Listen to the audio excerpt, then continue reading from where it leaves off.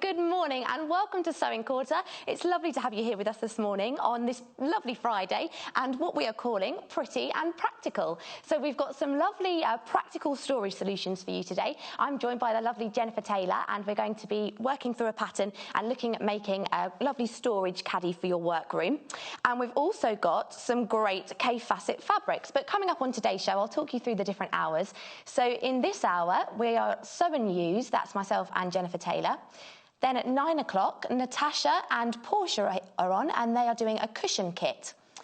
Then at 10 a.m, again, back sewing and using, but we're creating another sort of, I'm not sure what we call it, like a caddy, a storage caddy. And then at 11 o'clock, we've got a dressmaking hour with Natasha and Portia. So a really exciting show lined up today. Lots of different projects and some gorgeous fabrics for you to work with. So, as you can see, I've got this really colourful extravaganza on my table today, all Kaffe Fassett fabrics, which are so gorgeous to work with, and a designer that a lot of you are sort of very familiar with, and you know his use of colour is infamous. He's infamous for his use of colour. So I'm going to start with the fat quarter bundles. This is the red fat quarter bundle. So we've got 5 fabrics in this pack. And obviously a fat quarter really versatile for all different projects, whether you want to use it for quilting or for perhaps this pattern that we're looking at today, creating a storage caddy. So the one on your screens is the fat quarter pack in red.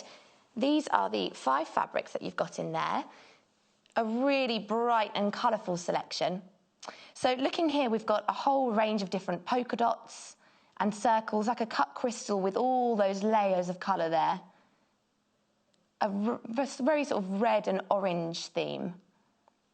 And as we come through, we've got a slightly more traditional print there, with the flowers and the petals all working outwards. These look a little bit like buttons, actually, but with their little poppies and really lovely use of colour.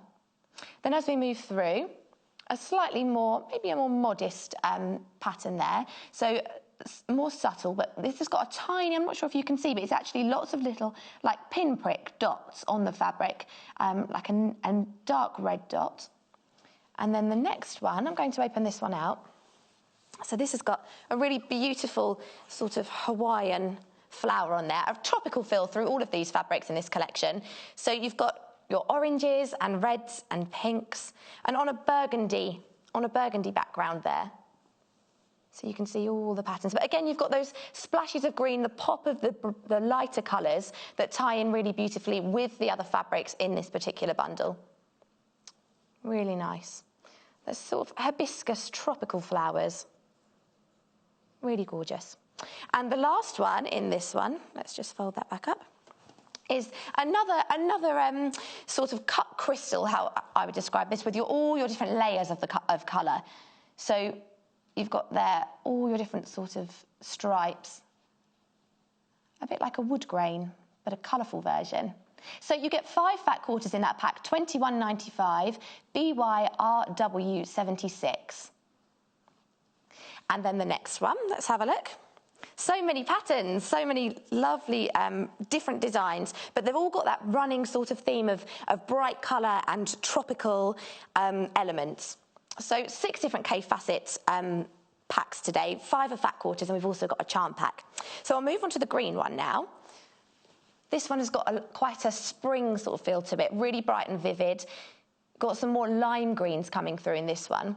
So you can see here you've got a turquoisey aqua background there with your lilacs and greens all working into it, and some slightly darker greens as well, moving towards a sort of a forest green or a khaki in this section here. And then the next one along, again, like that wood grain, cut crystal look,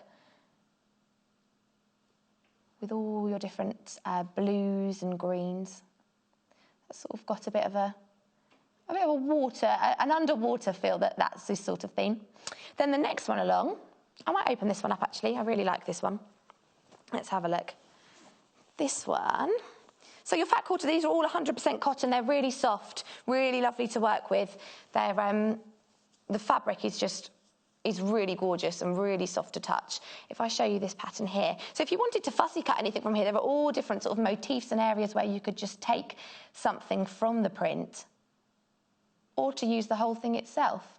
If you want to brighten up something, perhaps you want to team it with some solids or plain fabrics. Using a really bright and vivid print like a Kaffe Fassett is going to work really well to just add that bit of extra detail and something to catch your eye.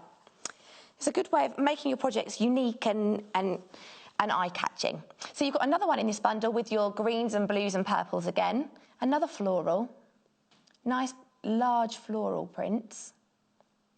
And then underneath here, this one, so as you can see, all of those other ones were sort of a bluey, greeny theme. And this one here, really focusing on the yellow, which is actually, if you teamed it with one of these other fabrics, there are yellow highlights in there, so it still works really well together. So this one here, a very spring-like feel with your oranges, greens and yellows. Okay, so that's your, which colour was that? That's your green fat quarter bundle. We've got 2 greens and 2 reds. Then the next one, what one do we want to look at next? The blue. Okay, so the blue one here, this is really lovely actually. So you've got, to start with, you've got a polka dot here, but all different sorts of shaped polka dots. They're not just a traditional circle, they're slightly more angular circles there on the fabric. And you've also got a gradient of colour coming up through here with your blues moving into a lighter shade. And then obviously your bright pink spots. Then underneath there, again, that floral theme with your veins of the flower coming through there. Kaffe Fassett, famous in the 60s, obviously he did a lot of painting and he's known for his fine art as well as his designs, but he's got a real eye for colour and an eye for design. And he expects that this fabric's going to be potentially used, you know, for quilting or for if you're fussy cutting. So there's so much intricate detail where even if you took a small section of the fabric, you're still going to get lots of bright colour and pattern. Then your next one under here, another version of your cut crystal wood grain sort of look. But you've got some darker plummy colours coming through in this one and a teal. Almost like a very colourful ocean with your waves. And then the last one here, that's got a bit of a retro feel to it, that one. And it's got a smaller version of that cut crystal that you can see in this one here. So all tying in really beautifully together. You can see there that has got that similar design with the layers of colour. Lovely. So, we mentioned that Jenny's with us today. She's waiting patiently to get started on a project, so we're going to head over there. We've got this pattern that we're working with today, which is a McCall's pattern, and it's all about different storage solutions, perhaps just for around the home generally, or if you've got a sewing room, there are some specific projects that would work really well for that. So here's the pattern.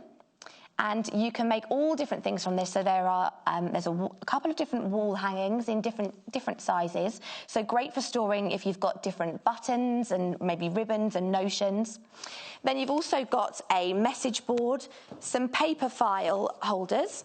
And what we're making today with the lovely Jenny is this. Gorgeous wall, Hattie. Hello, Jenny. Sorry. Are you okay? Oh, thank you. Good. Lovely to see you. What are you making today? So I thought out of the menagerie of options. It's a good pattern though. There's a lot in there. There's a lot of projects in there. So the one that really stood out for me is a little organiser for my desk. So I've got my sewing room in mind when I'm thinking about this project. So I just like this one where it's a batten that you would fix onto your wall or whatever, and then you've got these Velcro bits with additional pockets or a pin cushion or a scissor holder, everything, whatever you want to everything you wanted, and then obviously you can just take them off and then take them with you. So like the pin cushion would be a good one. So if you wanted to take sort of just to grab a pouch or a pocket off of there, you could just take that off. Take it and off you go. Take it with you. So I think it's one I've got the sewing room in mind, but I just think this is a great one for a kid's room. Yeah, or their absolutely. bits. We talked about advent calendars. I think like a really perfect advent calendar when idea. you've got all the different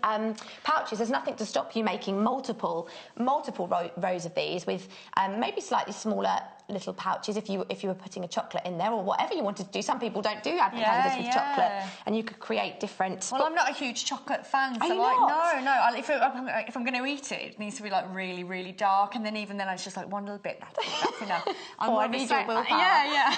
I'm more of a savoury person. I love snacks, but more savoury. So the idea of having an alternative advent calendar for me would be making like little pockets and put your own little presents in. But all more different ones in this pattern. Lots of different options. So for £7.95, you're getting all of these different patterns in here. There are 1, 2, 3, 4, 5, 6, 7, 8, 9 different patterns. So you've got there's a lot. So there's a storage caddy, and it's all about different storage bins and accessories for your storage and for keeping things nice and neat and tidy. So you can see there you've got a message board. These sort of files for all of your papers in 3 different sizes. Patterns. You've got a storage caddy. So for under £8, you're getting all of those. We're making this one in the show at 10 o'clock. Yeah. And then we've got these wall hangings here, which I think are great for the back of the door. Anywhere. Yeah. There's 1,001 uses for that. So the kitchen would be a nice one for the the wall hanging there. You can stick everything in there, even like your shoes or toys, or it's just gets it off the floor and up and away. Absolutely. And tidy. So I've got my sewing room in mind, but there isn't absolutely no reason why this couldn't be put into any other room. Definitely. Perfect. So how do we get started? Okay, so out of the caddy that we've got on here, the one thing that I thought actually this will probably be the best project to show you guys would be the pin cushion there. This one. Which is that one there. Because there's actually... Which I can take off. Yeah, you can take off, that's right. So that's the pin cushion that I'm going to show you through today. And the reason why I wanted to show you this one, because I think this pattern is a great one for beginners. And if you don't want to do dressmaking, then this is a great one. But this one here, you're actually learning techniques in dressmaking that you wouldn't know. Oh, so they're transferable skills. They're transferable, exactly. So whereas an idea of a dress with darts might be, oh God, I don't want to do that, I don't want to do that. You're doing darts in this whether you know it or not. So I thought this would be a really nice one to do. And also how you put it together could be a little bit confusing. So I wanted to demystify that one for you as well. Okey-doke. So yeah, we're going to do the pin cushions today. With our Kaffe Fassett fabrics. With so we've got all of these fabrics on today's show. Kaffe Fassett, really the bright and colourful ones. So as you can see here, we're working with a couple of different fabrics from that fat quarter bundle. So how do we get started? Okay, so in the pattern you need to obviously cut out your appropriate pieces. So here's my pin cushion pattern pieces all laid out. So you can see I've got 4 pieces here. Yeah. And on here you'll notice it'll tell you what you need to do. So the pin cushion specifically is pattern J. Okay. And then you know from there that each one of these is saying that that's the front, that's the top section for J, that's also the bottom section for J, and that's the back for J. So it's telling you exactly what it is that you need to do on top of the pattern, as well as how many pieces you need to cut. Okay, so this one here is a single piece of fabric, which is our number 15. Okay. Okay, let me bring that over. So which I'm going to be placing on our one here that you said it looks like cut crystal. I get Saturn from that. Do you? The surface of different sort of Saturn. Yeah, no, I do see that. With the gases and the colours and the rings. That's what I get from that pattern. So it's funny how we see different things, isn't it? So someone's actually messaged in and said it's called Jupiter. Oh, is it? Ah! Close enough. Really close enough. So this is the normal fabric. So you can see there's nothing on the back of there. It's just plain fabric. This is leftover fat quarter from making the remainder of my pieces. But it matches my pin cushion, of course. So I'm going to place that on top of there. And then these 3 sections here actually says that you need to cut 1 in fabric and 1 in interfacing. So I've gone ahead and interfaced the back of my fabric ahead of time. So if you were doing dressmaking, you would cut them out separately and iron them on together. Whereas these are, because these are small pieces, I've gone ahead and done it in one go. So it saves you having to fiddle around with it later. So these will go on to here. And again, talking about dressmaking, you've got the similar kind of notches that you would have in dressmaking. So you notice here you've got your grain line. Yeah. So you've got that section there. You've got points of reference here with the little circle sections, as well as these little triangle bits here and here. So you know that these bits at some point will be matching up together because the triangles are telling you need to put these pieces together. So if I just wait for a second so you can see what I mean. So you can see you've got your 2 notches there. So these are your keys. So even though we're making a little mini pin cushion here, everything you're seeing on our pattern pieces are exactly the same as it would be in dressmaking. So it's there are lots of similarities. If you wanted to start, this is slightly more manageable than a dress. This is a mini dress. This is a mini dress. And that's what I'm saying. Like if you're scared about dressmaking, but you think that this pin cushion is achievable, if you can make this pin cushion, you can make a dress, in theory. And also all of your instructions but it's true. It's absolutely true. And all of your instructions are in the pattern. So I was just going to find the the pincushion one. But you've got here, so at the beginning, you've got all of your instructions, so it's sort of talking you through which pieces you would need for each pattern if you wanted to cut those out. So those are all on there.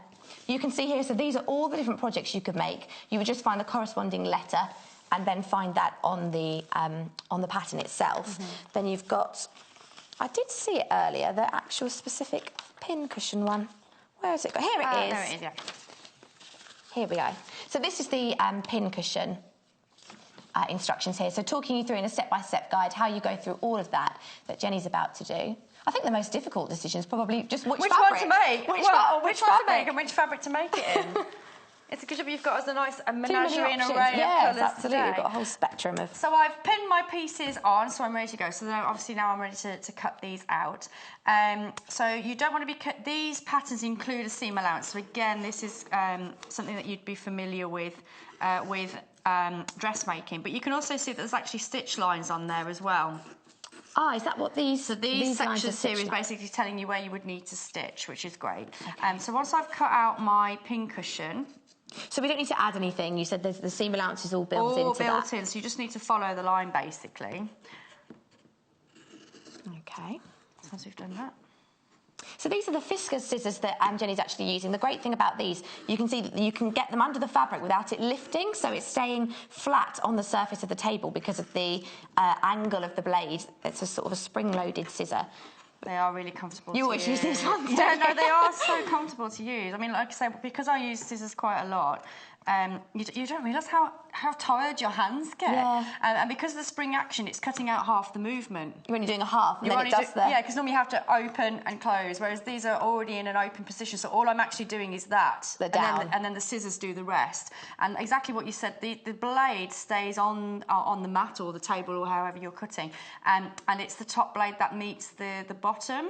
So because I'm quite high, the table's quite high here, but in theory, this would be a more relaxed position for your wrist. So it's an ergonomic scissor. Absolutely. And also they are left or right-handed as well. So there's a little safety catch on there. So they're not always going to be an open position. No.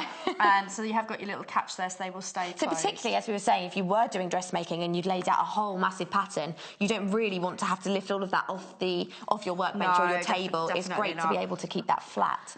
Well, like I said, there's always different tools for different jobs. So if you're going to be using fabric that is more slippery, the last thing you want is a pair of scissors that you're going to go through because you're going to be moving it. It's going to just be doing that. Like a silk or Yeah, something. exactly, like a chiffon or anything like that. So this is where some dressmakers prefer to use a rotary cutter to cut out so it doesn't move the fabric at all. Whereas I think if you're not comfortable with a rotary cutter because it is just an exposed blade, then these would probably be the next best thing because again you can see that it's hardly moving the fabric as I cut these pieces out. They're your in-betweeny. They're my in-betweenies, and also again if you do have suffer with your wrists or just do a lot of cutting out, then these are really worth investing in.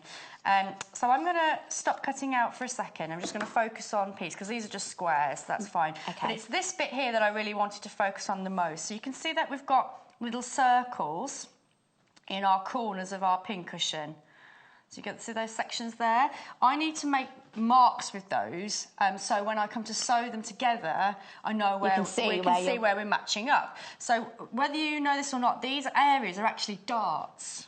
Oh, so when I was telling you about, that section in there. So when I was talking about, you might think that making a dress with darts is scary. You're doing darts with this pincushion, so it won't be scary anymore. Once you've done it. So it's creating those sort of the fold and the depth for the square of the cushion, really. It's like the body of it, isn't it? Because obviously your fabric is flat and you need to make it three-dimensional. So the darts are giving you the space to do your that. stuffing in there. Okay, so it's like a designer pincushion, a Kaffe Fassett. It's like having a designer pincushion. We all need a little bit of specialness in our life, don't we? So because I've pinned my pattern to the right side of the fabric so you can see the fabrics because it's gorgeous, I need to transfer these dots. So there is a way where you do it with a needle and thread called tailor tacks, but you would normally do that through multiple layers, whereas you can see this is a single piece of layer because we're only making one pincushion.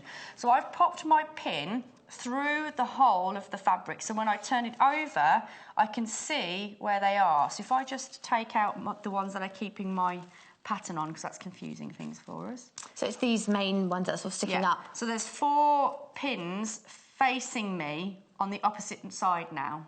So there's a pin there, can you see?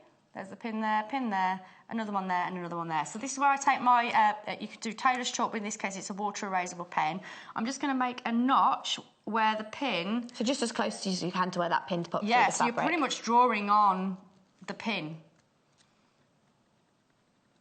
Okay, so I've got 1, 2, 3, 4. 4 notches that I know are there now. So once I've done that, then you can then remove your pattern and your pin safely, knowing that you've transferred all of your notches. So again, with dressmaking, it's really important that you do transfer all of your notches before you take that pattern off. So all of the detail basically from the pattern has now been transferred to the fabric. Everything you need from that pattern is done. All done and dusted. So I've lost a little pin there.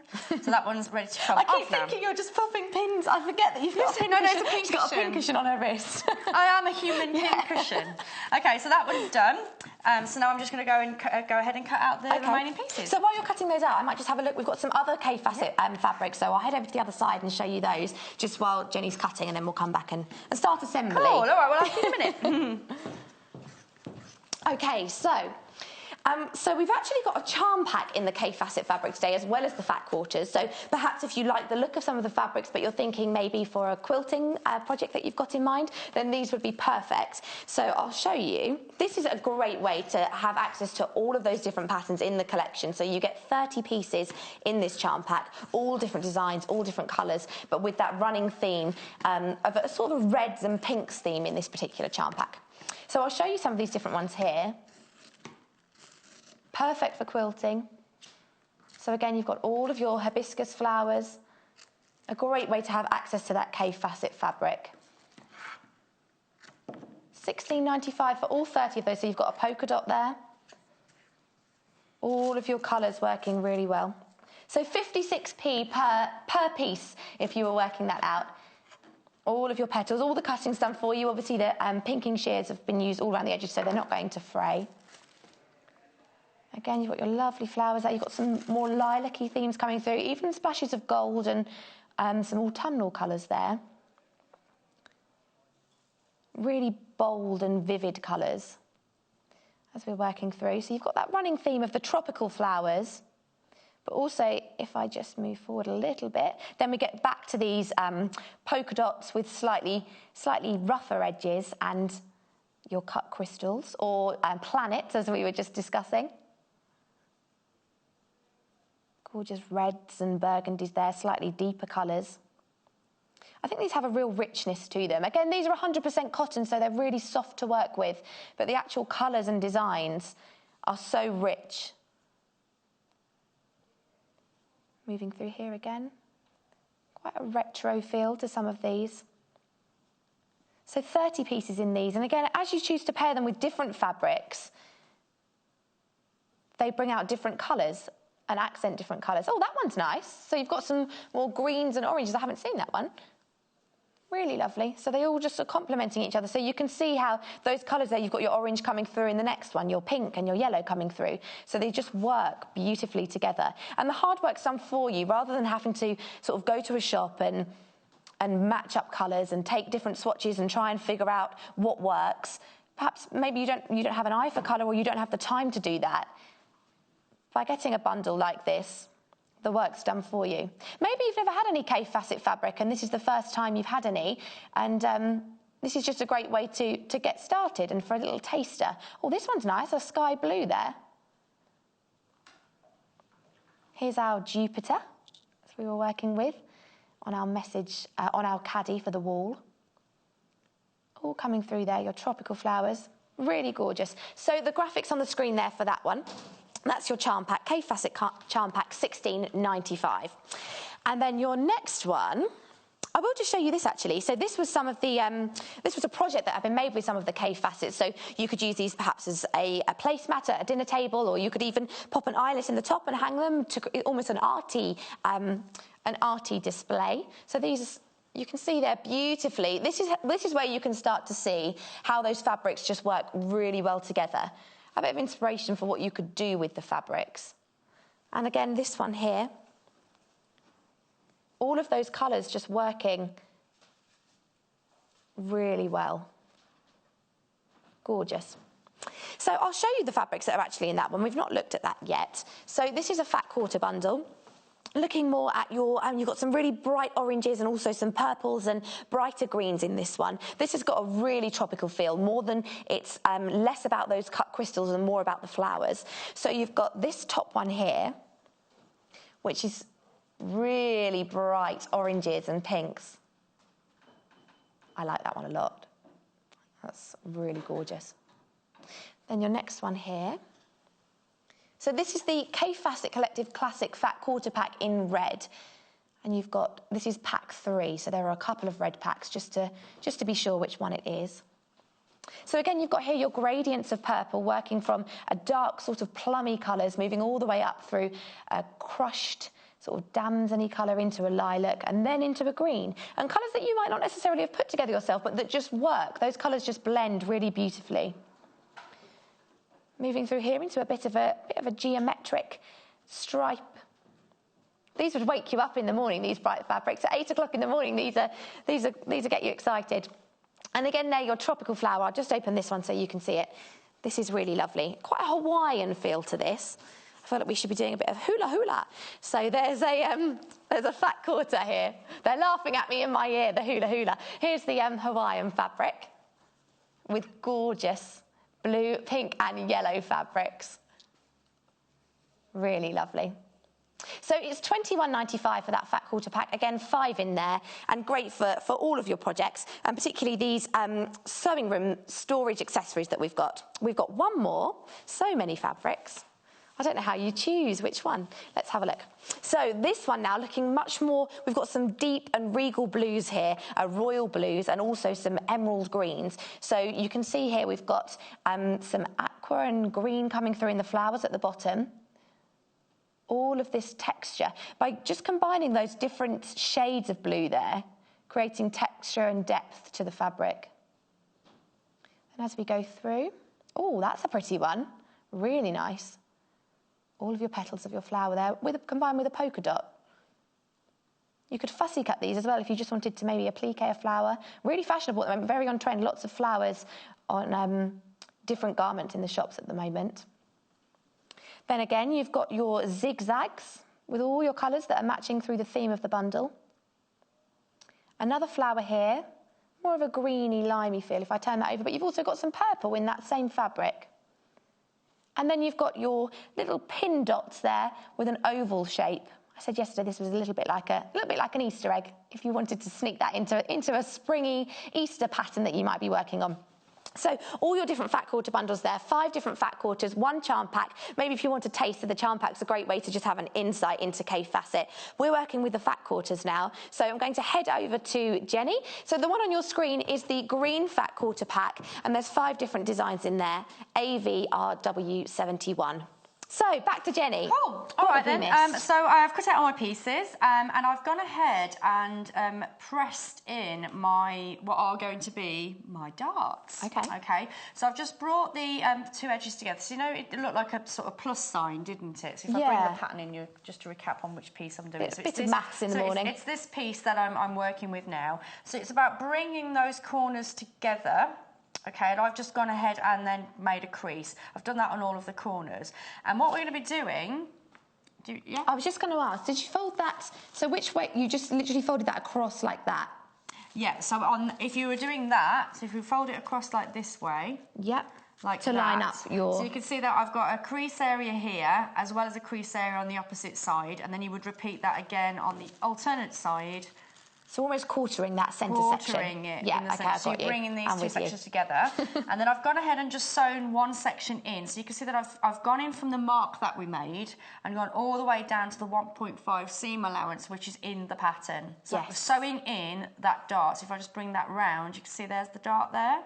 Can we see you do one of those? Yeah, just of course. I've got lots to do. So we've got 4. So again, I've already gone ahead. You can see the crease marks in my fabric. I'm placing the right sides together. And I'm going to go in from my mark, which is there, and I've made a point of making a second mark for you so you can see where the 1.5 seam allowance is on there. So you could mark your seam allowance on there if you weren't sure by eye, if you wanted to do that. Absolutely. Okay, so I'm just going to go in. So you're putting the needle down into the fabric where the dot is, which is the one that you made. I'm going to stitch a little bit first and then reverse, and then come back towards the second dot, which is the seam allowance end, and then again I'm just going to do a little reverse to tap that in place. So that's your dot. So if I do that on all 4 sides. So we're going from the dot, which was where we popped the pin through and drew the dot on with the pen. We're going from there to where we've marked that seam allowance if you want to mark it, or you could just do that by sight. Yes. Lovely. Well, on the pattern there are notches on there to do that ahead in advance. You don't have to do it after. Great. Okay. So working with a Kaffe Fassett here, this one, I think this is from the red bundle. Yes, this is from the red bundle. So the graphics are on your screen, actually. So let's have a look. You can see Kaffe. That's Kaffe Fassett. So sometimes you don't know a face to a name. We know all about him, and we don't necessarily know what he looks like. There he is, very colourful. You can see with all his work there. He makes some beautiful. He does make beautiful fabrics. Okay, so I've sewn in all of my 4 dots, which will give me my pincushion shape. Okay, so the last thing we need to do now is just trim.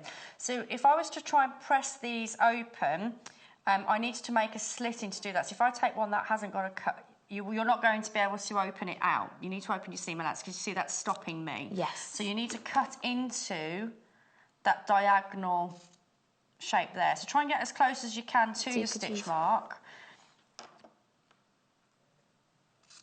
But all of the instructions are in the pattern, aren't they? Yeah, so everything I'm doing, I'm not doing anything new. There's no hidden sort of tricks or tips. No tricks. And... not on this one, I'm afraid. No.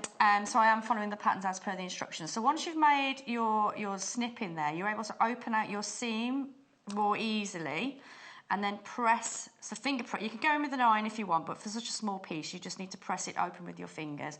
So again, just get it nice and flat so you can create that square. That square, that's right. So if I do that with that section there. It's amazing how quickly those 4 stitches of the corners have given that a 3D shape. Yeah, absolutely. It's automatically created something that's going to hold anything.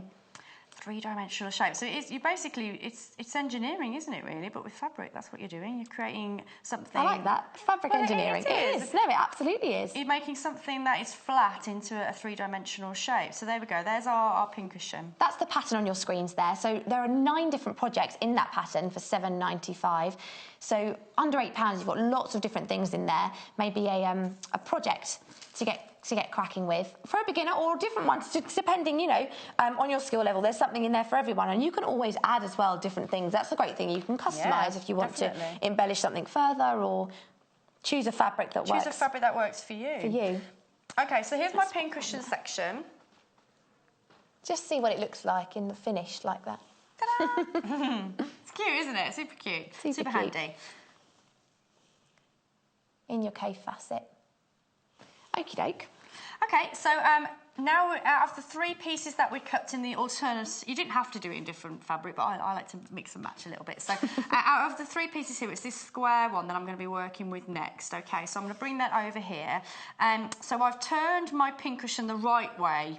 So when you're doing this, you might think, hold on a minute, this feels wrong, because normally you put right sides together, whereas this side, you're actually putting the wrong side of the pincushion to the right side of the fabric. Okay. Like this. Okay, so that's the one corner done.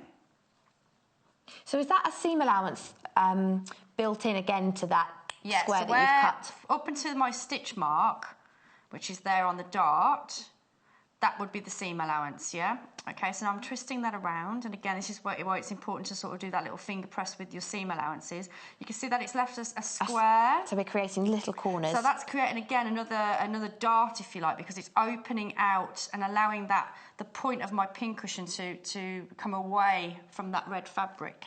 Okay, so I place that on there, so that's that one. Get my other dart. Do you enjoy working with the Kaffe Fassett fabric? Oh, it's Is it easy to work with? Find it easy to work with? I do love bold colours. That's one of my favourite things. That's a bit of you. Yeah, definitely. And always with a print. And the fact that there is a sort of retro theme running through it, like you said, I am a retro girl at heart. I do love a bold print.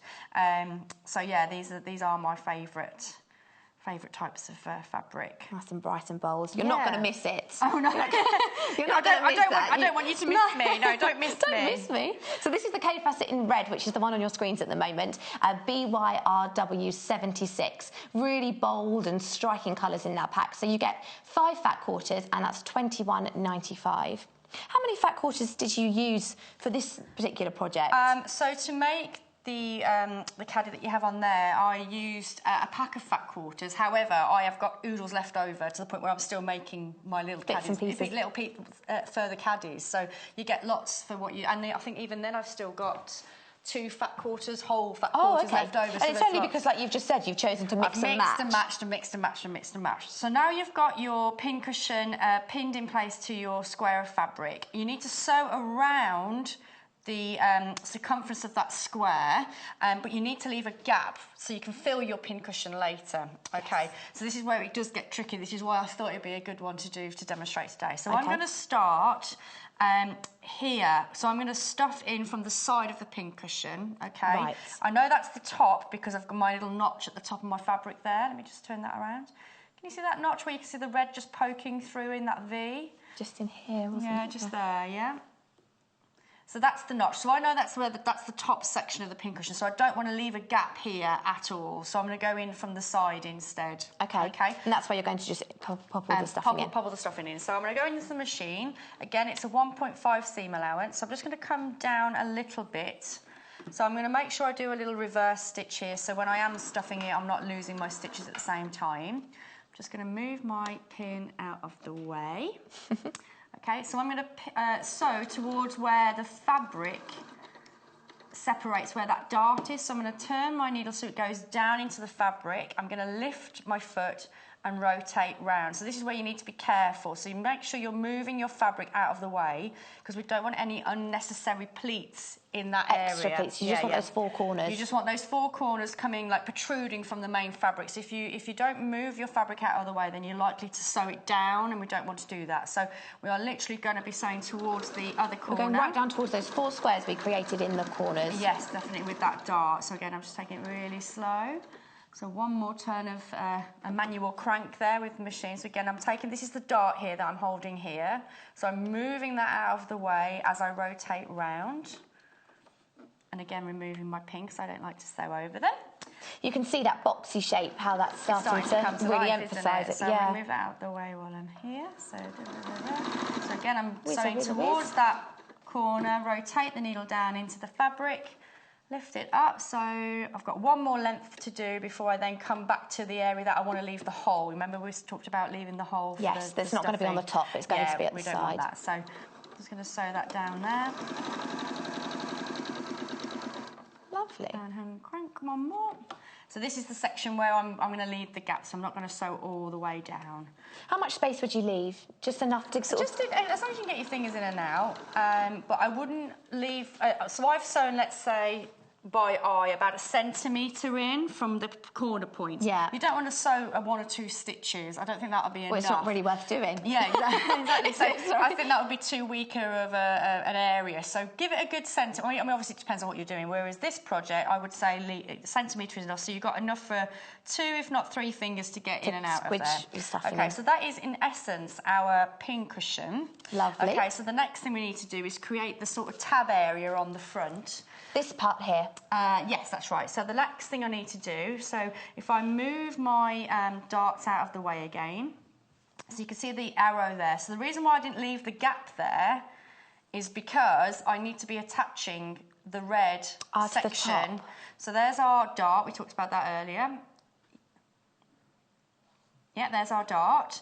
So I'm going to be attaching the red fabric. You can see there's the other notch there. That's going to go on top of that section, so and I'm going to be sewing across there. So if I sew across that area, I'm going to close up the gap that I've left for myself. So even if you'd left it, you would have ended up stitching yourself up, literally. So I know I need to sew across here, but because of the stitch that I've done already, what I would suggest doing here would actually be sewing it from this side, because you can use this line of stitching as your guide, so you know that you're going in exactly the same place. So we know. So rather than having 2 rows of stitches, you're going to just have one nice clean finish. Because we're working blind, because you can see that I've had to press my pincushion out of the way, place this on top. If I was to just go in and sew on here, you know, we talked about the darts and having multiple pleats in the corners, and we don't want that.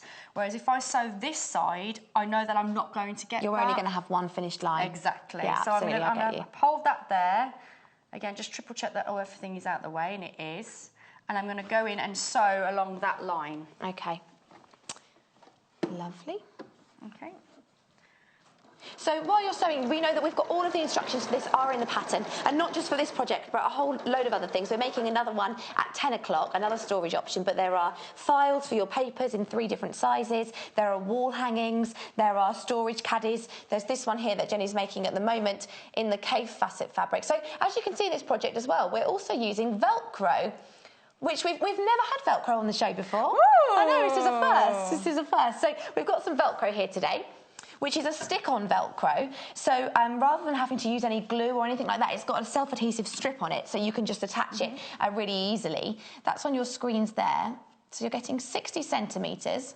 This is a Velcro Premier YTGQ12, and that's $3.95. So 60 centimetres. And also, if you wanted to make it sort of slightly finer, if you needed only maybe half the width, you could trim it, couldn't you, according to how you wanted to. So this becomes fully adhered to your fabric within 24 hours, doesn't it? Once you've stuck I mean, once it's stuck, it's stuck. But just to make sure, when you are pulling off your pocket or your pincushion, you're not going to lose it. Definitely give it a little give it 24 hours. Yeah, give it 24 hours. But you don't need to apply any heat or any other fixative. Just stick it on and leave it. No glue, no mess, easy peasy. All I need to do now is sew on the remaining back, and we can stick that on so I can show you. Oh, great. Okay, great. Okay, so I've just, you can see that I've sewn my top section on now. I've pressed that down. Okay, and you can see that I've popped a little pin here. So I've just, again, made sure that I'm keeping all of my corners out of the way when I put this on, because, again, we're going to go in blind, okay? So it's right sides together. And, again, I would recommend stitching the wrong way. So you can follow that guide of the stitches. So you can follow your lines, absolutely. So I'm just going to pop a little pin on here. And pop a little pin on there. So again, and more importantly, I need to know which area my gap is, and I can clearly see it's on this side. So you're going to repeat that, but instead of going here, you're going to go up and across the top, and then down, and then round the bottom. The interfacing actually makes that even easier, doesn't it? Because definitely. You can see the stitch. Clearly so if you work in a thread like the red that you've used, you can see so clearly on the interfacing where that line is. Yeah. So I've just popped those pins in there just to make it easier for myself, and I'm going to start on this side here. Okay, so this is the interfacing that Jenny's using if you need it. Obviously, you can use this as well for collars and cuffs and things like that if you're dressmaking. But this particular one we're using to add a little bit of extra strength and durability to the pockets within this caddy. So this is an iron-on super light interfacing, and you get 90 centimetres by 50 centimetres, and that's just $2.95. Pop it in your basket. It's definitely a sewing room requirement. It's an essential. It's an essential, yeah. Well, if we wasn't to interface them, I mean, it would work. It's just that obviously when you're popping things in, the pockets are likely to sag, and so you do need that little extra bit of structure in the pocket, just so it holds it. And you know I love a pocket, Amy. You know I love a pocket. If you've just tuned in, or maybe I'm not sure how we'd like to hear from you. We'd like you to get in touch. Let us know what you're up to. Maybe you've got a project that you've got in mind, or an idea for some of these fabrics. So you can get in touch via the website. If you head to the watch icon and just scroll past the live feed, you'll see a box there that says message the studio. So you can say hello. You can let us know what you're making, or maybe you've got a question for Jenny. I'm sure she'll be happy to answer. Send them in. Alternatively, you can email, so studio@sewingquarter.com. Even send us a picture, send us a snap. Yes, please. I do love pics. And then just below the message to the studio, that's like a shopping list of everything we've got on today's show. So everything you've seen in this hour is now live on there. You can add that to your basket, so perhaps the Kaffe Fassett fabric or the pattern. And then as we go through the morning, everything will be added there if you want to pop it in your basket. Cool.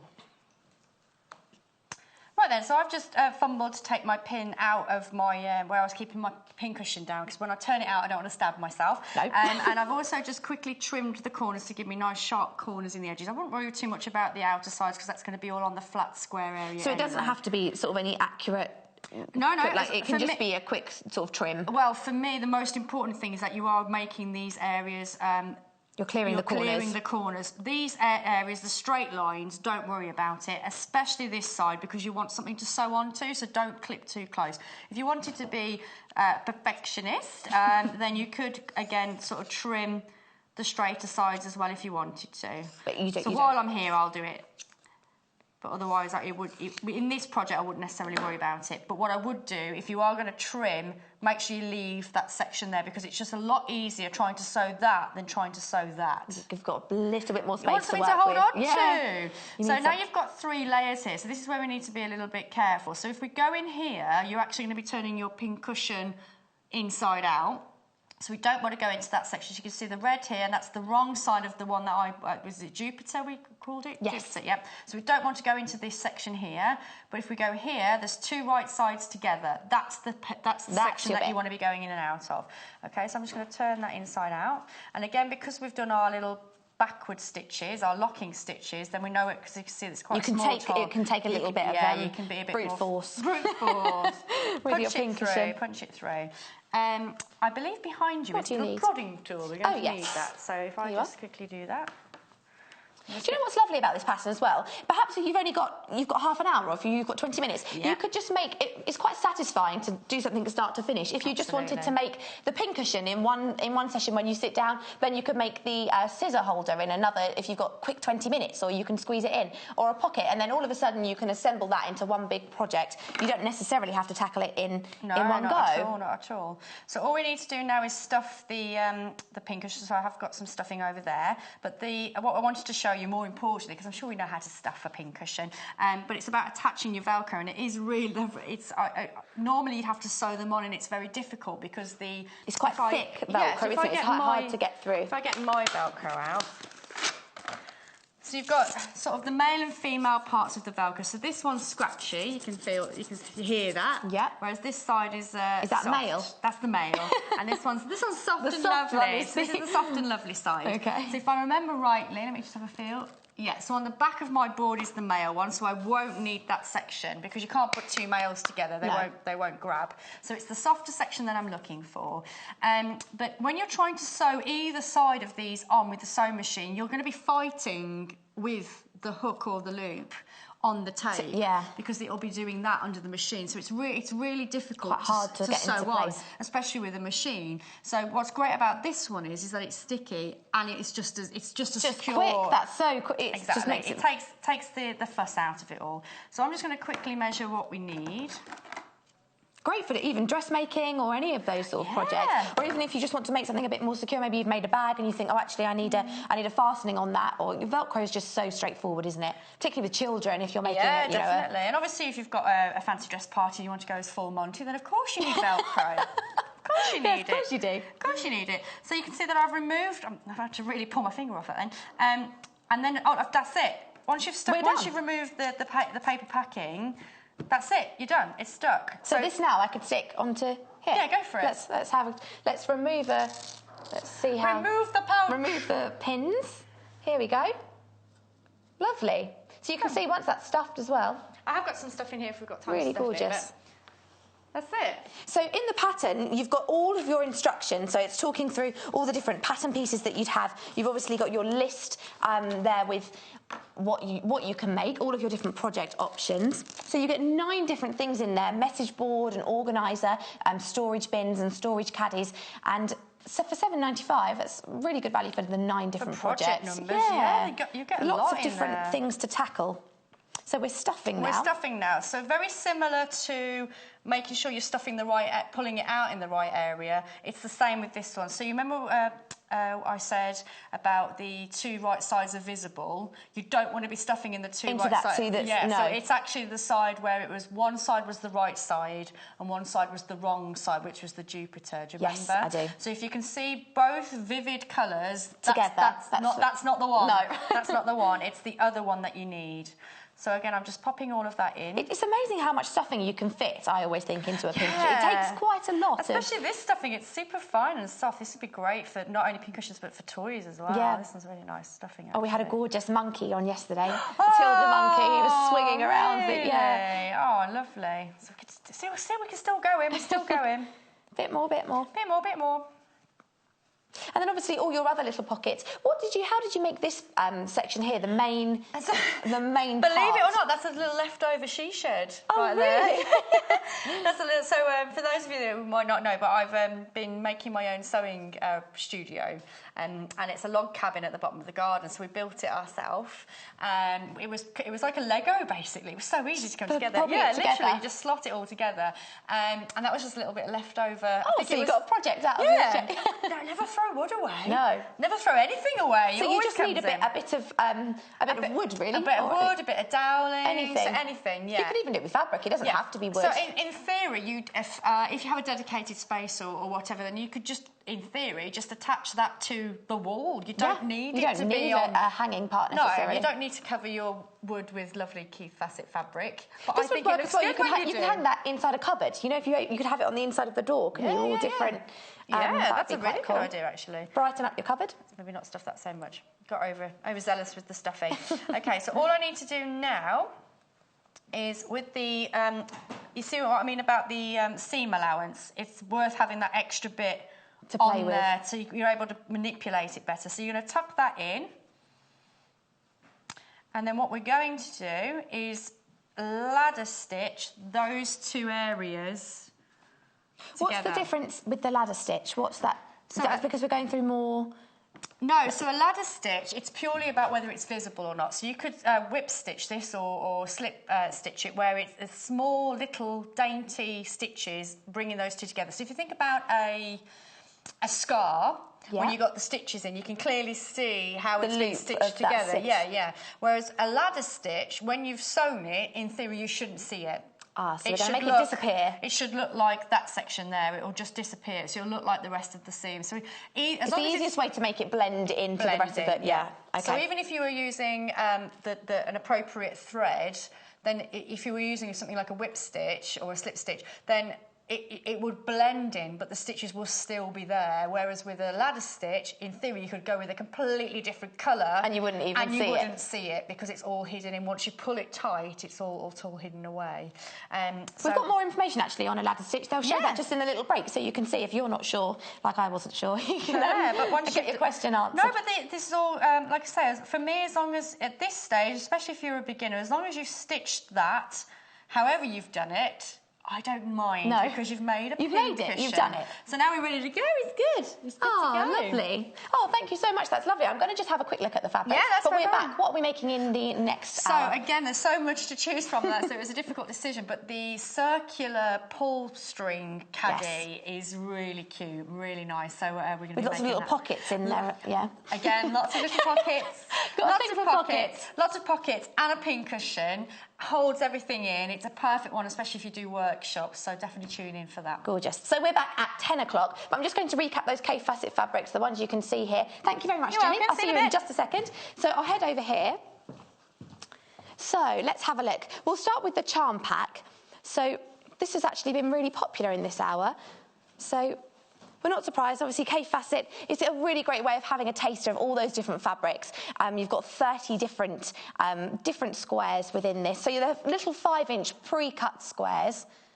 So there are all different designs in there. 15 different designs. So you've sort of got two of each. So you've got your flowers, really tropical flowers there with your bright pinks and reds and oranges. I just love how well they match up. You could pair any of these fabrics. And also, as soon as you start to put... There are certain ones where I think if you paired them together... Let's have a look. So say, like, if you put a selection of these together... Let's grab that other polka dot one. All of a sudden, you see different colours. If you really go, say, with a red theme with the polka dots and then the stripes, then you start to pick out more of the red in the stripe. Whereas if you paired that with a more pinky design, you start to see more of the pinks. So it's really about, you have that flexibility to customise by choosing which colours you put together, but you know that they're all going to work. You know that you've got that running theme through the whole bundle. So all different ones in there. That's the red charm pack, but we've also got some fat quarter bundles in this hour. So we'll look at the blue one to start with. There are 2 blue ones. Which one shall we look at? Let's have a look. This one.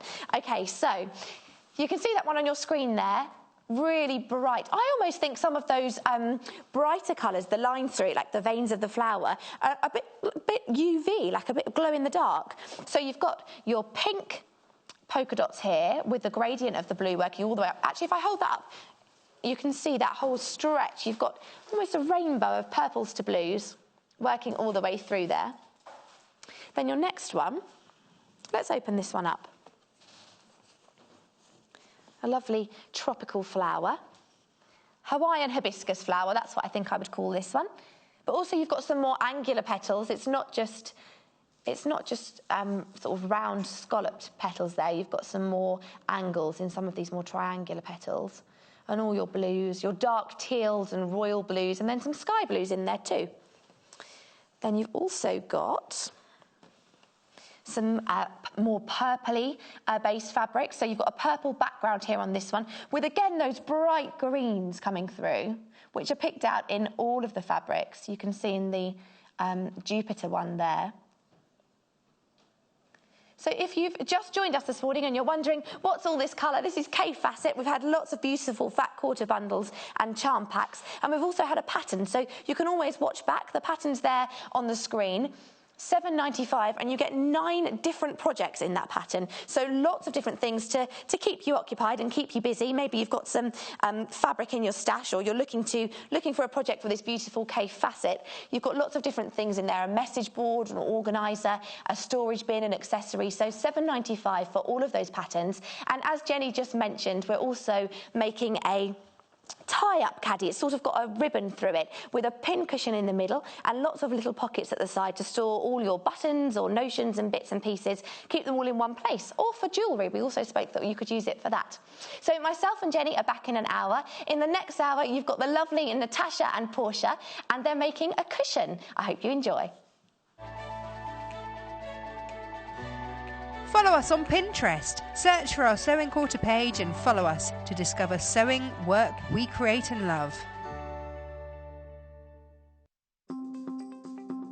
So I'm going to be showing you how to do a ladder stitch. Now this is a great stitch when you want to sew something up and create an invisible stitch. So they use very small stitches when you're doing this. So I'm going to be using a needle and thread. I'm going to be using embroidery thread so you can see what I'm doing. And first of all, I'm just going to use the example of something like a pin cushion, but I need to bring these 2 edges together using the invisible stitch, which is known as the ladder stitch. So first of all, I'm going to take my needle up through the fold.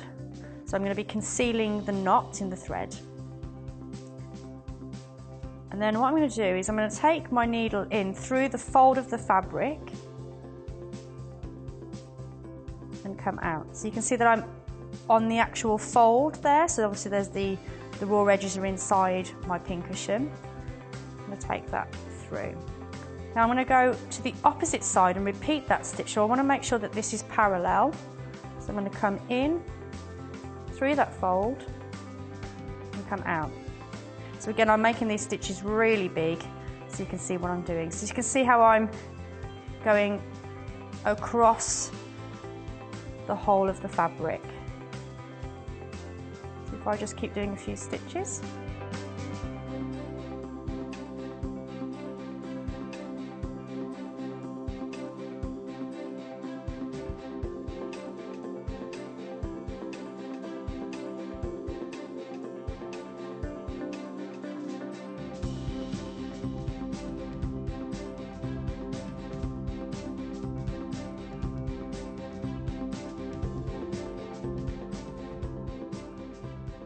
So as you can see, we have the ladder stitch there going across the 2 pieces of fabric. So when I pull my thread, you can see that almost makes those stitches invisible.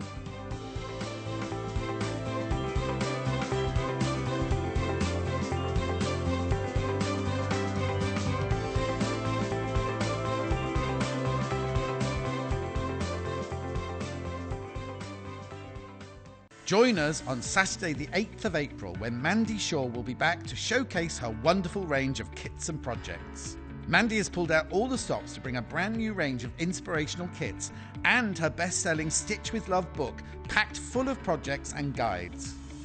So join Mandy Shaw on Saturday the 8th of April at 8 a.m. and 10 a.m. only on Sewing Quarter, Freeview Channel 78.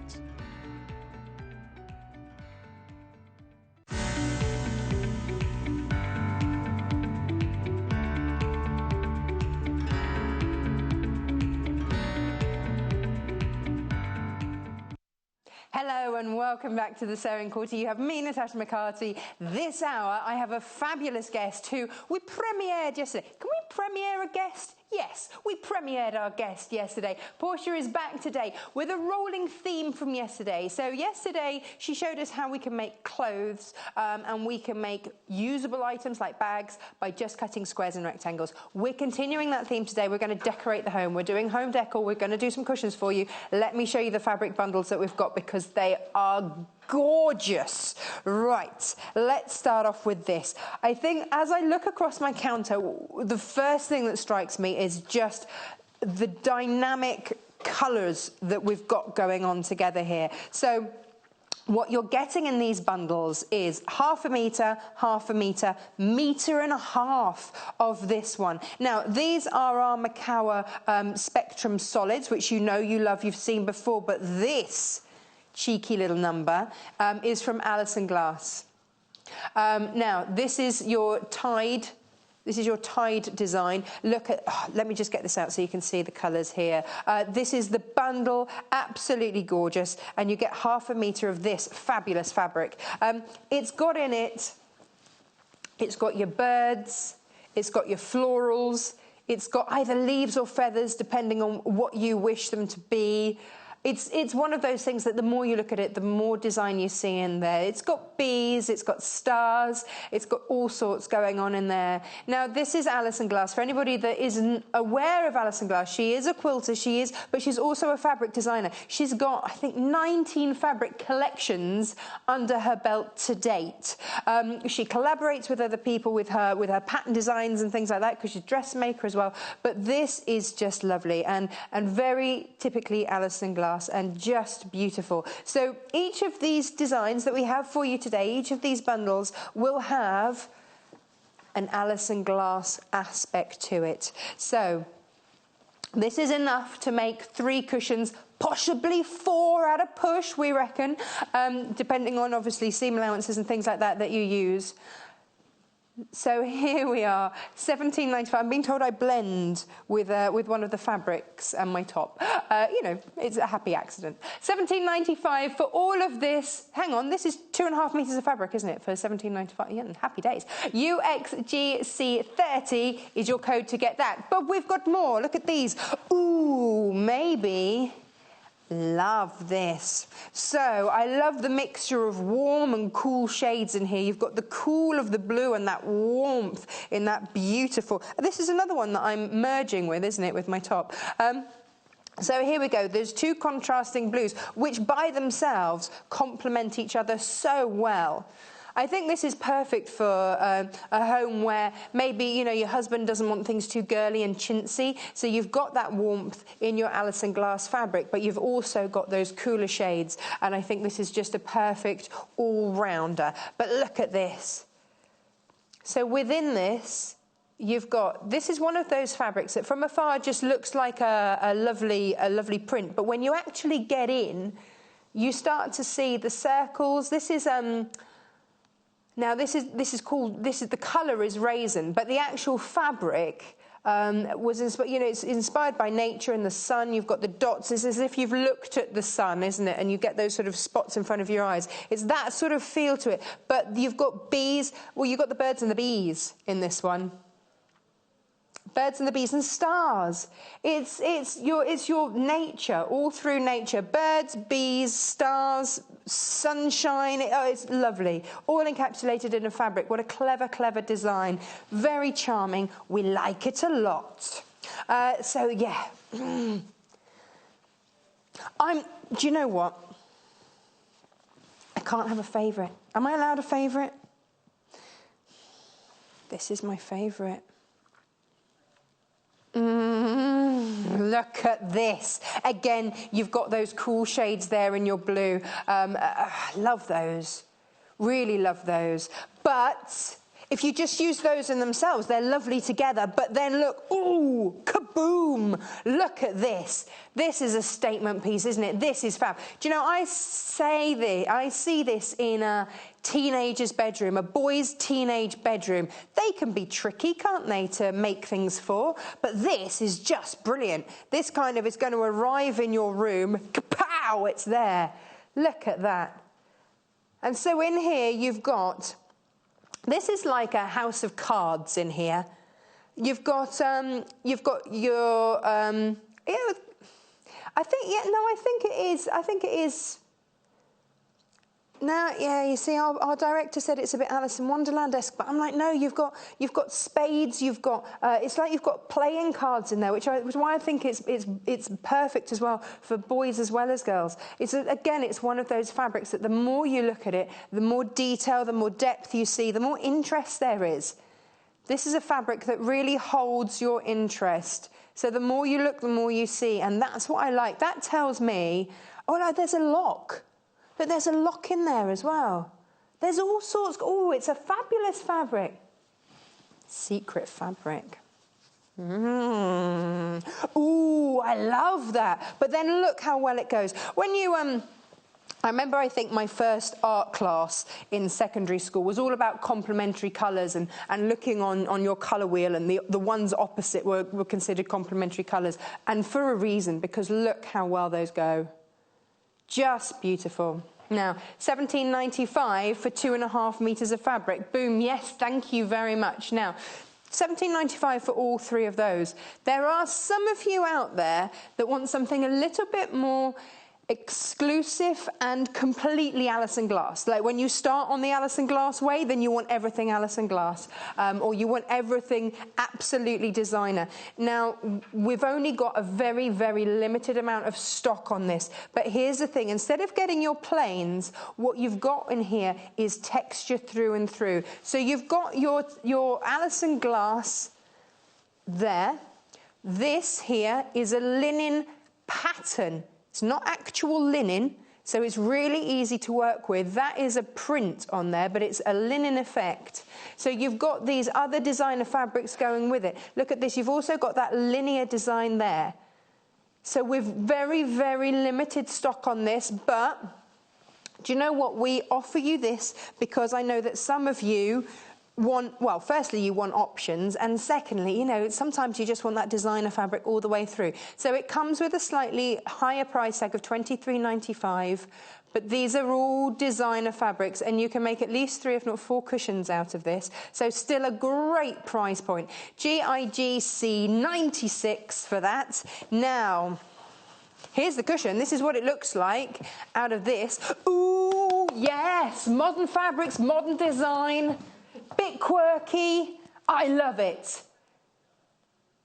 I could be talking about my guest. It's Portia. Hello.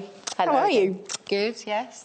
Thank you. Now, thank you very much for coming in yesterday. Lots of lovely comments, and thank you ever so much for everyone getting involved. And thank you for Andrea, who sent a lovely message. So thank you. Was that the one that we read to, Portia? Yeah, that was the one that you read. And that was Alison? Yeah. Andrea. Andrea, thank you so much, Andrea. That was lovely. Thank you. Good to hear. Actually, on that note, I have to say, I know that John the other day said, you know, get in touch, tell us what you think. Always dangerous. But actually, the response has been lovely. And I just wanted to say thank you to Catherine and to Kaffe as well. Firstly, for your cards, and secondly, for the lovely words and the lovely letters that you sent. Thank you so much. We really do appreciate that. And they are up on our notice board in the kitchen. So thank you ever so much. So we do love it when you get involved. We do love it when you get in touch. We do love all your kind messages. Thank you so much. Keep them up. Yay. Keep them coming. Yeah, keep them coming. We love it. Now, right. Talking of things we love. Cushions. Yes. Okay. My husband tells me that we have the EU cushion mountain in our house. Yeah. Don't know what he means. But I change mine with season, on a whim. Yep. I'll find a beautiful fabric, needs an excuse, and boom, another cushion appears.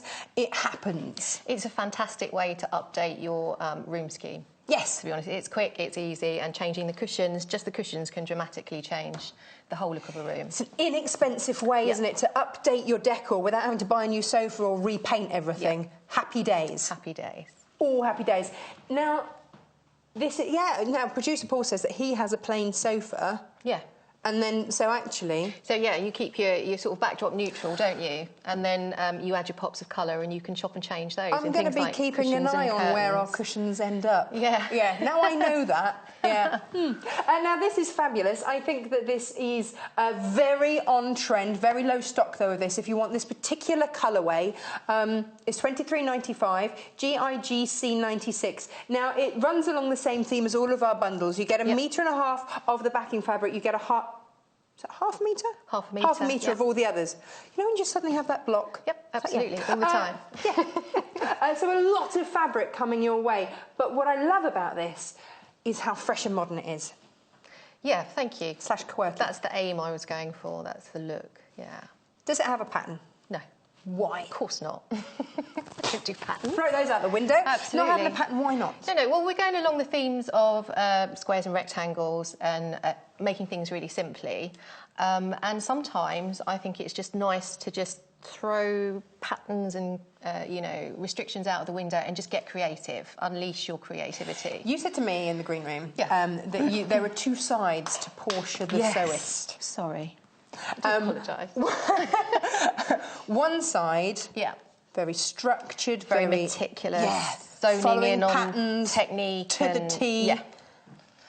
And then when you've done a project like that, throw off the shackles and just freestyle it. Yeah, it's I think doing a really focused project can kind of exhaust you a little bit mentally and creatively. Yes. And I think you need both sides. Know the rules to know that you're breaking them. Yeah, you have to learn them first to know how to break them. Yes. If that makes sense. Yeah. I've said this before. My dad, when I was learning to draw, because my background is as an artist, and I remember complaining about Picasso to him and saying, well, this guy's rubbish. I mean, look, he can't even do it. Look, you know, how come I have to draw things absolutely perfectly and he's allowed to just do that?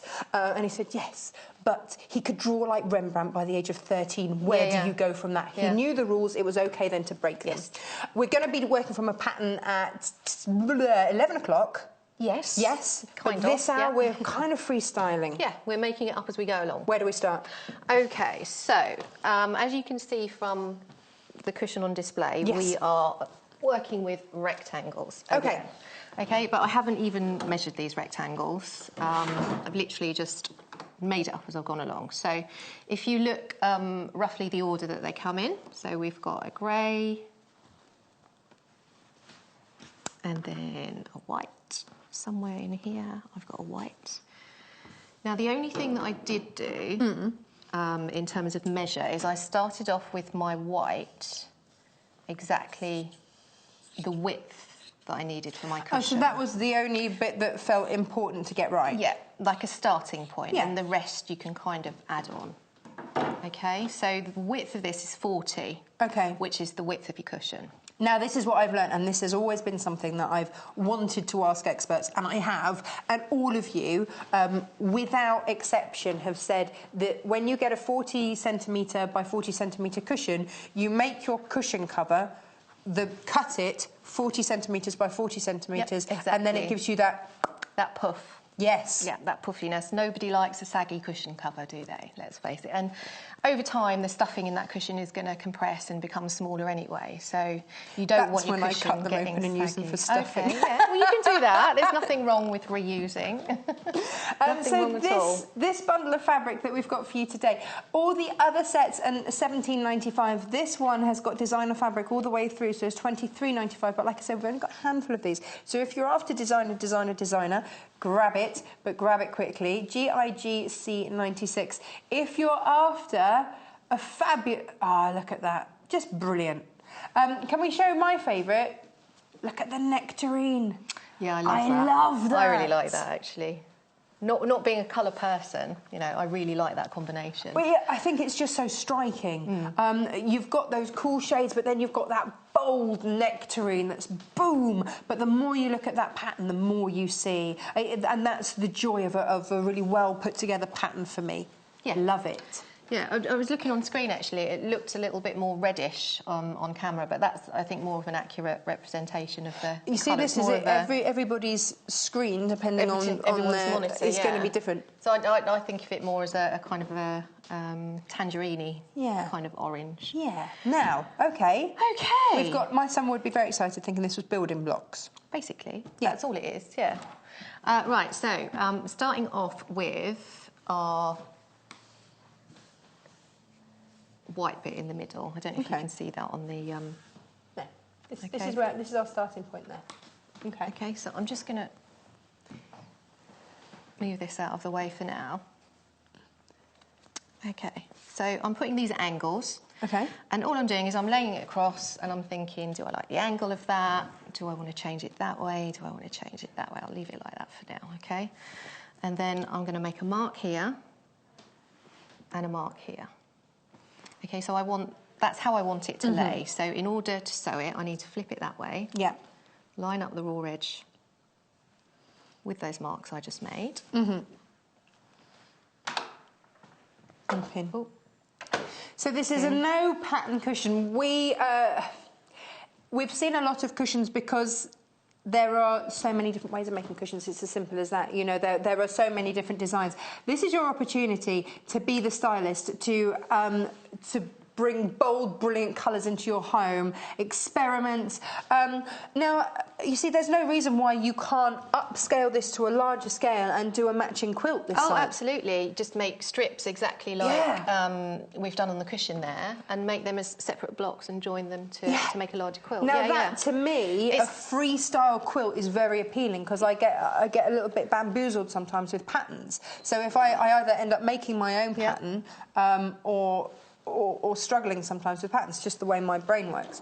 So for me, this is really exciting, because I'm now thinking, actually, I can have gorgeous modern cushions, and I can actually very easily, say I bought 2 bundles of the fabric, then I've got loads to actually make a freestyle quilt. You are getting a lot of fabric with this. So the backing fabric that we've given you in each of the kits is 1.5 meters. It's a lot. It is a lot of fabric. Big bundle. What I would say, actually, is cut your cushion backs first. Okay, and then you know how much else and then you know how much of this you've got to play with to make your pattern front. Do that first. This gives you the chance, and this is what excites me, same but different. Yeah.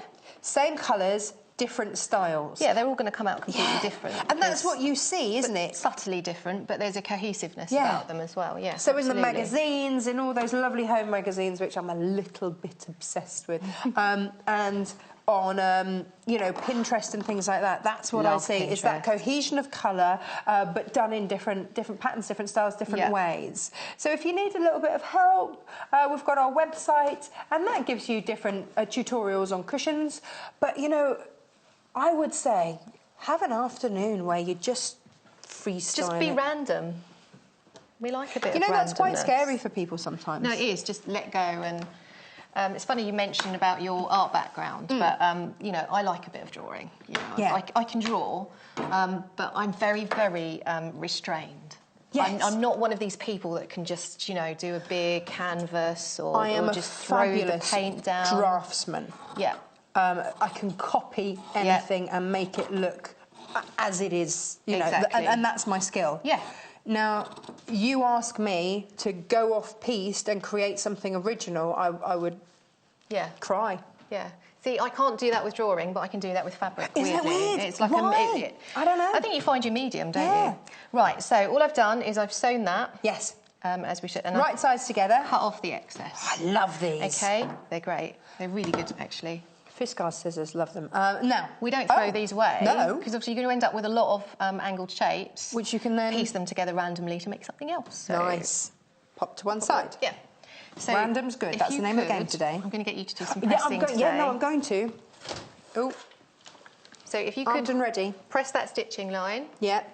Because we have to iron 3 times. 3 times. Once. Yeah, for every seam. So press the stitching line.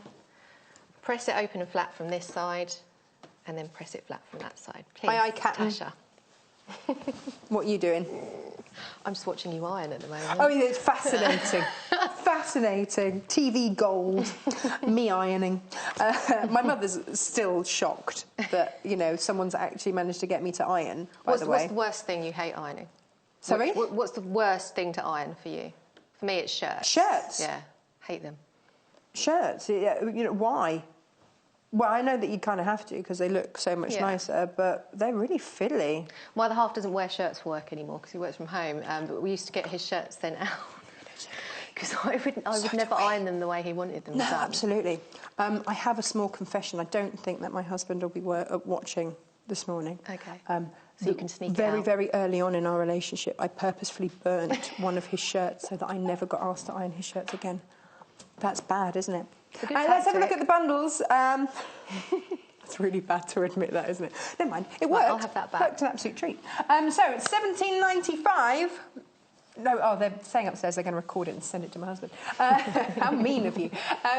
KEGC01 for $17.95 whole new English pounds. You are going to get half a metre of that Alison glass fabric. That's that gorgeous raisin colour in the middle. Then you are going to get to the left-hand side. You see that darker blue. You get 1.5 metres. That's your backing fabric as well.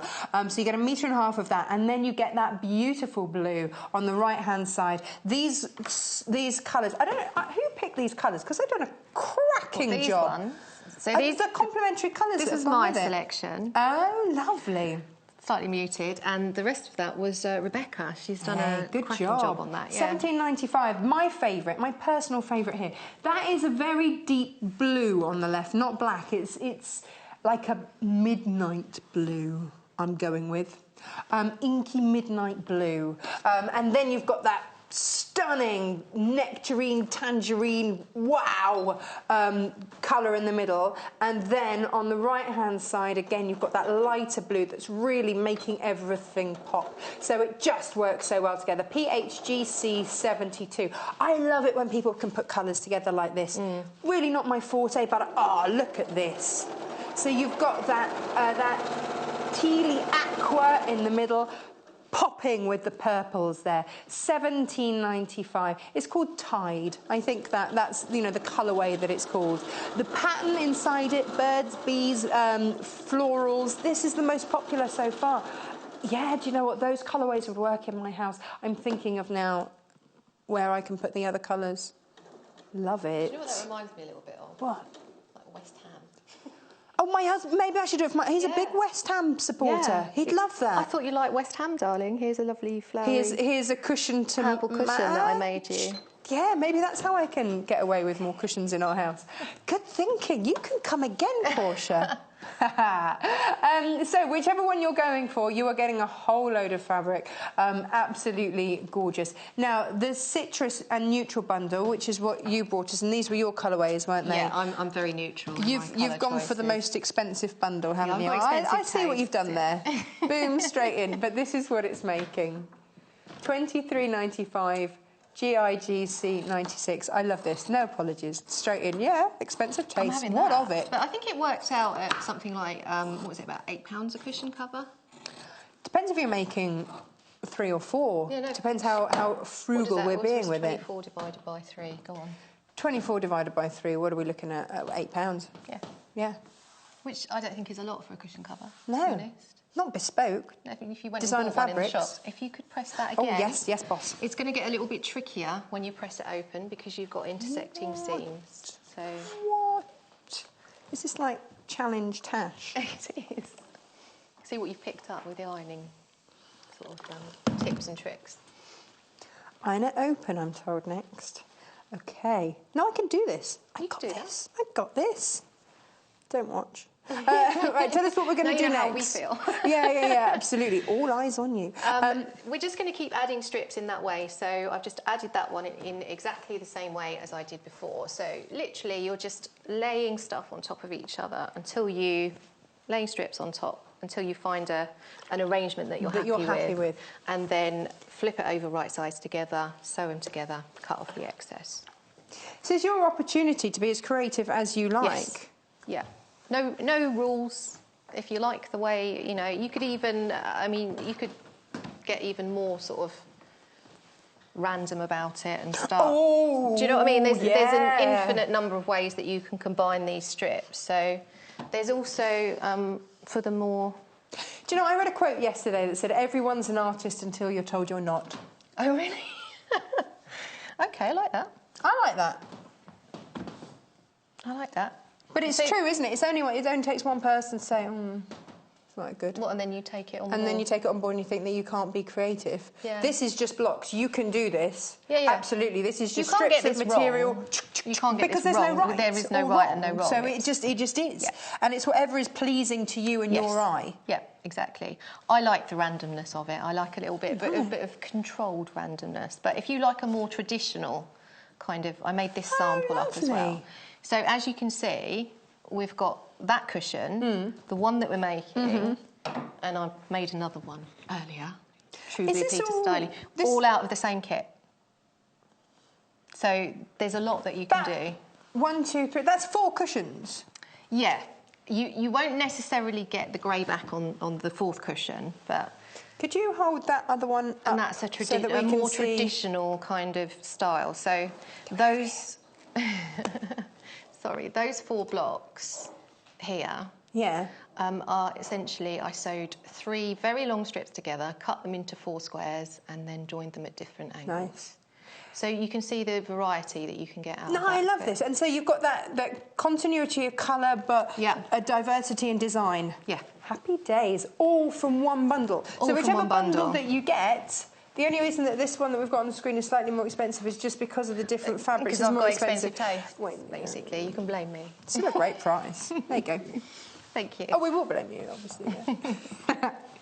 In the nicest possible way. In the nicest possible way. How dare you bring us beautiful fabrics and great designs? How dare you? Actually, I'm not a massive kind of print lover, generally, but I do love this Alison Glass, like you say, all the little details, the birds and... I think because it's not in your face. Yeah. It's not like you must... It's not saying to you, you must look at the pattern detail on here. Yeah. It's just suggesting... Why not just take a little closer look? There's more to me than first meets the eye. There's more to me than That's meets the eye. That's what it says to me. Am I going mad if fabrics are talking to me? No, they talk. They speak to me all the time, saying, buy me, buy me, buy me. Oh, they do that? Yeah. No, that's a regular thing. And I love this linear. Oh, the linear. Yeah, it's good, isn't it? It reminds me of 50s Formica. Yes. Yeah? Love 50s. So this is that mid-century modern kind of feel about it. But with a modern twist to it. Yeah. I like it. You see, isn't it funny what people see? For me, I mean, I've got A-level biology. This looks to me like tree, things under the microscope. Oh, yeah. That's what it looks to me. I've not really looked down a microscope, so I probably wouldn't make that reference. But, yeah. Yeah, Everybody it's different. sees something different, and that's the joy of it, which is why there's no right or wrong. But you remember the 50s Formica kitchen tables in your granny's kitchen? Yes. Yeah, that's what it reminds me of. And that was fun because you could do your cutting and gluing and sticking and glittering. Nothing stuck to it. No one minded. You wipe it down again. Yeah. Right. That's why we have oilcloth in our house. I'm just going to sew this last one on just to give you the gist of what's going on. Okay. And then I'm going to move on to the cushion backs. Okay. Whilst you sew, I'm going to go look at fabrics. Because, wow, have we got a variety for you. OK, this is the one that we've got up on the screen. This is the one that we're using.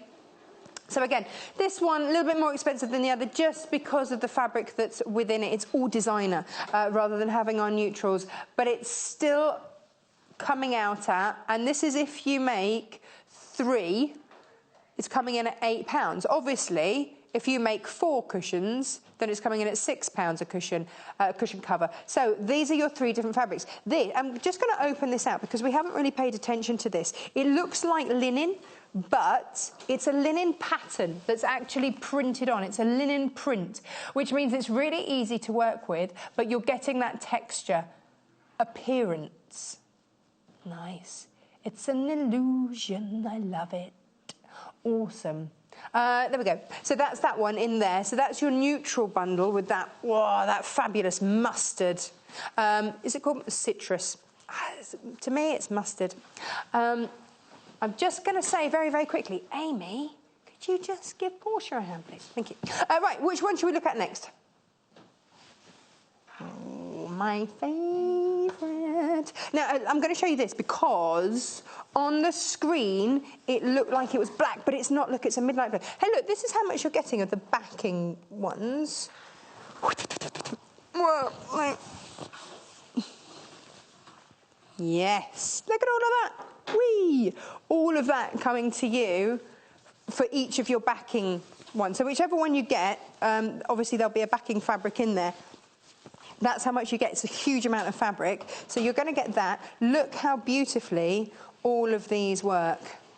Complementing themselves all over the shop, aren't they? So actually, that's kind of like a start of a cushion design, isn't it? So this kind of tealy blue working beautifully with our midnight blue there, and then kaboom, the nectarine brings it to life. This is a different pattern to any of the others, so let's show you this again. This, for me, says House of Cards, but then you look in a bit deeper and there's a lock, there's... not like the TV series House of Cards, not that, but because you've got kind of wobbly hearts in there, you've got clubs, you've got spades, you've got almost like a diamond. I'm showing it in a complete bit so you can't see. You've got sort of diamonds, you've got your wobbly hearts, you've got clubs in there, you've got all sorts, and then you go and get some, can we see over, you've got your lock. Oh, hang on. Our director's saying, is that not a crown upside down? Well, I don't know. Is that a moustache? It's whatever you want it to be. That's the joy of it. It's one of those things. Producer Paul says it's whimsical. I just think it's one of those ones that you can it's got great depth to it. The pattern's got great depth because the more you look, the more you see, which keeps me captivated. And I like that. There. Love it. Oh, now, raison. Here we are. Here we go. Here are your colours for the raisin. So you've got, now you see, I love these shades of the blue. And then what blue are we calling that? Oh, Producer Paul's going to have a rummage and find out for me. Because I want a pair of trousers out of that. That's lovely. So 1/2 metre, 1/2 metre, metre and a half. Sorry, I should have made that clear. Metre and a half of this one, 1/2 metre, 1/2 metre. Enough for 4 cushions, we reckon. Actually, having seen that now, yeah, definitely 4 fronts. And if you're careful, 4 blacks out of there. So which one's ocean and which one's sea blue? Ocean's this one. Nice. Sea blue here. Oh, how very exotic. Oh, lovely. Actually, our boss was saying today about when he trekked to the base camp of Everest, and he said the colour of the sky was amazing. Maybe it was one of these. Can we have, like, Everest sky blue or something? But we'll go for sea blue and ocean. And then the raisin there. Gorgeous Alison Glass fabric. In each of these, you get a little hit of Alison Glass. Alison Blast, I nearly said a little blast of that. Alison Glass. Just works. Love it. Here we go. Next one. Now, you're getting... Here we go. This is your Tide. This is your Alison Glass Tide. This is the most popular so far. Ooh. Tide, and you're getting... Real Purple, which is this one, and that's your 1.5 metres. That's your backing fabric. You can see how much, and this is your Claret. Nice. I like this a lot. So colours that really work. I am not great at colour matching. I'm so pleased that we have a team that can. We've taken the hard work out. I don't know what you feel like about colour matching at home. For me, it's not my strength. This makes me happy. Somebody else has done that hard work for me, and wow, does it work. So UXGC30, $17.95. Gorgeous. Nice. Now, Portia's with us. She's ironing. Pressing Portia. That's what I'm going to start calling you. Pressing Portia. Because you do like pressing to press matter things. For you. You're very pressing matter. Press 3 times for every line of stitch you do. That's what you tell me. Essentially, yeah. General rule of thumb. Okay. So what are we doing? Cushion backs. Okay. So we're going for a straightforward envelope back. Very first type of cushion I ever made. Yeah, best type of cushion for a beginner to make. So that's your 40 centimetre by 40 centimetre square. Yes. So that represents your cushion pad. Yes. That's the size that once you finish putting all your random strips together, you then lay your template on top of it and cut away the excess. So you can do that with a quilter's long ruler and a rotary cutter you or a can pair of just draw on scissors, it. whatever you've got is going to work. I quite like just cutting out a sheet of paper because what I can do is, you can't necessarily see it on camera, but you can slightly see where the patterns are, so I can shift it about to get the most pleasing configuration, if that makes sense. It's funny you should say this. I was having a little tidy up in my sewing room, excuse me, the other day, and I came across the patterns that I'd make for the first cushions that I ever made, and I'd cut out my 40 by 40, and then I'd cut out the because I do kind of a ratio of 2/3 for each back panel, and I'd cut that out as well so that I could just, and it was like, why have I got a pattern for a square and a rectangle? I know, but sometimes you need the security of that when you're doing something that you haven't done before. It's time saving. Yeah. Bish bash bosh, it was done. Well, next time you just drag that out, don't you? You haven't got to sit measuring it. Okay, so working on that. What did you say you used? 1/3 or 2/3? A 2/3. 2/3 ratio. So the way I've worked mine out, apart from your square that you cut from the front, I cut a longer rectangle, which is roughly 16 centimetres longer than your cushion. Okay. Then fold it in half. Yeah. And cut along this fold. Okay. Okay. Good scissors make everything. That sound, isn't it? Listen to that. I feel like I want to lean in closer with the mic. Yeah, so everyone can hear it. Oh, it is so satisfying. The cushion covers that we've got for you, cushion pads, because you might not have 8 gazillion cushion pads like me at home. This is by, 40 by 40. Squidge, squidge, squidge. And that's, when we say this makes at least 3 cushion covers, we're going on your 40 by 40. Squidgy squidge. You know the boys upstairs, up in production, have got their eyes on these cushions, don't you? Have they? Yeah. Well, take that as a they have a compliment. little sofa upstairs in production. I think they've got the eye on the denim kimono from yesterday as well, haven't they? I think you'll find that's producer Paul's. For anybody that follows me on Facebook, you have got to look at the photo of producer Paul wearing yesterday's denim kimono. He carries it off though. He really did. With it. Well, this is it, because when we prepped the show yesterday, the first thing that struck us was how many men were wearing these denim kimonos with their beards and, very on trend. Do you think you have to have a beard to carry it off? I think he does and did. Yeah. I wouldn't know if it was necessarily essential, but it worked beautifully. So, yeah, I would say take a look at that. Unless, producer Paul, you can manage to find that photo and show it. He's not listening. Yes, please. Selective hearing. Yeah. It's like my spaniel when he sees a rabbit. Selective spaniel deafness. We all get it. Do I need to press this? Yes, please. Oh, yes. Grab your cushions. One lot of pressing on that. So Sorry? You're just pressing the stitching line to make it sink into the fabric. Oh, here we are. There we go. So if you've just joined us, welcome. We're making a cushion without a pattern. This is the cushion.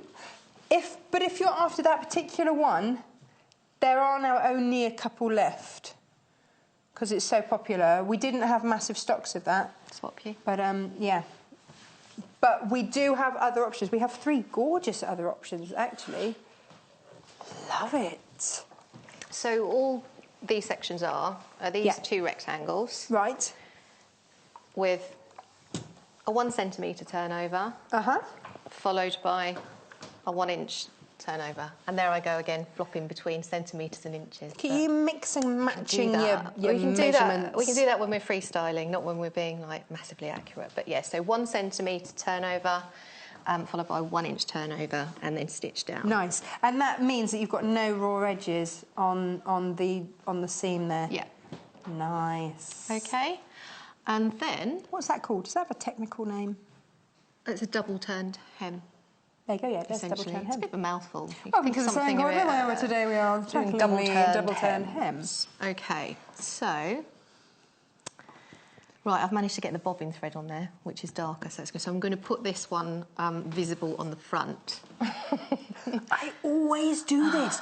One will be wobbly, one will be perfect. Yeah. Or, you know, like you've done the bobbin, which is a slightly different colours. And so then, when you do them right sides together, you have to work out which, when you turn it inside out, is going to be the one that you actually see. You put your favourite one, the one that you don't mind people seeing, right on top. This makes me laugh because this just happened to me last week. All the time. Every single cushion I make. And every single time I have to stop and think, why do I not just have it ingrained in my brain? Yeah. Right sides to right sides, as in the right one to right side. Yeah, you'd think it would be obvious, wouldn't you?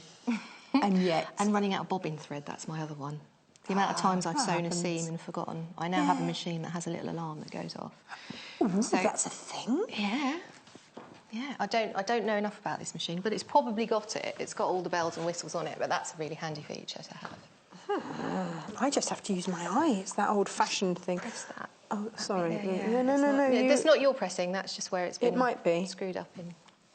Oh, let me go through the raisins. Sorry, getting a bit involved in my pressing there. Here's your... that's my second favourite. Oh, no, I don't know. No, that's tied with the tide.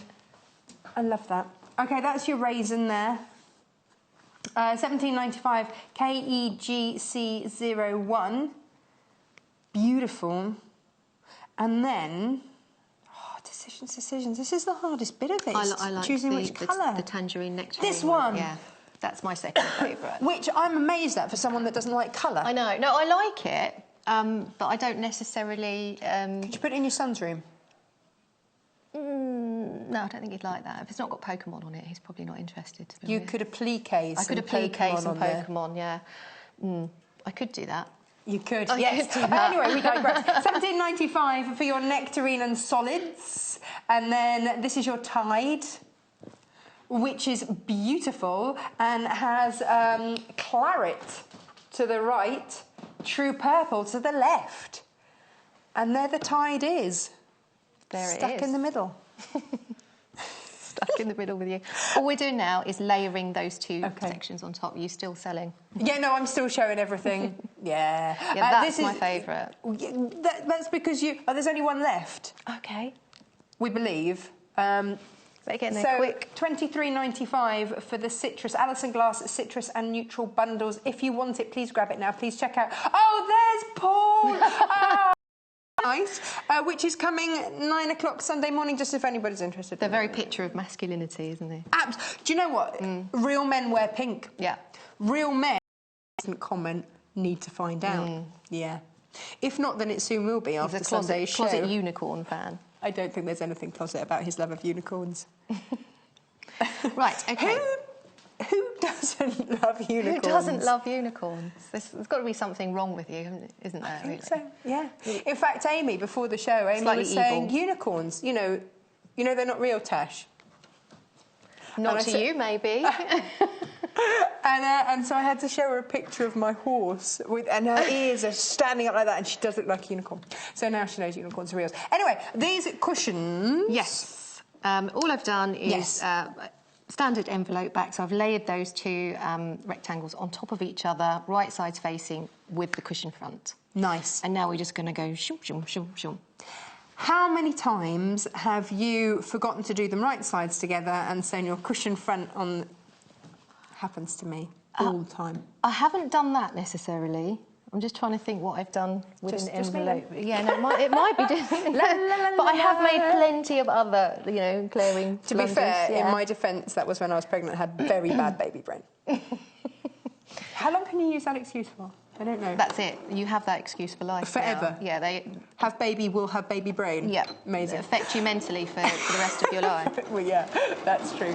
Alison Glass citrus and neutral bundles, $23.95. That's what we're using. And as you can see, we have now got 4 cushion fronts. And if you're frugal with how you could cut out your backs, now you said cut out your backs first. Yes. and then you know how much of the backs you've got to play with. Because it might be that that's going to be more of an accent than a main player in your cushions, because you've got it as the back. Yeah, you're just using the backing fabric to pick up to some continuity onto the front of the cushion, if that makes sense. Maybe. At all. Going to be controversial here. Maybe you want to have a front that is just that plain. Well, yeah. And then you've got, and just if you're doing, like, super duper. Yep. And then another super duper, maybe you want to have as the contrast just a plain grey one. You could. I don't know. Yeah. Have a you pretty. could even turn those cushions round. So if if you're having a bit of a, I don't know, a day where anything that's too busy on the eye might be doing your head in a little bit. Is that your excuse? Mine is grubby fingers have gone on it. Turn it round before it has to go in the wash. So you can put some nice decorative buttons on the back of the, and then it becomes a cushion. Brilliant. You can turn around both ways. Both ways. Both way brilliant. In between washes. You have a young son, you understand. I have a young son, yeah. Let's have a look at the other fabrics, just because we can, really, and we should, so that you know exactly what choice you have. So let's have a start up with the raisin. Raisins. Raisin. That's not what it's called at all. It should be, though. Now, that Alison Glass fabric... very prolific designer now, gorgeous designer, 19 different design, what's the word I want, not bundles, design... collections. Thank you, yes, it's collections. Okay. I'm here all week. Yeah. No, not. Design collections under her belt, along with dressmaking and all sorts of other things. Very, very talented lady. And this is just one out of her 19 collections. And it's very, very beautiful. Birds, bees, stars... spots, everything in there. KEGC01, 1795. Now, different pattern on this. I think this is why this is my favourite, because the more you look at it, the more depth you see. So we've already had... it is a dreamscape. That's exactly it, Producer Paul. He says it's like a dreamscape. Yeah. Absolutely, I'm with you. Thank you. That has... well, that's just... That's better than stuck with the need Wonderland for, reference. for any other description of that. It's a dreamscape in nectarine. Nectarine dreams. Oh, yeah. I think between you and Producer Paul, firstly, you could think up band names, and secondly... That would be a good band name, wouldn't it? Yeah, Nectarine Dreams. But also, you should just name things. Here we go. So this is your tide. The tide is obviously that central colour, but don't be fooled into thinking that it's a wishy-washy design. It's not. The pattern on there is absolutely stunning. You've got birds and feathers and leaves. It's very natural, and then with that gorgeous aqua colour. Love it. And the one that we're making may have sold out. You needed to get in quick. We did warn you from the start, you know. Will it be coming back in stock, those fabrics?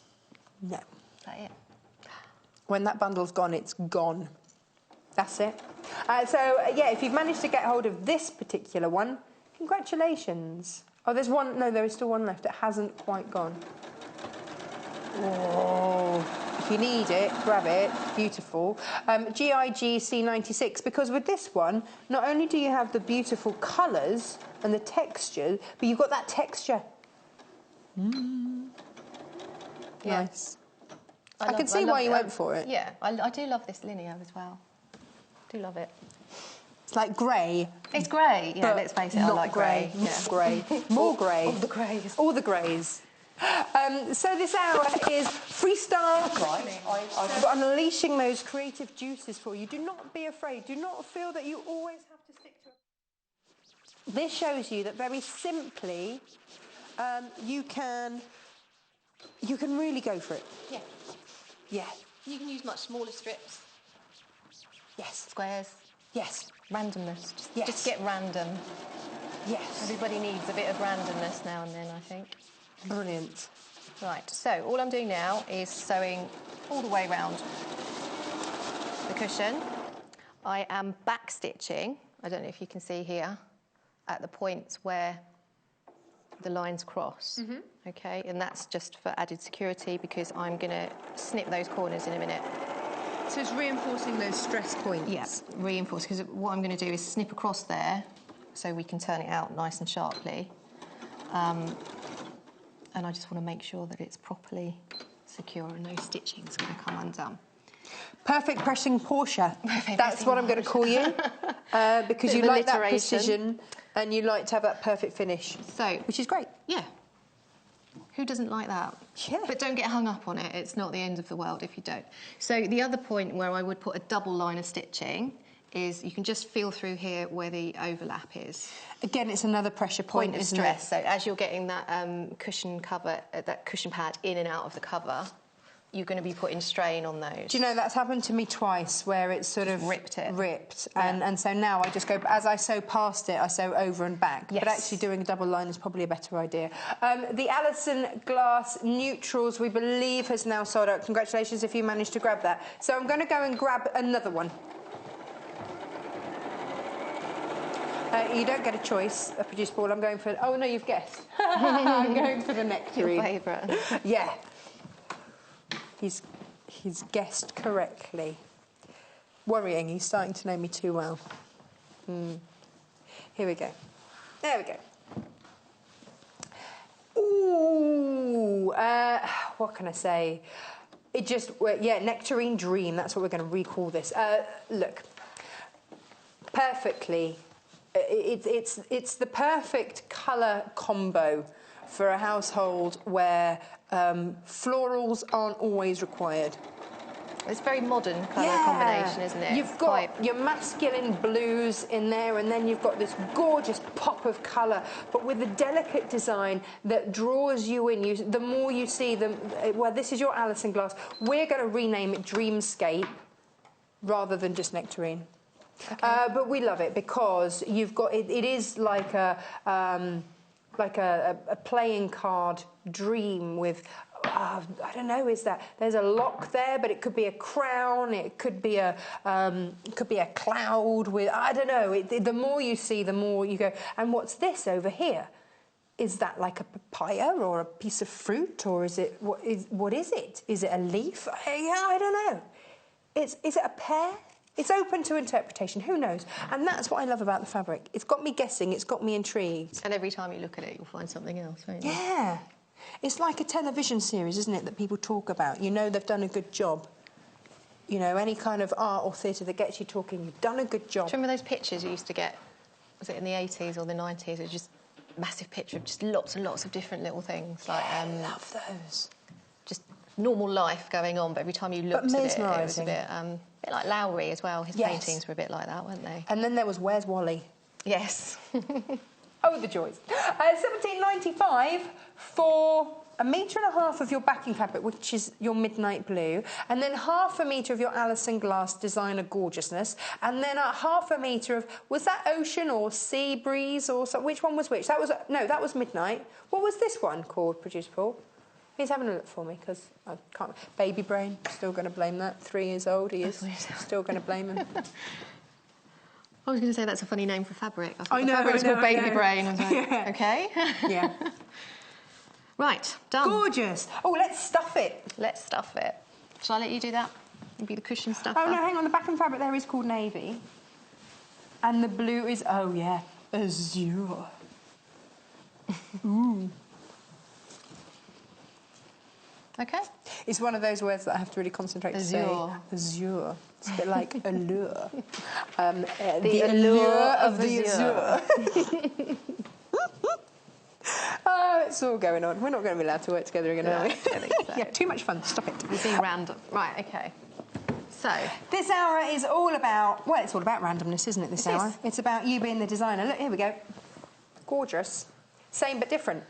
Same but different. Same but different. So you've got 1, 2, you've got another set of backing here, so there's your third cushion half made. 3, and then that one as well, that 4. I played with what was left over to make something a bit more traditional. Because you could. Just because you can. Hey, look, some of you bought the Fiskars strip cutter yesterday. Yeah. Job done. And then this is what you're left with. This bundle, of course, has sold out, so, you know, I'm not biased or anything, but I love that one. Go for that one. There are 3 others to choose from, but... It is nice. And it's the only one that doesn't actually blend with my top. You're blending with everything. Well, you know, I like to... So, yeah, all the little random shaped strips and everything. You've still got loads left. Yeah, there's still you know, you can still piece something together. Maybe some matching coasters. Ooh. Little quilted coasters or a table runner. Do you know what, actually, talking of quilts, look, because you've got 4 big blocks there, that's a lap quilt. Yeah, yeah, you could piece them all together. And then, of course, if you're piecing them together, you would keep the grey... To back it. As a single piece to back it, yeah. So Let's take a look at your options. It's all about options today. Let's take a look at these. Oh, yeah, this is whatever you want to make. But let's have a look at the colours that you can make them from. Ooh, raisin. With that gorgeous Alison glass fabric centrally there. And then those complementary, stunning... Oh, these were the ocean ones. Oh, okay. Yeah, these are the ocean and blue sea. 17.95 KEGC01. And then the next one is the nectarine. Love the nectarine. With your... This is navy and azure. With your nectarine Alison glass. Different Alison glass design there, but always stunning. 17.95 PHGC72. I love this one. I like that one. Did I mention that? Yeah. It actually looks... You could block it like that as well. It would look great, wouldn't it? Yeah. Absolutely great. So as they've got it on screen there, as you've got it on the screen, you could just block it like that. It's just rectangles at the end of the day, isn't it? Nice. And then tied... And then you've got your purples. So you've got true purple to the left and claret to the right and tied in the middle. With your birds, your bees, your feathers, your leaves, your stars, all of those things in there. Beautiful. 17.95 UXGC30. Portia. Yes. You are back with us. I am. In an hour. Yes. Dun, dun, dun. We're going to go and have a cup of tea, aren't we? Yep. We're going to hand over to Amy. Yep. In an hour's time, what are we doing? Following on from this theme. So we're sticking with rectangles, but piecing fabric together in different combinations to make a top. Which so we're back we on garment think making.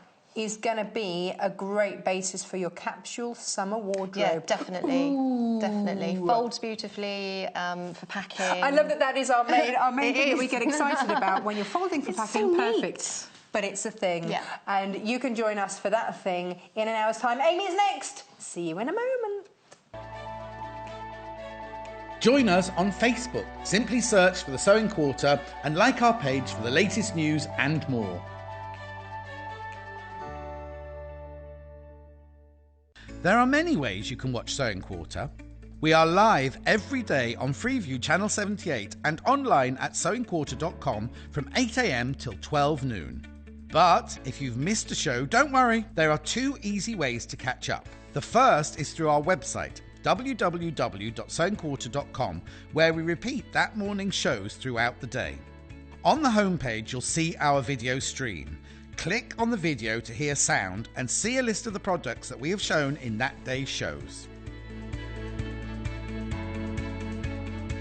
The second way to catch up is on our YouTube channel.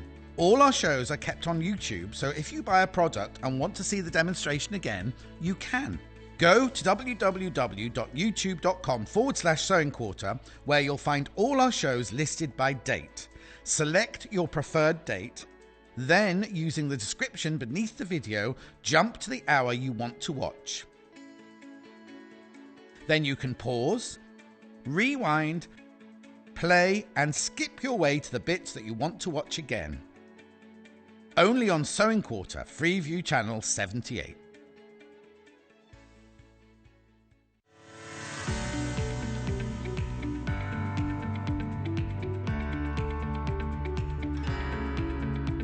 There are many different ways you can buy from us here at the Sewing Quarter. You can order from us by calling our free phone number at 0800 112 4433 and talk to the team at our UK-based call centre. Alternatively, there are other ways you can buy from us. You can go online and shop through our website at www.sewingquarter.com. You can even watch the show there and shop as you go. You can check out as many times as you like throughout the day and only pay a small fee of £2.95 postage and packaging for the whole day. We also offer a 30-day money-back guarantee on all products excluding custom-cut fabric. Our friendly UK-based team will help guide you through every step. Join us on Saturday the 8th of April when Mandy Shaw will be back to showcase her wonderful range of kits and projects. Mandy has pulled out all the stops to bring a brand new range of inspirational kits and her best-selling Stitch with Love book packed full of projects and guides. So join Mandy Shaw on Saturday the 8th of April at 8 a.m. and 10 a.m. only on Sewing Quarter, Freeview Channel 78.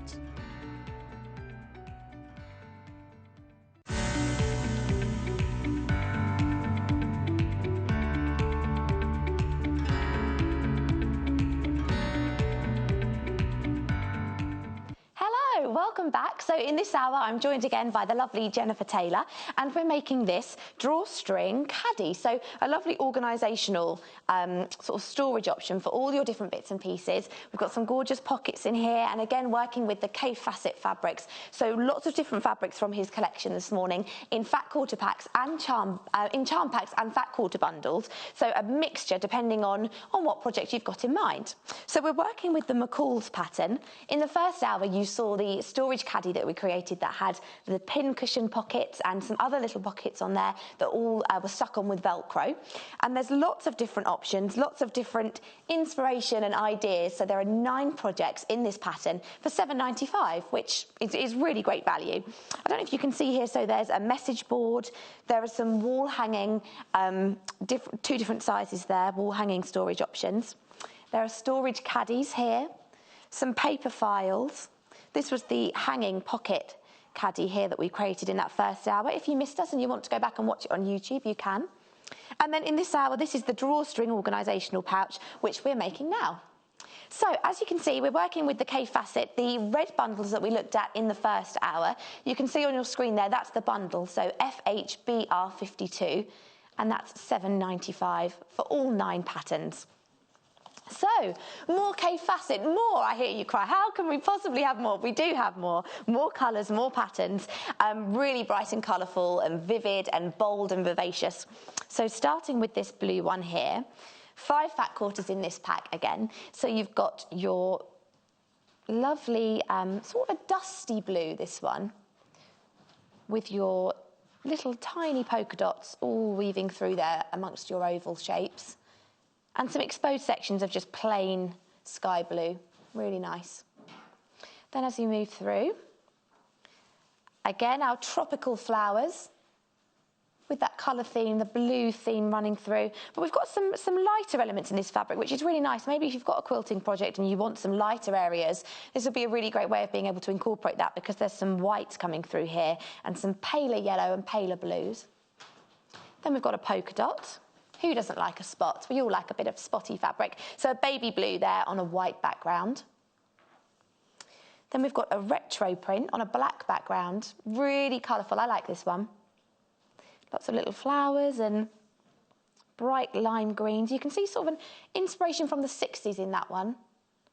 And your last one here, this is almost, I'd say this is a bit like a crazy paving. It's like a polka dot with your flowers all poking through as well, in bright different colours. I'll open this one out so you can see a little bit more, because there are all different flowers woven into this, not just your pink ones. So you've got greens and yellows and oranges and purples. Again, just tying in tonally, all those hues are matched perfectly. So you can see that one there. Or even if you wanted to cut out a little flower and applique it onto a project that you're working on. So we've also got a charm pack, which is, I don't know if it's here. So the blue charm pack. So you're getting 30 pieces of fabric in here. So you get 15 different designs, so sort of a double up of each fabric. You can see all of those different ones there in the rainbow of blue. So you've got your polka dots again and lots of floral designs, the retro 60s feel, with some darker and lighter options for you to pair up. £16.95 for that charm pack. So a great way to get a taster of the Kaffe Fassett and a way to add that to your collection. So I'm going to head over to Jenniffer now. We're going to look at this organisational drawstring caddy. Hello, we're back. We're back. So look at this. I love it. I love it. Talk us through it. Okay, so this is our lovely little drawstring organiser. So you can obviously screw that up like that, so it's all bunched up. That's not going to go anywhere, so you can take that to your workshop, whatever. And then obviously you can open it out. But what I really like about this, it's got, not only has it got pockets, but it can open flat out as well. Some me just do that once I've distributed Lovely. it. Lots of little sections. Lots of little sections there, so you can obviously pop your cotton reels in if you wanted to, or your threads. Obviously, you've got a little pin cushion in the centre of the flower. I love it.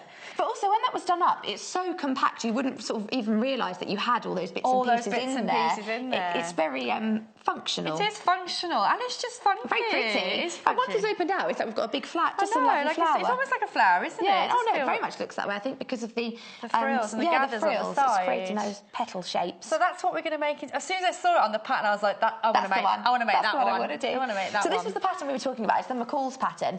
So we made the storage caddy there in the first hour, and then you've got your message boards and a wall hanging storage solution there. We spoke about you could hang that on the back of a door or maybe in a child's bedroom. Hang it on the back of a car seat. Yes, yeah, you could keep all your bits and pieces together. Back of the car can get a bit messy. So all 9 projects in there. You've also got 3 different paper files systems. So maybe for an office, maybe you've got a study that you want to brighten up. You can obviously do that with any of the fabrics as well. So how do we get started with this one? Okay, so again, very similar to our first hour, it's obviously all in a pattern, so you need to cut out your appropriate pieces. So we have the ones here on the side there. Circles. We love the circles. So I've gone ahead and done that already because we covered that quite extensively on our first hour. So if you need any tips in that, then obviously play that back on YouTube. So we have our beautiful Kaffe Fassett fabric, and I've gone with the floral one here. So it's 2 circles exactly the same. However, on the one piece here, I'm not sure if you can see, I've just a couple of squares, 2 squares of interfacing. Oh, yes. And this will indicate on the pattern because in order for it to be drawstring, so you're going to be feeding your ribbon through there, we need to create a buttonhole loop. Okay, so you need that extra strength where you... So I've helped support that area by adding the interfacing in both those 2 sections. But I noticed that you have the eyelets. The eyelets as well. Yes. So if you have that, or you could get that from us, and you could do that with a metal. So it doesn't have to be with a buttonhole. So you've got an option there. You've got to options, customise absolutely. It. So we're going to do that first. So how did you know how much? Is this sort of how much interfacing did you decide to use? So I just used enough to cover the area. So if I just bring the pattern in very quickly over here. So on the pattern, if I just move these out of the way just for a second, so I've downsized mine just a little bit just to make it easier to demo with. But on here, this is the piece to make the one over there. You've got 2 stitch lines here, and then you've got a 3rd stitch line, which is going to bring the 2 circles together. Your button loop is going in that section, so your button needs to be a little bit, your buttonhole, needs to fit in there. It needs to be like quite a small... Yeah, so I've gone with the blue side, so this is where I'm going to bring the foot in a minute, okay, so this will make sense in a second. So I know that button sits nicely in between those 2 stitch lines, okay, because that's going to give us our channel to feed our ribbon through.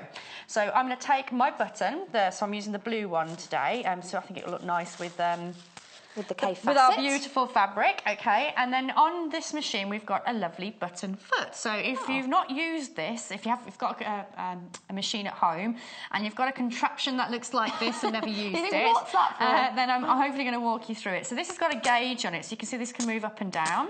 So that means you can put different size buttons in that area. So this is my button, and I'm going to be popping into here, okay, and I'm going to be shutting that down so it clasps. So it hugs it, so it's hugging, so that's not going anywhere. That's hugging my button. And then you notice on here, there's a gauge. So basically that transposes to that. Ah, okay. Okay, so now I'm going to go over to the machine to show you how you would want to attach it to your machine and then what you need to then bring into play for it to work. Okay, so on my machine here, I've got my normal foot. So I need to take that off. So there's a button on the back. So I've just released that so I can take my foot away. So that's that done. Oh, I've got a rather long thread on there. Okay, let me just, I'm just going to bring my bobbin thread up just to make it easier for me rather than it being on the front. Okay. Lovely. So there we are. So all I've done is taken the foot away.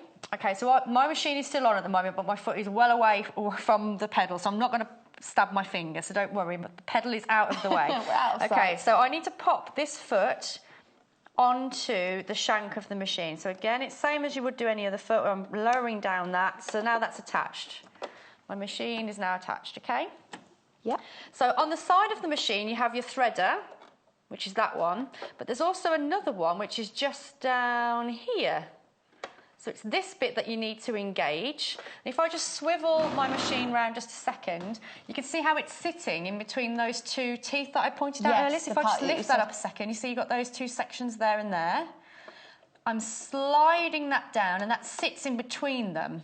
Does it matter whereabouts it sits in between that section? It should. If as you're looking at the machine, it should sit closer to the one at the front so first. Sort of flush against it. That's flush against it first. That's right. So that's the first thing. So once you've got that, you're ready to go. Now all I need to do is now select the appropriate button one, and there's a couple on here. So we've got 3 options, but I'm going to go for number 6, which is just a bog standard square-shaped button. Okay. So I'm just. So is that depending on the how many holes are in the button or the size of the button? How do you know which one to use? So it's just different shapes of button hole to use. The hole itself. Yeah, the hole itself. So you can see on here that's quite a square shape. Number 6 is quite a square shape. Yeah. Number 7 has a sort of rounded shape, whereas this one actually has a hole dedicated for it. So if you've got something like if you look at a pair of jeans and it has a very the fastening, you know, the metal ones. Yes.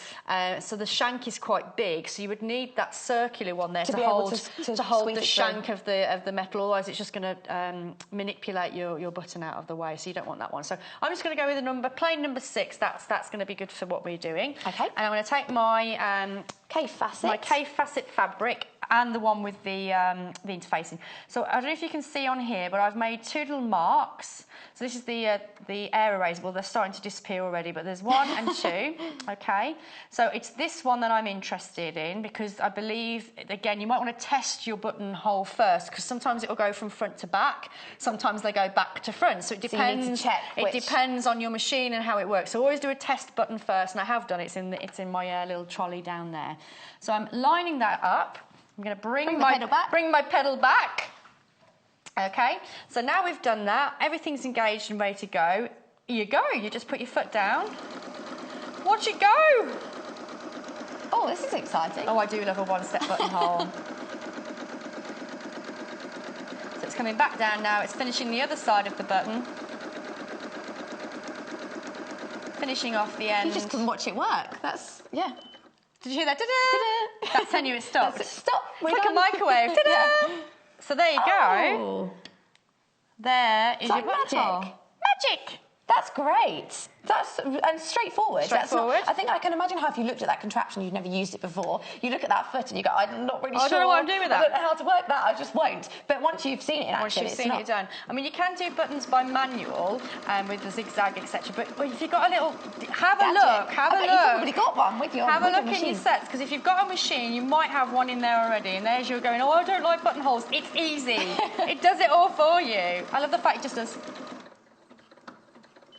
Ding, ding, we're done. Ding, ding, we're done. This is the McCall's pattern that we're working with today. So this is the organisational caddy that we're doing with a drawstring ribbon. So you can see here, it folds in really beautifully to make your bundle. You could use this for jewellery as well. We were saying that would be really lovely to, you know, perhaps if you go on holiday and you want to take things with you, and then when you open it up, in your Kaffe Fassett, you've got your flower with all your different pockets. So we're working with this is the blue fat quarter bundle that you can see on your screen there, SDRW73. And that's $21.95. We've used quite a few different. How many fat quarters have we used in this? I like to use as many as possible. So I've used 4 of the fat quarters, but I had leftover. I've got leftover. So yeah, depending, I suppose, which part you use. Yeah. So I've literally used a different fat quarter for each section. So you can see that section's different to that one. So I've used 2 different fat quarter pieces there. Again, with the centre one, which creates our pockets, I've got the polka dot on the inside, and then the sort of less polka dotty, but with floral splash on the inside. And then I've got my psychedelic floral with my pincushion in the middle. So for $21.95, you're getting all of those, the fat quarter bundle there. You can see that's the one that we're working with. All 5 fat quarters in that Kaffe Fassett collective pack. So I needed to, obviously at the moment it's just a line of pretty stitching. It's not really a buttonhole at all. Exactly. So now I need to slash my fabric. Okay, so what I'm going to do, I would always suggest doing this when doing your buttonholes, that you pop a pin on the furthest section of the button. So you can see that's just before the red stitching there.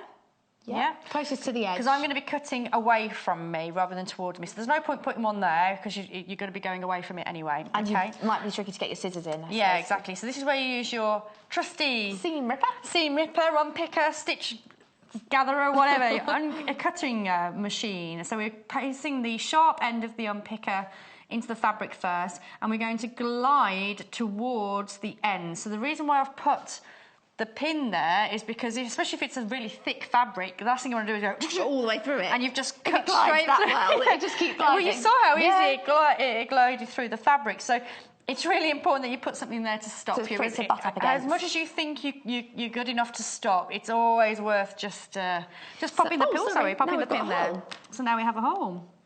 Great. So you have your hole in your button. So I'm just going to repeat that on the other side. Okay. So this seam ripper is actually just, Ginny just got that out of our sewing kit. So if you've not bought anything from the Sewing Quarter before, and you're thinking maybe you want to have a taste of the Kaffe Fassett fabrics, or you might think that the pattern, the McCall's pattern on today's show, has some projects in that you like the look of. If you haven't bought anything and it's your first time spending over £10, then you get this Sewing Quarter sewing kit, which is worth £14.95.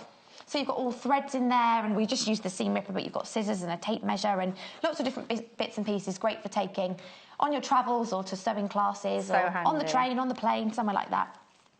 Okay, so then the last thing we need to do before we start sewing this circle together is, now I was a bit dubious about this section. I was like, really? But then I'm like, actually, that makes perfect sense. So what we're going to do now is put a hole in the centre of that fabric. Okay, so this is the one that I've done my buttons in. So don't do it on this one. It's not that one. It's this one. Okay, so it's not the one with nothing on. Yeah. And I want to find the centre point. So I've just folded my circle in half, and then again, to make it in quarter, you can see I've just done a quick finger press. You can see that little crease there in the fabric, and again, same principle with my button hole. I've got 2 pins. I've just put them roughly in the centre, about an inch away, because I'm going to go in with my ripper and I'm going to make a very quick. Again, this feels a bit like, it feels wrong. I'm putting a hole in my fabric, but the reason being is that we're going to use this hole. We're going to use this hole. Is this for the pincushion?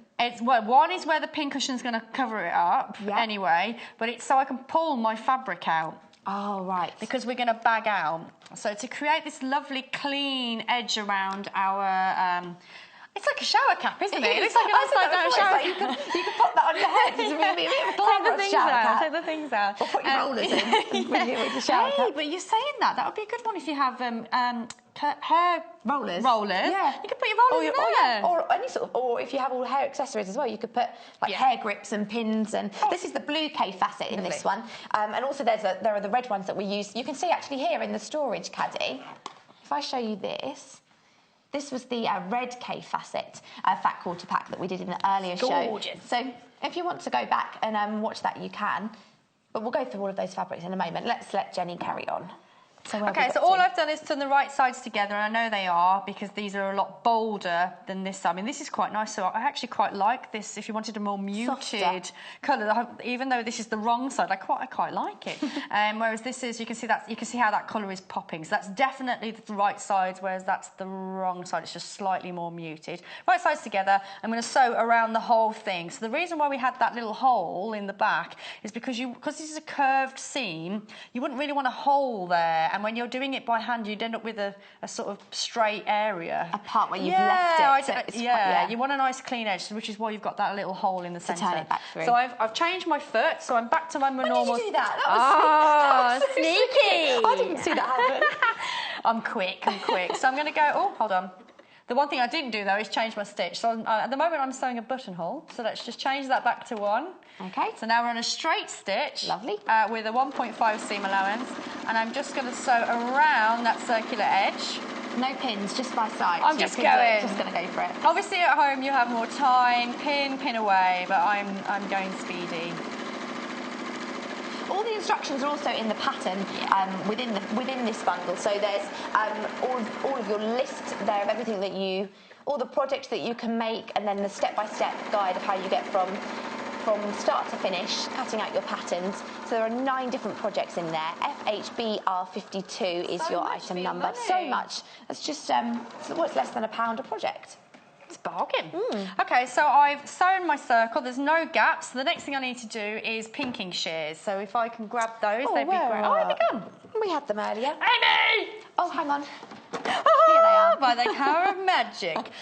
So because this is a circled area, then you would, because we're going to turn this inside out, you'd need to cut V's in. So you could do that painstakingly with a pair of scissors, whereas with your pinking shears, you're getting that V in one cut. Yeah.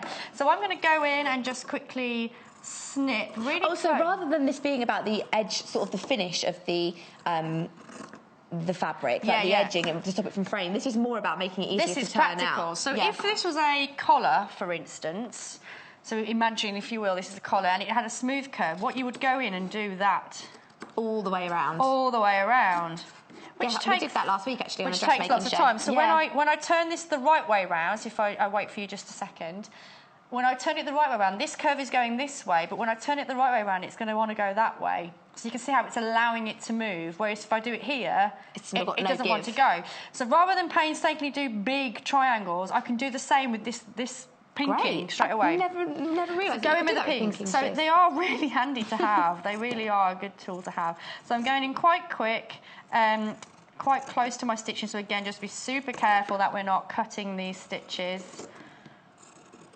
All the way around. All the way around. Just to give that give, then, but it's just to give that sort of give to when you turn it around. Yeah. So I'm nearly mobility. there.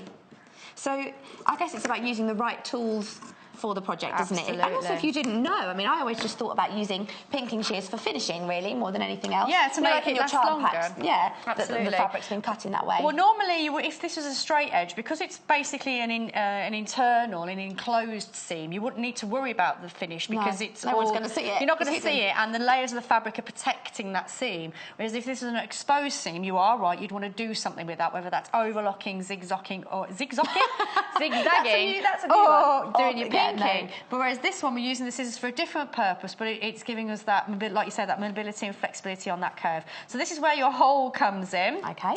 So we're going to use that hole to pull through the main fabric. So this is bagging out. Here we go. Okay. This is the big reveal. No pressure. But it felt so wrong cutting into the fabric. I was like, oh, no. But you'll notice when we get to the next step, so when I do my other circle, so it's the same process but without the buttonhole. Okay. So it's just a simpler, quicker version. Yeah, absolutely. You're just sewing the circle together, having that hole to pull it through, and then you're done. But you are going to stitch your pockets in. So the hole that we've created in this circle isn't going to be there anymore because you're going to be stitching it flat. Because it's covered by all of the other bits. It's covered all by the layers, so don't worry. So there we have... So if I get the iron out while we're in a minute, but I'm going to just basically press all of that out, get the seam out towards the edge. So there's our circle complete. There's our hole, but don't worry about it. That's going to be covered up in a second by the second circle and our pin cushion. And a line of stitching is going to stitch it all together. So that's it. So I'm just going to do the same with my other circle. So you're going to exactly replicate that without the buttons. Yep, exactly the same again, but with the other circle. Okay. All right. So before you do that, we're just going to look at, well, I'm just going to look at the fabrics. You can carry on if you want to just do that. Yeah, I'll press and sew that together. I'll meet you back here in a second. All right, see you in a bit. Bring a cup of tea while you're there.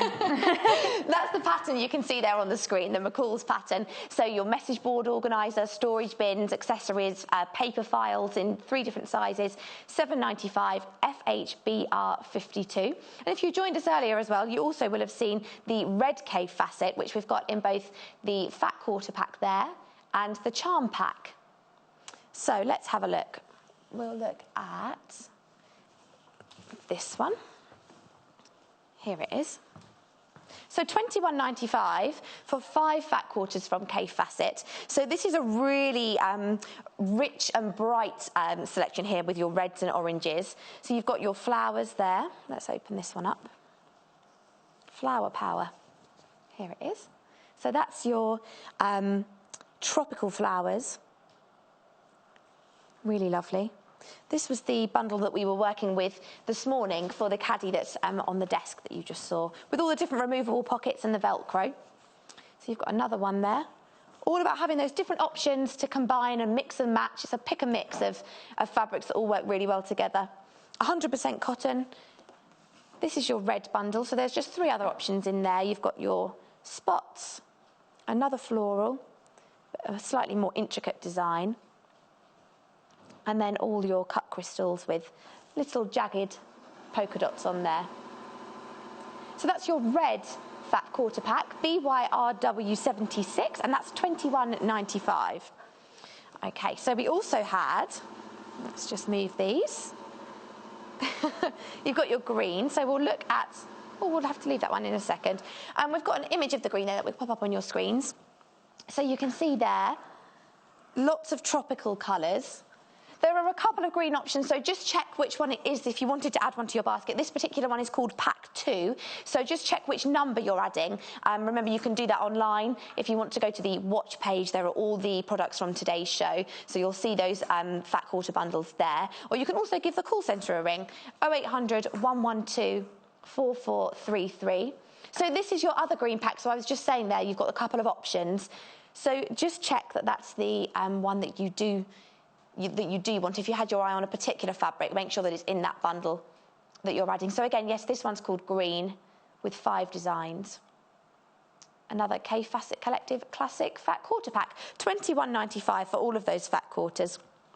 And I'll just show you the charm pack that's new for this hour. So in the first hour, we looked at the red charm pack, which is this one here. So you're getting 30 pieces. Your pre-cut fabric, really great for quilting. As we were just talking about, actually, with the pinking shears, these have all been finished nicely. So you've got a nice finish on those and an edge that's not going to cause you problems and fraying. So that's your red one. That was in the first hour. You can just see your graphics on the screen there. The one that we're looking at now is the blue. So some of these fabrics that we're working with at the moment, just creating that drawstring caddy, you've got all different blues. Again, 30 pieces, adding some Kaffe Fassett to your collection with this lovely little taster.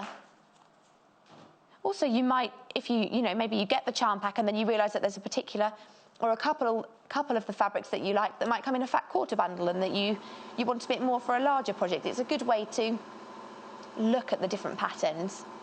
And again, that hard work done for you with all these colours tying in. Little flowers trying to peek through, you can see there your polka dots. And another smaller one there. So you can see all of those there, a rainbow of blue. That's the Kaffe Fassett Collective Classic Charm Pack in blue, 30 pieces in there, LARW08, and that's £16.95. Remember as well, you only pay one lot of postage and packaging per day, so it's £2.95. It's capped at midnight. So if you decided to, perhaps you bought something in an earlier show and you've seen something, or later in the day you want to go back and you realise you need to add some Velcro for the project or the pattern, then you can go back and you can add those and you'll only be charged one lot of postage and packaging. So we'll head back over to Jenniffer. Let's see where she's got up to. Where are we up to? Okay, so all I'm doing now is sewing in my ribbon channel. So following that circle on the outside? Yeah, so I've done one line of stitching now. I'm just completing my second line of stitching. So I'm just going around in the circle. And how I've done that is I'm just using a point of reference on my machine, because you can see you can't see any of the guides on the machine at all. So I'm actually using that little point of reference there. I can see there's a little peak of the metal plate at the bottom. So I'm literally using that as my guide to figure out where it was. So I knew that when I came up to my button loop, I need to come just below that, and I can see where it is on the machine. So it's funny how you pick up little references. Another tip would be that if you have a little bit of masking tape or something like that, then you could have lined that onto the so it gives you something to physically pop it again, so then you can just take it off because it's only a temporary thing, but then that just gives you an extra bit of a guide basically when you're sewing. Something to follow. Something when you to follow. There you go. So there's my 2 rows of stitching. So you can already see how you can start to imagine this is obviously your ribbon's going to go in there. And that's how you create that. Absolutely. So we're going to go in with a some ribbon attached to a pin a little bit later, but at the moment I want to keep it flat, so that'll be one of our stages a little bit later on. Okay. But you do need to do that line of stitching before we go on to the next step, okay? Otherwise you will get yourself into a little bit of a fiddle. All right, so here's our circle. Oh, let's just get rid of those stray threads, if you don't mind. That's just going to annoy me otherwise. Okay, so there's our first circle, there's our hole which we pulled everything through, so obviously we don't want to see that. And this is the other circle that I've sewn. I've already turned it out and pressed it for you, and you can see that again I've got another hole there. So I'm going to put these 2 holes together. So I know that that's the centre there. And that's the centre there. So when you've got really bright designs and you're working with different fabrics, it actually makes it easiasier to see where you need to go because you can sort of match up what you need to do. So I'm just going to pop a pin in here and there just to keep that in. Oh, I've got two there. Keep that in place. With your Kaffe Fassett watch. With my Kaffe Fassett watch. Da-da-da. Matching. It's all about matching, you know. You've got to get your accessories going, haven't you? Okay, so this is where we need to start thinking about our pockets. Okay, so we need to sew those pockets in. I'll show you just in here. Yes, if you bring that in, that will make more sense. Just so you can see, it makes it a bit more sense. There are all different pockets around the edge of the pouch, so you could add. You can see here we've got some threads and things in there. Should we take the things out so we can see it a bit more clearly, actually? That's it. So there are all different pockets. There you go. And you can see that you've got the pin cushion in the centre. So there's several pockets in here. Hold on. 1, 2, 3, 4, 5, 6, 7. There's 8 pockets surrounding the outside of our pouch, and then you've got your central pin cushion in the middle. So it's the line of stitching that I'm going to create now to create those pockets. So again, it's your pouch. You can have as many or as big or little pockets as you like. But I'm just going to sew 3 lines of stitching into that. And just to make that a little bit easier, I'm going to get my erasable pen, and I could do with a ruler, and there's just one just here. As if by magic. As if by magic. Okay, so the first thing I'm going to do is just fold my circle in half. I'm just going to do a quick finger press there so I can see where the centre is. So I know that that's the centre, so I'm just going to pop a pin there. Okay, so that's the first thing. So I'm going to take my ruler, and I'm going to draw a line with my pen, and it will come out, so don't worry. That's a slightly scary moment, just drawing onto the right side of the fabric. Okay, so that's that one. And then again, so you might want just 4 pockets, you might want 6 pockets, but I think I'm just going to go with 4. Like a pizza, you can divide it up how you like. However you like. So all of the instructions for this are in the pattern. I'll show you here, actually. You can sort of see what's inside. So obviously a list on your back of everything, all the projects that you've got, and then they're all lettered, and you've got your patterns and all of your instructions in here. Your instructions. Where's this one that we're doing? This is the drawstring organiser. Here it is. Yeah. So you can see here, showing you how to lay out all your pieces and which one do you need. So everything's covered in there. So it's not only what pieces you need to cut out, how's best to lay it onto the fabric itself. And then obviously the instructions on how to make each piece. So if you just wanted to make this out of the pattern, you'd go to section J, because that's what this pattern... this is what this pattern is. It's pattern J. So then you can follow those instructions. Whereas if you wanted the organiser we did this morning to A or B. So it would be pattern D. But all the instructions to make every element of this is all in there. And talking you through how you would cut out all those different elements and definitely. Step by step. It's holding your hand. Okay, so I'm just going to go and trace now over the lines that I've just drawn with my water erasable pen. Do you think you could do this if you're new to sewing? Would you be able to manage this one as a beginner? Yeah, I absolutely think so. I mean, like I say, it looks complicated when you see it made up, but then you realise it's just layers of fabric, it's assembly, isn't it, actually? It's a lot about the assembly. Sewn together, and then that's it, really. So, and hopefully this is what's so great about being able to show you the demonstrations from sort of start to finish, because then it demystifies it for you at home. So a great sense of achievement just to go from you start with the fabric, you've got that there in front of you, and then you've made something. But it's not scary. So I hope we're doing that for you today. I hope so. Remember, you can always message the studio either on the website or studio@sewingquarter.com, or on our social media if you want to send us a picture. Maybe you've made something in some of the Kaffe Fassett fabric that we've had on the show previously, or you've got a question for us. Here's the website, so you can just see under the live feed there. Chat to us, speak to us, let us know you're there, and message the studio just to come and say hello. And if you've got any questions, feel free to add those as well. studio@sewingquarter.com. Cool. Okie doke. I'm talking quicker than producer Paul can type. He's like... Cool. All right. So I've stitched in my pocket. So again, I've just gone with 4, but you can go with as many as you like. So there's our little pocket there. That's all done and dusted. So that's that section all completed, so you're all done. So you could just leave it like this. You don't have to put your pincushion on. So you could even make this even... I know the patterned one is quite big. Yeah. But once you get your head around what it is, you could easily mix this up and make smaller, bigger circles. A sort of family of... little size pouches. I really think this would be great for jewellery. You could put sort of... If you've got rings and bracelets, I always think you don't really want to throw those into a big bag because they could get sort of damaged. It's a nice way to keep everything in one place. Separate into that, and you can even pop your earrings through the fabric and fasten the back, and then again it pouches all up. Or in the pincushion. Or in the pincushion. There's so many things you could do. But then if you want to make it smaller again, that would be a really nice little needle carry, I think. Yes, a little dinky but one. It's just circles. It's just circles. So it's great having things like these patterns, especially when there's so many different projects to make in there, because once you get that process through your head, inspiration, you can take it forward. Like I have, I've made it a little bit smaller, so it's just a little bit more handy for, like you say, jewellery rather than having a really big pouch.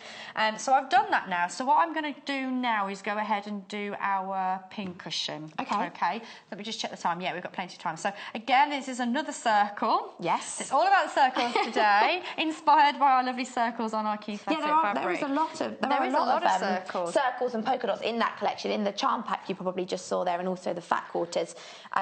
This sort of running theme. With the charm pack's been very popular this morning. Which one, the red or the blue? Which one's been more popular? The blue's been very popular, perhaps because we're working with it right now. So, well, it's just a lovely colour, isn't it? Yeah. And like you said, there's so many different tones in there as well, isn't there? So I'm after a needle, so I'm just going to grab one out of the pack, if that's okay. Of course it's okay. They always seem to go awry when you want one, don't they? So to create the gather of my pincushion, I need a needle and a thread. Do you do this by hand? So I'm going to do this by hand. Let's pop that in so we don't lose it. There we go. So I've got a needle. I'm just going to grab some of my machine's thread. Just a second. Lovely. Okay, so what we're going to do is called a gathering stitch. This is where she can't thread a needle, hold on. So this is the blue Kaffe Fassett that we're working with at the moment, and the McCall's pattern. If you've just tuned in and you're wondering what it is we're doing, so it's all different storage and organisational options. I'll just grab the charm pack so you can see what's in there. So this is the blue charm pack. This is a great way of adding some Kaffe Fassett to your stash. Maybe you haven't got any in there at the moment and you're tempted to add some. So the 30 different pieces, pre-cut pieces. These are 5-inch squares. I've actually got one open here. Let's have a look. Oh, you can see as well, this is something that's been made out of these. So on a previous show, you can always go back to YouTube and have a look. So this was, I think this was being used as a bread basket, but I think I'd use that by my front door for my keys. I always have lots of bits and pieces, loose change and things like that. So that's with your Kaffe Fassett and mixed with some solids.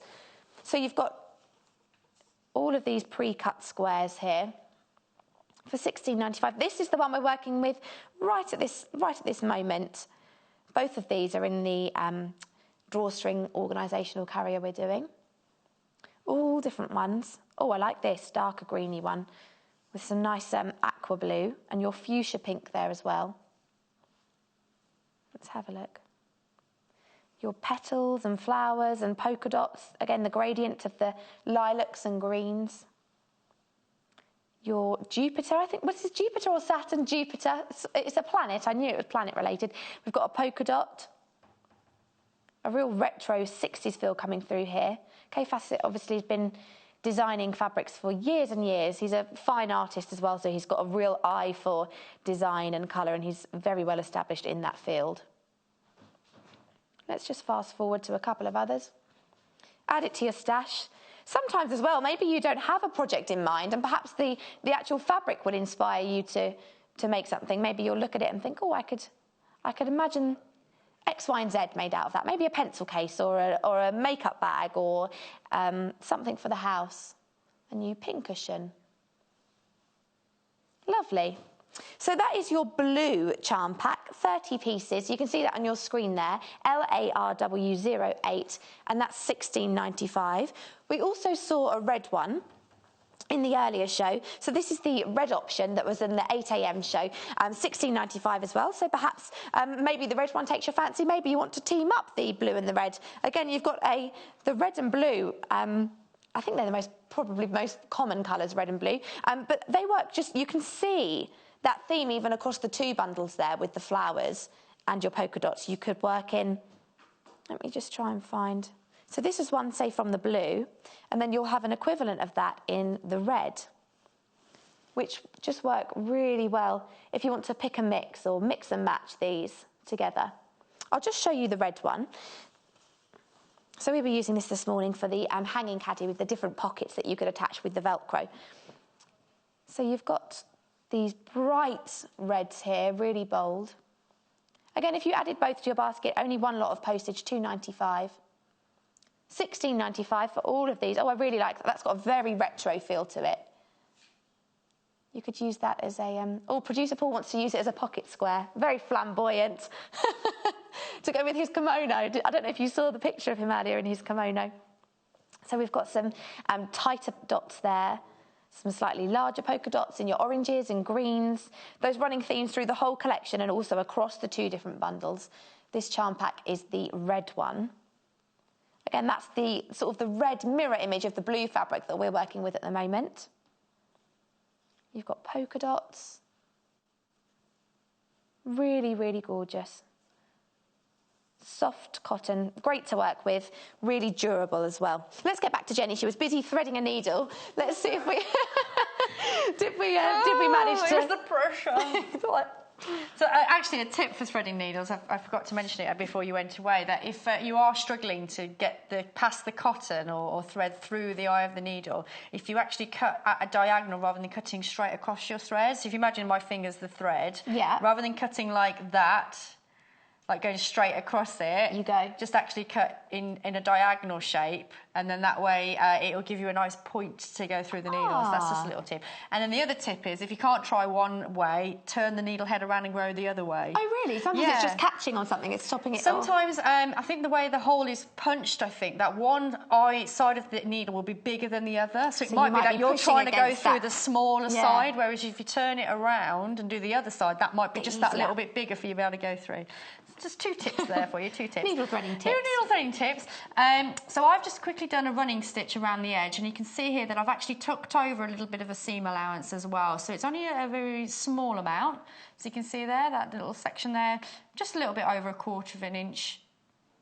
Just enough to give me a nice clean edge when I then gather and concertina it up. So we're making another shower cap now. Yes, I was just thinking that. Not quite big enough though. Not quite big enough. I reckon that would be though. Let's have a go. Let's do it. Looks like Little Bo Peep. You're like wearing a bonnet today. Perfect. Lovely. So lovely. 1 minute it's a shower, 1 minute's a sewing organiser, next minute's a shower cap. I love it. There we go. It needs to be a little bit bigger. I thought my head was madness. It's my birthday tomorrow. Maybe I should wear this. Maybe I should wear this tomorrow. How cute do you look? Oh, that's your little birthday hat. I might have to steal it. So we're stuffing the pink cushion now. We've given. That was Amy telling me. That was Amy telling me off. Back into. That was Amy telling me off. Jenny, stop going off piece. Stop being silly. Too much fun and laughter. We can't be having that on a Friday morning. No, of course not. So you can see that I'm just pushing my stuffing into the centre of my, as I'm closing that up. So there you go. There you've got your little button, if you like, of a pin cushion. So while I'm keeping the tension on there, I'm just going to go through a couple of the layers, and I'm going to do what's called a French knot. So I've left the needle in my fabric, so you can see that it's loose. I haven't got the tension on it yet, but it's this section now where I pull and then wrap as I'm still pulling. So I'm keeping the tension on that thread as I push my needle through to create a knot. That's nice and strong, isn't it? You just really gave that thread a good welly. So I like to double thread my needle. So you pass through the needle, eye of the needle once, but then you tie the 2 ends together to give you a double thread. Okay, yes. Yeah. So it's great that you're seeing so many of the different Kaffe Fassett fabrics within this. You can see here, if I just show you what Jenny's done so far, from that fat quarter pack, you've got all different fabrics here. So you've got a different one just peeking inside the back of the pocket. Then you've got the darker version of that and the floral one. On this other one, we've actually got an even additional one because we've reversed. So there's sort of 1, 2 here and there. Then you've got your pockets in 3 and 4, and then your pink cushion too. So a really great way if you want to use all different elements of a fat quarter bundle. It's a great way of bringing those together. Definitely.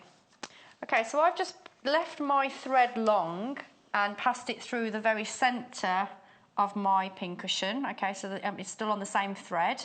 And just to give it a little bit of detail with these beautiful little buttons. They're almost like a shell, aren't they? They're so iridescent. They've got that sort of lovely sheen to them. Sheen to them. I'm just going to... This is purely decorative, by the way. It's not necessary, but But why not? Why not, when the beautiful things are there to be used? So we are going to add a little bit of detail. Look at that! It's so worth it. Absolutely. That took 2 seconds to add that. Why would you not? And I'm actually going to pull it a little bit so it gives it a bit more poof. A bit of a shape. Yeah, a bit more shape to it. It's like those big cushions. What are those? Do you know that there are big cushions like that? I know exactly what you're talking about. I'm not sure of the name, but there is definitely a cushion that's like that. It's like a mini cushion for a little mini elf.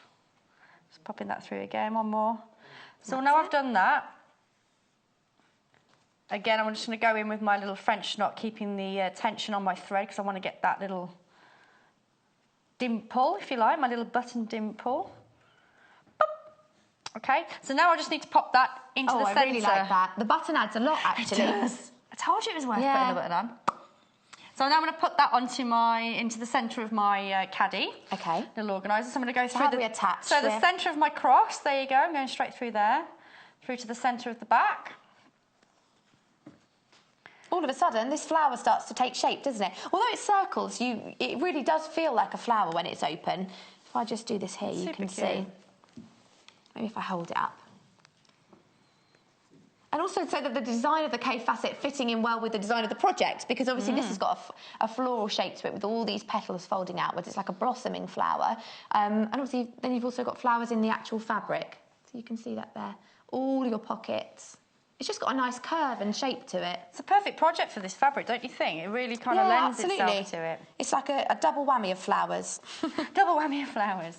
Okay, so now what I'm doing, rather than just keep going in and out through that central point, I'm actually going around and attaching the edges of my pincushion to the edges of my pocket by just going through a layer of fabric and then going through a layer of the pincushion. So let me come back in a second, so that I'm just going to turn it around. So I'm going to go through a layer of the pocket. So I'm making sure that I've not gone through the other side. So it's just that top circle? Just that top section. And I don't think it's on the inside either. Can I get in? No, it's not. It's not even gone through the polka dot either. So it is just that top layer. And then I'm going to go through a layer of my pincushions. That's that pincushion section there. Can you see? So I've just gone through the pincushion. So we're alternating top layer, pincushion, top layer. If I do that first, top layer, a bit of the pincushion, and rotate, and just keep going around until you get to the back where you started, basically. All the way around. So once we've added this, what will the next section be? To add that drawstring, to add the ribbon? Add the ribbon and you then are that's pretty done. much Absolutely it. done. So we have actually got the ribbon as well on today's show. So there are a couple of different colours. Let's have a little look at those. So there's a red and a blue. Obviously we've got the Kaffe Fassett red and blue charm pack and also the Fat Quarters. So we'll look at the blue first. This is a really royal blue. It's a satin ribbon, so it's got that sheen to it. Again, would match really beautifully with the button. We've just added sort of quite an effervescent button there, and that sheen and shine to that would work really well. 20 metres of ribbon on here. Oh, that's lots more of than ribbon, enough. plenty for lots of different things. So $7.95 for that 20 metres, and it's 15 millimetres in width. That's a Beresford's ribbon. And it's double-faced satin as well. So that's $7.95, RNGQ01. And then your other option, I imagine we'll be using the blue. If you want to use the blue, yeah. And the other one is the red. So this is a sort of a poppy red. It's really rich, a satin finish again.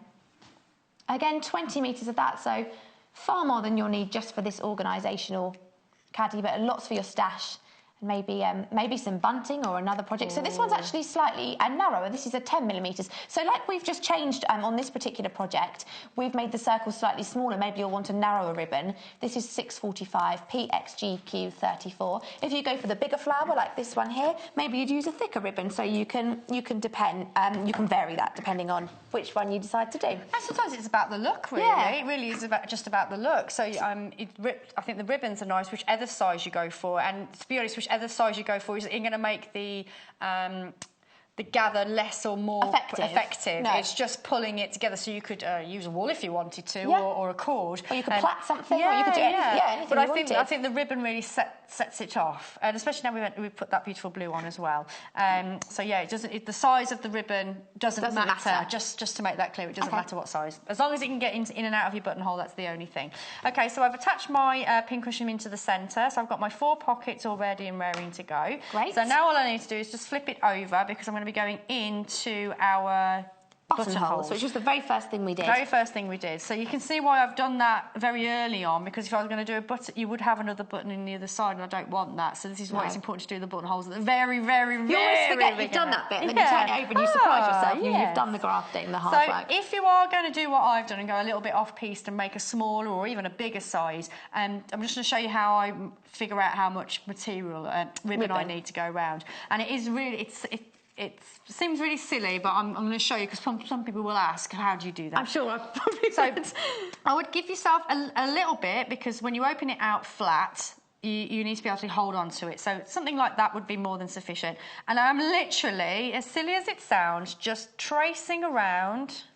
I do this when I'm wrapping presents. If I'm trying to figure out how much ribbon I need, I go round the present twice, and I think, that's the amount that I need to cut off, and then add a bit for a bow or trace it around. So now I know that will go in, and I'll have some left over. So once you've got that measurement, you can just repeat that with the other piece. So you do need 2 pieces of ribbon for your drawstring.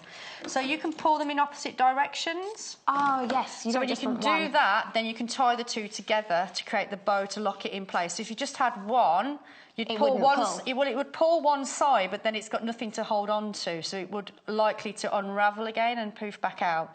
So with the 2, you're kind of almost knotting it as you're pulling it, and then you've got the 2 ends. So it can end up tight like that. Yeah, exactly. So then you've got 2 ends to then bow together to keep it in place like that. Yeah, that is like a present. It is like a present. So if you only had the one, so let's just remove that for a second, you would have the concertina still, but then there's nothing to knot it to or tie it to. Attach it to attach to, so it's likely to then come undone again. And then rather than it being sort of tight fitting, all of a sudden you might start losing things. You'll start losing all your bits and pieces. Yeah, no, that makes total sense.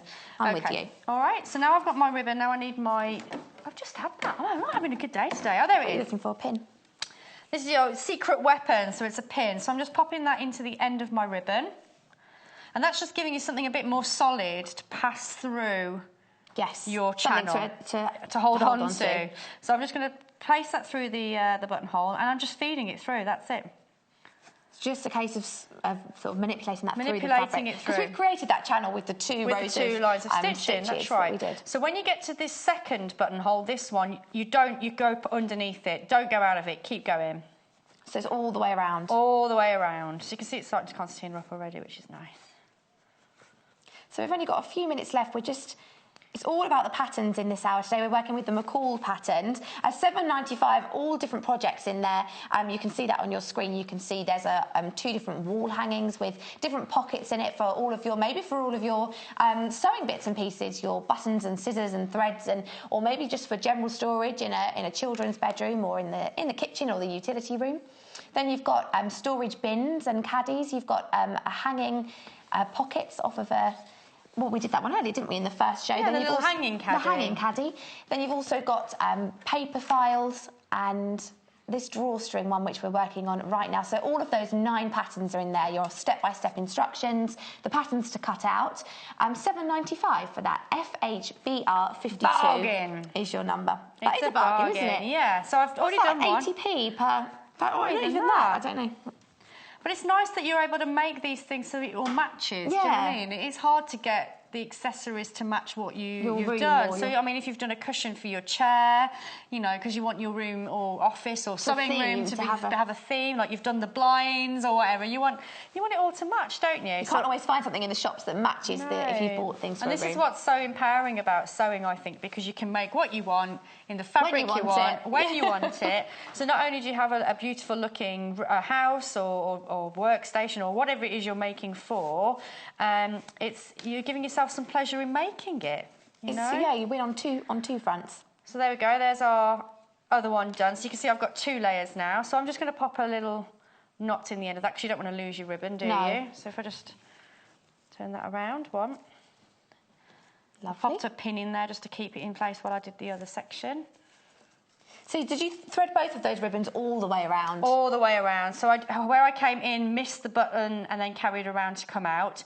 And then the other side. And then I did the other side separately and came out. So that's that done. So you can just turn it around. So there we have it. Look at that. There's our little mini pouch this time. Start to finish in an hour as well. Well, less than an hour, actually. How cool is that?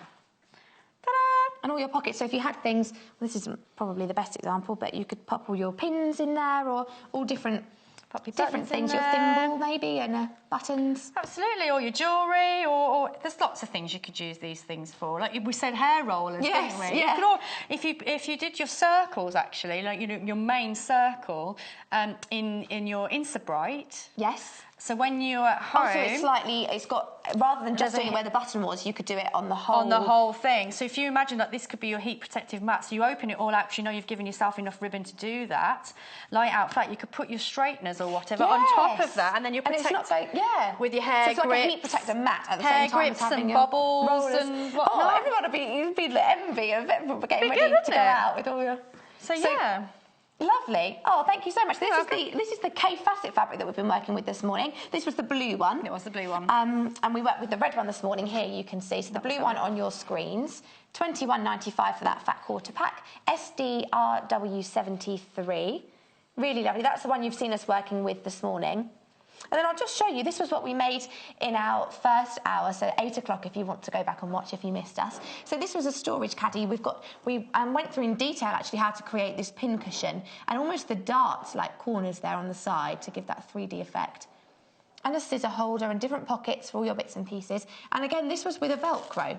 So this is the Kaffe Fassett in red, a fat quarter pack, $21.95 for all of those. Really gorgeous. Enough to make really a lovely. pin cushion. Yes, look, matching. We've got as if by magic. Well, you do. There's so much, and you get so much for your money in that fat quarter pack. So how many pieces was it again? Was it 5? Yes, 5. So that would be over 1.25 meters of fabric. There's Which is a lot quite a there. lot. So even the pieces, even though I've mixed and matched a lot of my fat quarter pieces, I've still got lots left over to go on and make other projects. So you get a lot. You do get a lot. So also, this is the charm pack that we've got on the screen there. You could probably make this little Definitely. out of a charm pack piece. So this is the Kaffe Fassett in blue, the blue charm pack. 30 pieces in there. Great way to add some Kaffe into your stash and into your collection. $16.95, 30 pieces, pre-cut and all ready for you to work with, maybe for a quilting project as well. They're absolutely perfect. Just really bold and something something that's nice to show off with a nice bit of fabric, and isn't it is nice that they've pinked the edges. Yes, that's done for you, rather than it being a sort of a rough edge. Raw edge. So are you back tomorrow or not?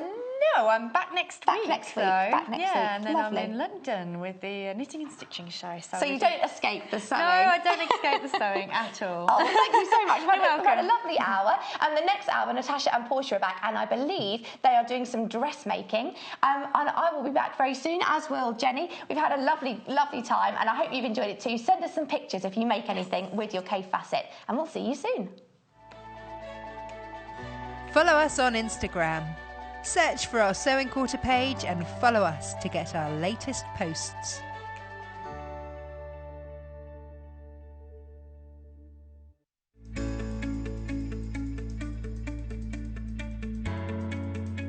So I'm going to be showing you how to do an ease stitch. It's very similar to our running stitch here, but the purpose of it would be different. So I've kind of mocked the head of a sleeve here. 9 times out of 10 you will have to ease the top section of your sleeve. So this is the stitch that you would do that with if you were going to do it with hand.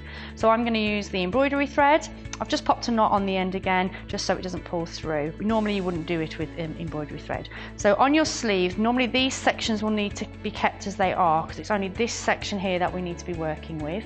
So I'm going to be doing a running stitch quite close to the edge of the fabric. I'm just going to do the quick method here where you're pulling the needle through the fabric while keeping it on the same needle. So I'm going to stop there and then pull that all the way through like so. So you can see that I've got just that section sewn there, and then as I begin to pull you can see that I'm easing the head of my sleeve in. So when that is stitched, these curves should disappear, they shouldn't be there because you've eased the bigger section into a smaller section on the clothing. So that's easing.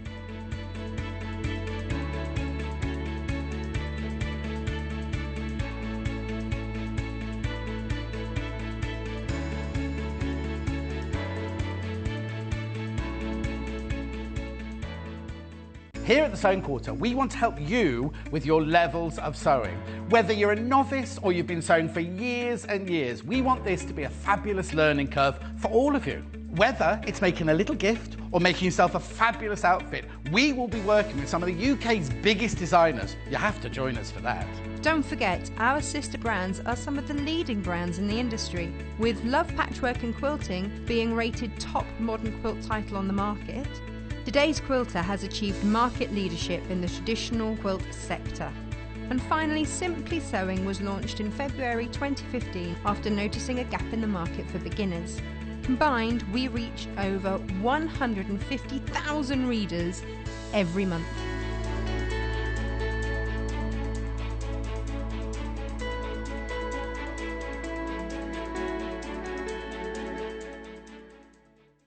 Join us on Saturday the 8th of April when Mandy Shaw will be back to showcase her wonderful range of kits and projects. Mandy has pulled out all the stops to bring a brand new range of inspirational kits and her best-selling Stitch with Love book packed full of projects and guides. So join Mandy Shaw on Saturday the 8th of April at 8 a.m. and 10 a.m. only on Sewing Quarter, Freeview Channel 78.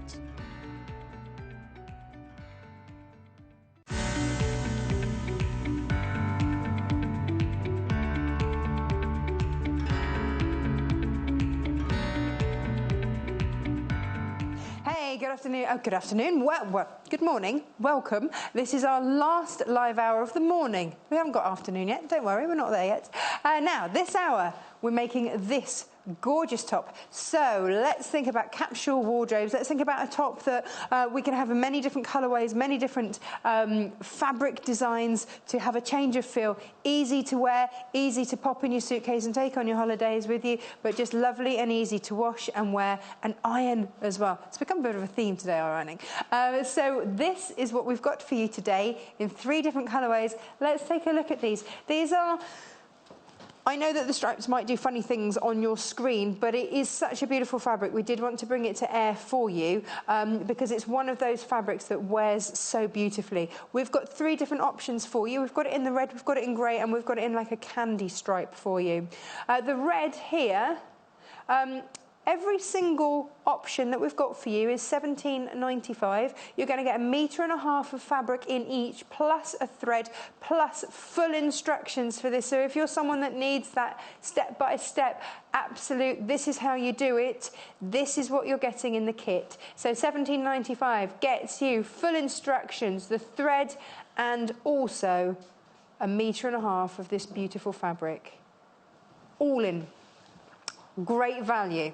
Great value. So let's take a look at, let's start with, the red, because that's what we've got. Here we go. So this is the red that it's made out of, 100% cotton from Macau, and it's one of those fabrics that is it's just a joy to work with, and I think the tone of this red is very flattering. It's not harsh orangey red, it's a soft, more of a raspberry red.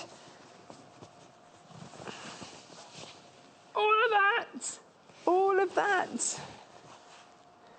And you can see the soft drape of it being cotton, absolutely ideal for these things. Because it's cotton, it's going to breathe, so for your summer wardrobe, absolutely perfect. 100% cotton, a beautiful drape, a nice tight weave.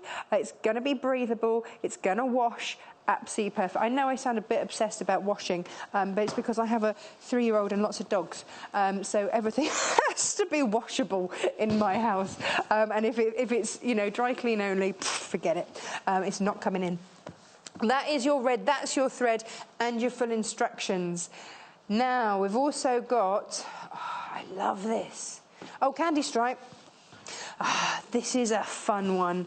Look at this. This is your candy stripe. What I love about this is that you're going to be able to accessorise with so many different colours with this. Oh, chalk. Why do I think it's kind of a candy stripe, but it's called chalk because if you look in detail at the stripe, it's not a solid stripe. It's as if it's been drawn with chalk, but it is that candy kind of coloured stripe. Reminiscent of deck chairs, I think. It's got that summer Brighton Beach feel to it. And again, a beautiful drape. It's going to sit very flatteringly on the figure. And that is gorgeous. This is one of the options. We've got 3 options for you. The grey we're going to be making from, which I'll show you in just a minute.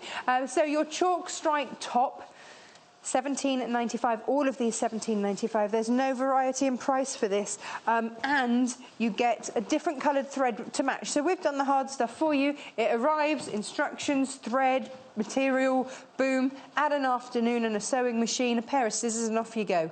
Job done. Isn't that right, Portia? Absolutely. Welcome back. Hello. Hello. I love this. Oh, good. I really do. This first appeared in Simply Sewing, didn't it? Yeah, way back in issue 6. So literally 6 months. I've got it in my dressing room. Have you? Yeah. Good, because I've lost mine. I think it must have migrated to you then. Stealing I'll mine. No, I think my mum's got it actually. Yeah, I think my mum's mums do that in the memory box. Showing all the ladies. Yeah, Oh, my daughter. Yeah. I think what I love about this is anyone can wear it. Yeah, simple, boxy shape, made from your own measurements. Okay, so this isn't a matter of it's only in a size 8 to 14. No. This is yeah, whatever size you are. What you do, and this is all in the instructions, you basically start with your bust measurement. Right. And you divide that by 2. Right. And then you add 4 inches. Okay, and what does that give us? Well, it depends what your bust measurement is. Well, no, I mean in terms of what part of the measurement is that? That is... I'm not asking for personal measurements. I'm not going to divulge that, I'm That's sort of a shame. That will tell you the size of the square that you need to cut because, continuing on from the theme of the last few days, this top is made completely from squares and rectangles. Again. Simples. This is brilliant. We're making the grey. I haven't shown you the grey yet. Let me show you that grey material. Beautiful. So if you're looking to make a bespoke top, if you're looking for something that's going to be flattering, the grey always... Oh, well, grey is one of your favourite colours. That's why this is snuck in. It's the colour that's not a colour. Yeah. 1.5 meters of this. Yeah. Fab. Yeah. This is just a very wearable fabric, isn't it? Yeah. Really lovely. I think there is quite a lot of this left over, and it did occur to me that it might be quite nice to make the top into like a drop-waisted dress, so you could quite easily add like a gathered skirt portion on the bottom. That's a lot of material left over then, isn't it? I mean, not maxi length, but, you know, a decent length, you know, to remain decent. To maintain your modesty. To maintain your modesty. Decent length. So there's that option. Brilliant. Okay. Absolutely brilliant. Anna and Marilyn, you've just asked about the size. It's whatever size you are, basically. You get 1.5 meters of fabric. So and as Portia just said, you get loads left over. So it's just a matter of taking your measurement, dividing it in half. So take your bust measurement, divide it in half, add 4 inches. Add 4 inches. That's Not what we call inches. wearing ease. So if you just took your measurements and used that as a basis, it would literally be like this. We need to move. So the 4 inches that you add on is what makes it sort of loose and boxy. It's called wearing ease. Okay. Okay, and the fabric is, see, I'm going to go back to inches now because that's how it's, so 150 centimetres, 60 inches. Yes. So you'll be able to get both squares out of the top portion of the fabric. Right. Because it'll be folded in half. So half of 60 is 30 inches. Yes. Which will give you up to a 60-inch sort of circumference for the top. I love measurement. this. Do you like this gesture? 60 inches. 60 inches of gorgeousness, basically. So that's good. Yes, that's a good amount. So yeah. it really will fit. Whoever make it to fit. Yeah. Okay. So let's do it. Let's do it.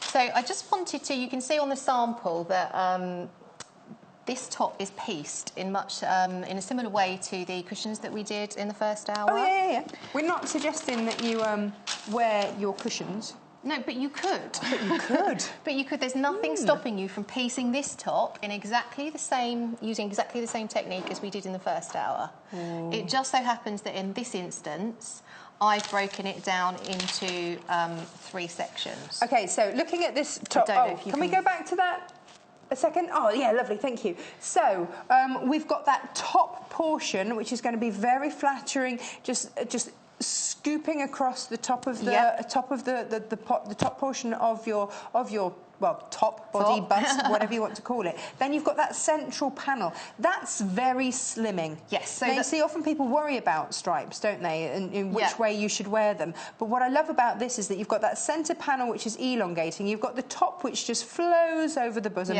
And then you've got that centre panel, which is going to elongate the abdominals. And then you've got the diagonals, which is giving you shape. It is. Hello contouring with no gym. Hello contouring, exactly. So what it's doing is visually drawing your eye to the centre. So it's drawing your eye away from the sides and into the centre.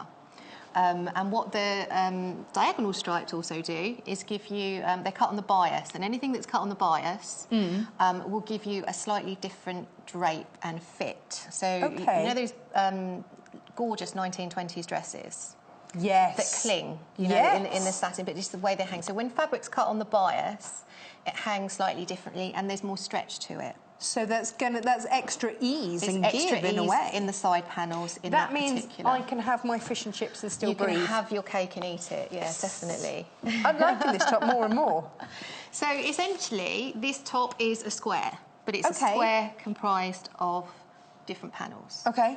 Now, if you wanted to change the way that looked visually, and I don't know if you had broader shoulders, and you wanted to narrow those, you might choose to have the stripes vertically on the top portion, and horizontally on the bottom portion. But you can play with however you want it. Okay. Okay. So all I have done is taken my square. That I arrived at from taking my bust measurement, dividing it by 2 and adding 4. This is all in the instructions, all in the instructions. Yes. And then I've just drawn what we call design lines, so where I want my panels to sit.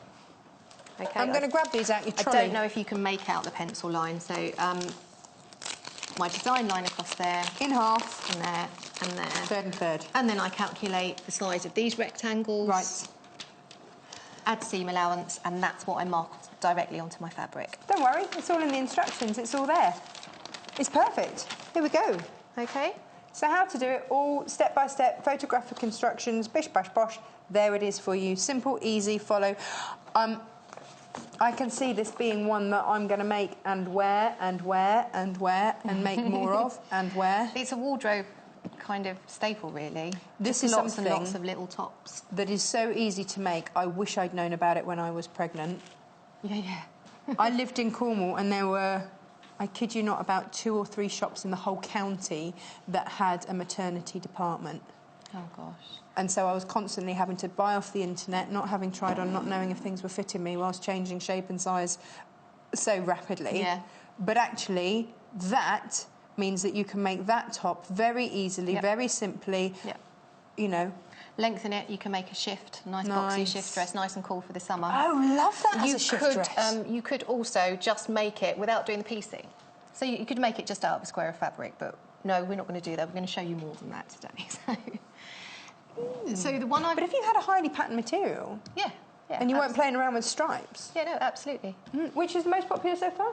Oh, the grey. We haven't even started with the grey, but yeah, I think the thing with grey is that everybody wears it. Everybody can wear it. It's one of those colours that suits everyone. It's like the perfect neutral.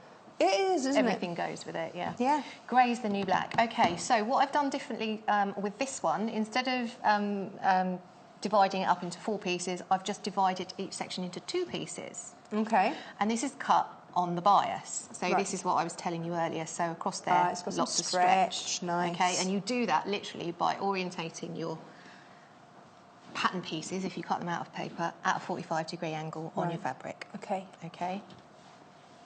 So now I'm going to attempt a pattern match. Okay. On live telly, no pressure. But this is your 4th live show with us. Yeah. So, you know, you're old a pro hand now. Yeah. So what I'm probably going to do is maybe sacrifice a little bit of the alignment here. Right. For pattern matching. Okay. Oh, look, you can see through. Yeah. Oh, that's pattern matching made easy. Hello. So you can line them up here. I don't know if you can see this on camera, but you can... Oh, they can. Our boys are good. It until you find the perfect position for it, okay? Just so that you at home know, what Portia has done before she started is to overlock these edges. If you don't have an overlocker, don't panic. You can either zigzag or I've got a very mid-range machine, you know, it works for me perfectly, one of my machines, but it's not all singing or dancing, and that actually has an over-edge foot. Yeah. Which means that I can do this at home very easily. Yeah, or also known as an overcast foot. Yeah, overcast, over edge, yeah. all those different terminology. This is it, isn't it? There's always more terms than just one. So you can use that just to keep those edges from fraying. Yeah. What would happen if you just pinking sheared that? I'd say on something like a cushion or whatever, where everything was inside and it wasn't going to get jiggled about loads. Probably be fine, but on a garment, I'd possibly go with the zigzag option over the pinking shears. All right. And what I used to do before I got my overlocker was literally zigzag along the edge and then just trim. I'd zigzag along my cutting line and then just trim away the excess really close to the stitches, very carefully. Now, we've had a question about sizing. Hello. Right. You get 1.5 meters of fabric. Now, as we said, the way that this is cut out, and just do this at home because we don't know the conversion of your actual shop size into inches. So at home, if you just take your bust measurement, and if that is 60 inches or less, this will fit. Yeah, basically. Nice. No, done. Yeah, one size. Simple, easy. What if you cut it out from the 1.5 meters way that way? Well, actually, yeah, thinking about it, you probably could have enough to get the two squares, like one on top of another out of the fabric. Yeah, so you probably so that would mean go up to 150 centimetres, so 120 inches of circumference. So, yeah. If you're under a 60-inch bust, then you'll have the extra to play with at the bottom. If you're over a 60-inch bust, cut it from the 150. Then you'll be able to get the boxy top, but not loads extra to play with. So actually, that's pretty much all sizes. Yes. Happy days. This is the chalk option for you. I love this. That's going to look beautiful with your jeans. Actually, all of these will look lovely with jeans, but I think you can. That's such a summery option. That one, $17.95, EYGC02, and then you get the red, which is the one that we've made here. This is a great one, isn't it? Because you can throw a cardi on over the top, just a plain cardi on over the top. Yeah. Maybe a cream cardi or something like that's going to look like nice. The perfect capsule wardrobe. You know, yes. if you've got sort of nice linen trousers in sort of 3 different colours, and then, I don't know, maybe 5 or 10 of these tops. That's your summer wardrobe sorted, basically, isn't it? That mix and match with... Done. I must admit, I am a fan of the boxy top. Oh, with good reason, I think. Yeah. With good reason. And you know you're... Producer Paul says, is she a boxy lady? I think foxy is generally... Yeah. Or bossy. That's not, bossy. Or bossy, not boxy, well, you know. I don't know what boxy would... What's a boxy lady? I don't know. Is she like an athlete? What would a boxy lady look like? Boxing, like Rocky. Yeah. Yeah. New terms here on the sewing quarter. Not strictly sewing, but, you know. Don't mess. Don't do it, yeah. Don't mess with a boxy lady. No, absolutely. But I think with your colouring, you're a foxy lady. Yeah. So we're pattern matching. Yeah, well, hopefully. Yeah. I mean, I've done this at home and it comes out perfectly. I can normally pattern match like a boss, but... oh, yes. Whether it will happen for me... I say yes. I don't know. I say why not? Why wouldn't it? Why not? Okay. Weird things happen on live TV, that's all I can say. Right, so... seam allowance of... I'm just, again, using the presser foot as a guide here. Again, it depends how much leeway you've got in the size of the pattern pieces you've cut, but 1 centimetre would be plenty. If you want space for fitting, then do a 1-inch seam allowance. It really is whatever suits you. All the instructions are here. I think there is a seam allowance. It may sound like we are freestyling completely, but we're not. It is all in here. Photos, step-by-step instructions, the whole caboodle is in there. So this is your stripy top, whether you want it in grey, red, or our chalky. Do you know what? I keep looking at the red and the grey together and thinking that that might make a nice combination, mightn't it? If you're not scared of colour. If you got the grey and the red, then you could make 3 tops. Yeah. Basically. Yeah. And colour, you know, like one grey, one red, and one mixed grey and red. That would work. Nice. This is now limited stock. Just so that you know, because I know that if you're... Woohoo! Look at this, 1.5 meters. Well, look, you've got the denim blue in there straight off, haven't you? And then you've got all sorts of different colours to play with, to pick out. I like to layer, not gonna lie, I'm a layering girl. So I would be layering a little vest top on underneath this, like a long vest top, a bit like I've got on today. I might be layering a denim kimono over the top. Actually, wouldn't this material be lovely for that kimono? Yeah, it would, yeah. Yeah, it would work really nice. Sorry to reach across, I put them in totally the wrong place. That's all right. So you see, what I would be doing is picking out one of those colours, having my little box top, having it a little bit shorter, then having a little vest top, so that you then get that peep of colour. Yeah. That would make me so happy. I mean, I'm happy. So you get your thread, you get your 1.5 meters of fabric, you get your full instructions. Yes, $17.95. Bargain. But this is a bargain.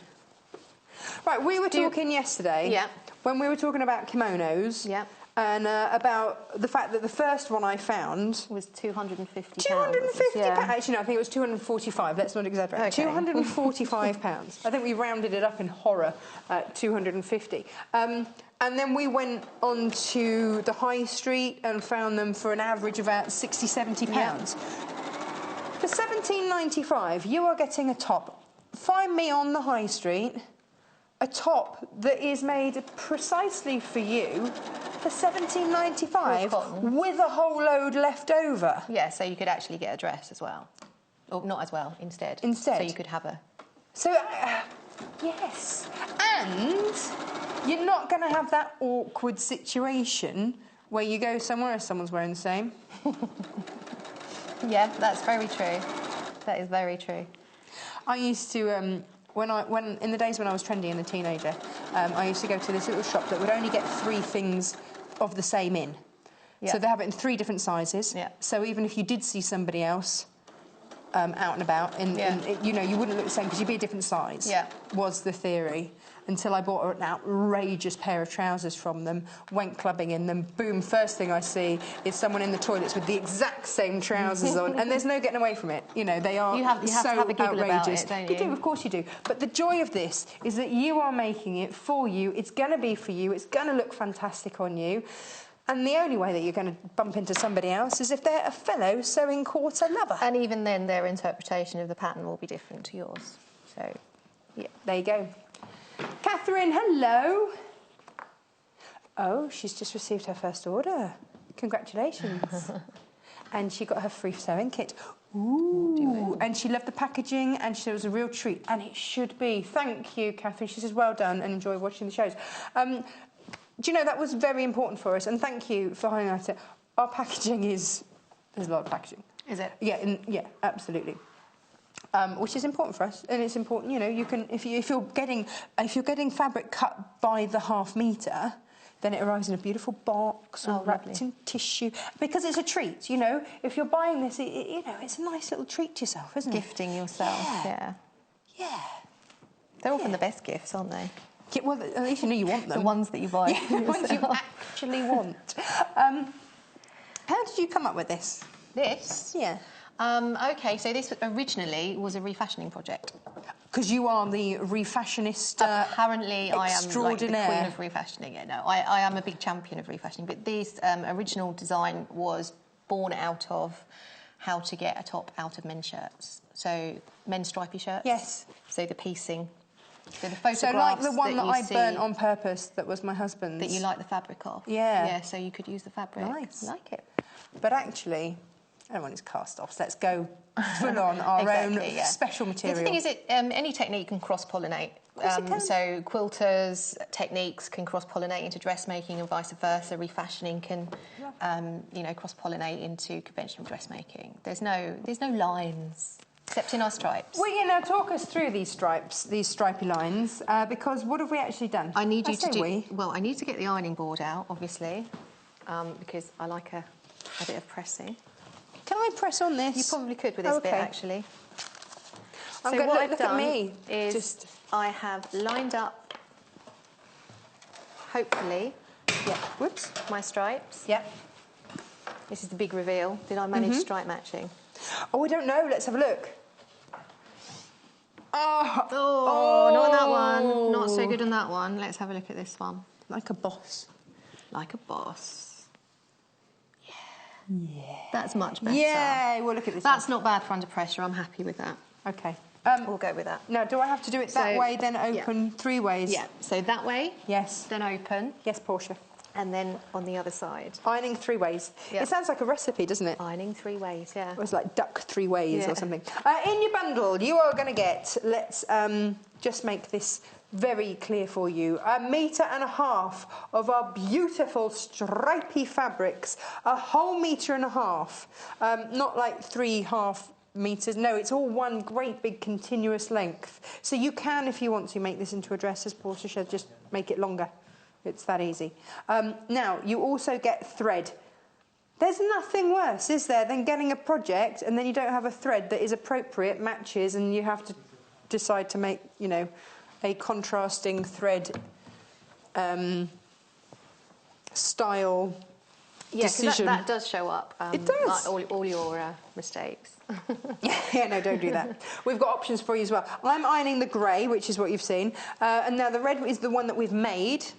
So do take a look at that. So thank you, Portia, for That's all right. Can you do the same for that, please? Yeah, I'm doing it. I'm on it. So there we go. And again, that thread matching, that beautiful red thread matching, we've done that hard work for you. Do you know what I love also about this is the fact that you get so much thread left over. So when you start buying our kits and we give you thread in there, you're building up your thread stash. Yeah. Because you're not going to use a whole reel of thread. I mean, you know, even if you make the larger size, you're still going to go crazy with your top stitching. And embroider it and quilt crazy top stitching lady. You do like to top stitch. Yeah. Now, the chalk is limited. We do still have sort of a handful, but they are limited. That would be great for your holidays. Nice. Blackpool rock, Brighton rock, any kind of rock. What, the chalk? Yeah. Yeah. Love it. But it is limited, so if you love it as much as we love it, get it quick. Is what I'm saying for you. Lining for a beach bag as well. Well, you could do that with the leftover, couldn't you? Yeah. You could have a matching... Oh, I better not burn that. That's fine. That's fine. Is that all right? Yeah. Okay. That would have been awkward, wouldn't it? Sorry, Portia, you made this beautiful thing and I burnt it. Right. No, that would be wrong. Here we go. Okay. So... Is that a front and a back? That's a front and a back. Okay, so as we did, if you watched earlier, where's my fabric pen gone? Are we making exactly the same one? We're not, It's the same concept as the kimono. Is there a fabric? Same but different? Oh, there it is. Yeah. Same but different. So... So actually, this is how you're going to get variety. Once you've got the pattern and you've got your fabric... Yeah. Say you went for a grey and you went for a red. Say you bought both. I mean, let's just be extravagant. Say you bought both. Then actually you can make one out of the grey, make one out of the red. Then you can do a grey and a red, mix and match. Yep. But actually, as you're doing here, you can do the stripes in different directions. So each top is different. Exactly. Yeah. So you could even do 4 of these diagonal stripes and have them all meeting in a diamond in the middle. So you're cutting your front section into 4 pieces. Right, all I'm doing here is marking where the neckline's going to go. Mm-hmm. So your neckline needs to be, as a minimum, 8.5 inches. Okay. Because you've got to get your head through. Yeah. So I'm going to mark that 8.5 on there, I think. Okay. I have a very small head. Do you? Yeah. Maybe I've got a big head then. I don't know. not in a kind of like, wow. Like, not in a kind of a way. No, just in a... Because I never, like, hats just fit me really weirdly. My son wears my hats. He's 3. To the extent that Stephen met me, my husband met me, to go for dinner after work the other day and brought Freddie with him, obviously, because we wouldn't leave him at home. He's only 3, that'd be wrong. Somebody called social services now. And so they were walking down from the station to meet me, and I look at my son, and he's wearing my straw hat, my little straw boater. And I said, Stephen, you know that's mine, not his, don't you? And I was like, and he said, yeah, but, you know, there was no stopping him. So, yeah. Right. Either he has a massive head or I've just got a pinhead. So all I've done there... Yes. Oh, well, hang on. Are we... Sloping shoulders. Yeah. So like we did with the kimono yesterday, we're adding a slope to the shoulder. Because as you can possibly... 1.5 inches? About 1.5 inches, yeah. Yeah. Round about that, yeah. I mean, you can see 1.5 inches, 2 centimetres, something like that. Oh, hang on. Straight in with those scissors. We're Lynn's loving the show. Hello, Lynn. Thank you. Hi, Freestyling Lynn. with a pair of scissors here. Freestyling. Oh, Jenny's asked about the paper we used earlier. Which paper we used? Oh, what, earlier on in the show, as in the paper. Oh, that can be any paper. Any Doesn't paper. matter. It could be newspaper, wrapping paper. All together now. Brown paper. Use your own Christmas wrapping paper up. Yeah. Do you ever use the same wrapping paper 2 years running for Christmas? No. No, you can't, because you have a different theme, different... Yeah, no, I have to have a different... I go really crazy on my wrapping, to be honest. Yeah, it's my thing. I probably spend more time wrapping than I do. Do you? And then we're going to cut our neckline out. I'm eyeballing, but if you fold it... I'll show you in a second. Could I suggest something controversial? Fold it in half like that. I mean, you can see... how accurate my eyeballing is. It is. But if you fold it in half like that and cut like that, then you'll have definitely have a matching. I have an idea. Go on. My producer just goes, uh-oh. How rude. Have you seen one of these? Ah, okay. So this is a kind of a quilting tool, is it? It is a quilting tool, but... Yeah. I don't know if that would work. Well, of course it would, yeah. Well, now you said...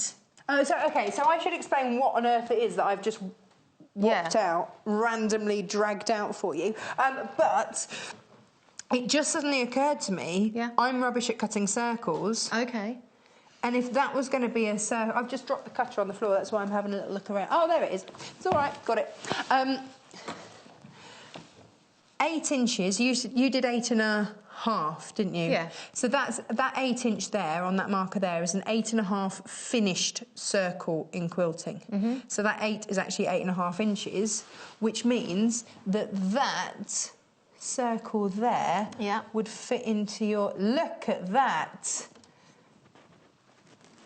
So this Can you see? Yeah. Yeah. So that is your centre point here. In fact, shall I show you on a other piece of fabric? Yeah, so mine's not completely round, it's more of a scoop, but yeah, you could absolutely use that, yeah. But if I didn't, because that would be where I would go wrong. Yeah. Let me show you what it does. But here's our flamingo fabric that we had yesterday. Shall I carry on sewing while you're demonstrating on the flamingo fabric? Is that okay? Yeah, well, just tell us what you're sewing. I'm just going to sew along the shoulders. Oh, yeah, no, you do that. Is that right? Straight stitch? Straight stitch. Edge of foot. Edge of foot, yeah. I bring this up because if circles strike fear into your heart like they do mine, then this is an easy way around it. Every day, says producer, every day. Circles, clowns, all these things that you can be scared of. This is the perfect answer for you. So whilst Portia just sews down those shoulders, let me show you how this works. This is your Fiskars circle cutter, making circles incredibly easy for you. So along here, you've got your measurements, and 2 inches there is 2.5 inch finished. So it goes up in inch increments. Now, if I want to cut the perfect 12-inch circle, for example, I would, look here, this is my fabric fold line there, so I would line it up with my fabric fold line there, and I just slot the grooves of my cutter into there, press down until you apply the pressure. Nothing happens with that blade. If I wanted to just do a semicircle, then I would go to the half circle seam allowance line there. I'd line it up on that. That's the centre there. Are you ready for this? Oh, I didn't press hard enough. But, oh no! Didn't press hard enough. Should have done. There's a thread. There's like a little odd thread there. Should I do that again?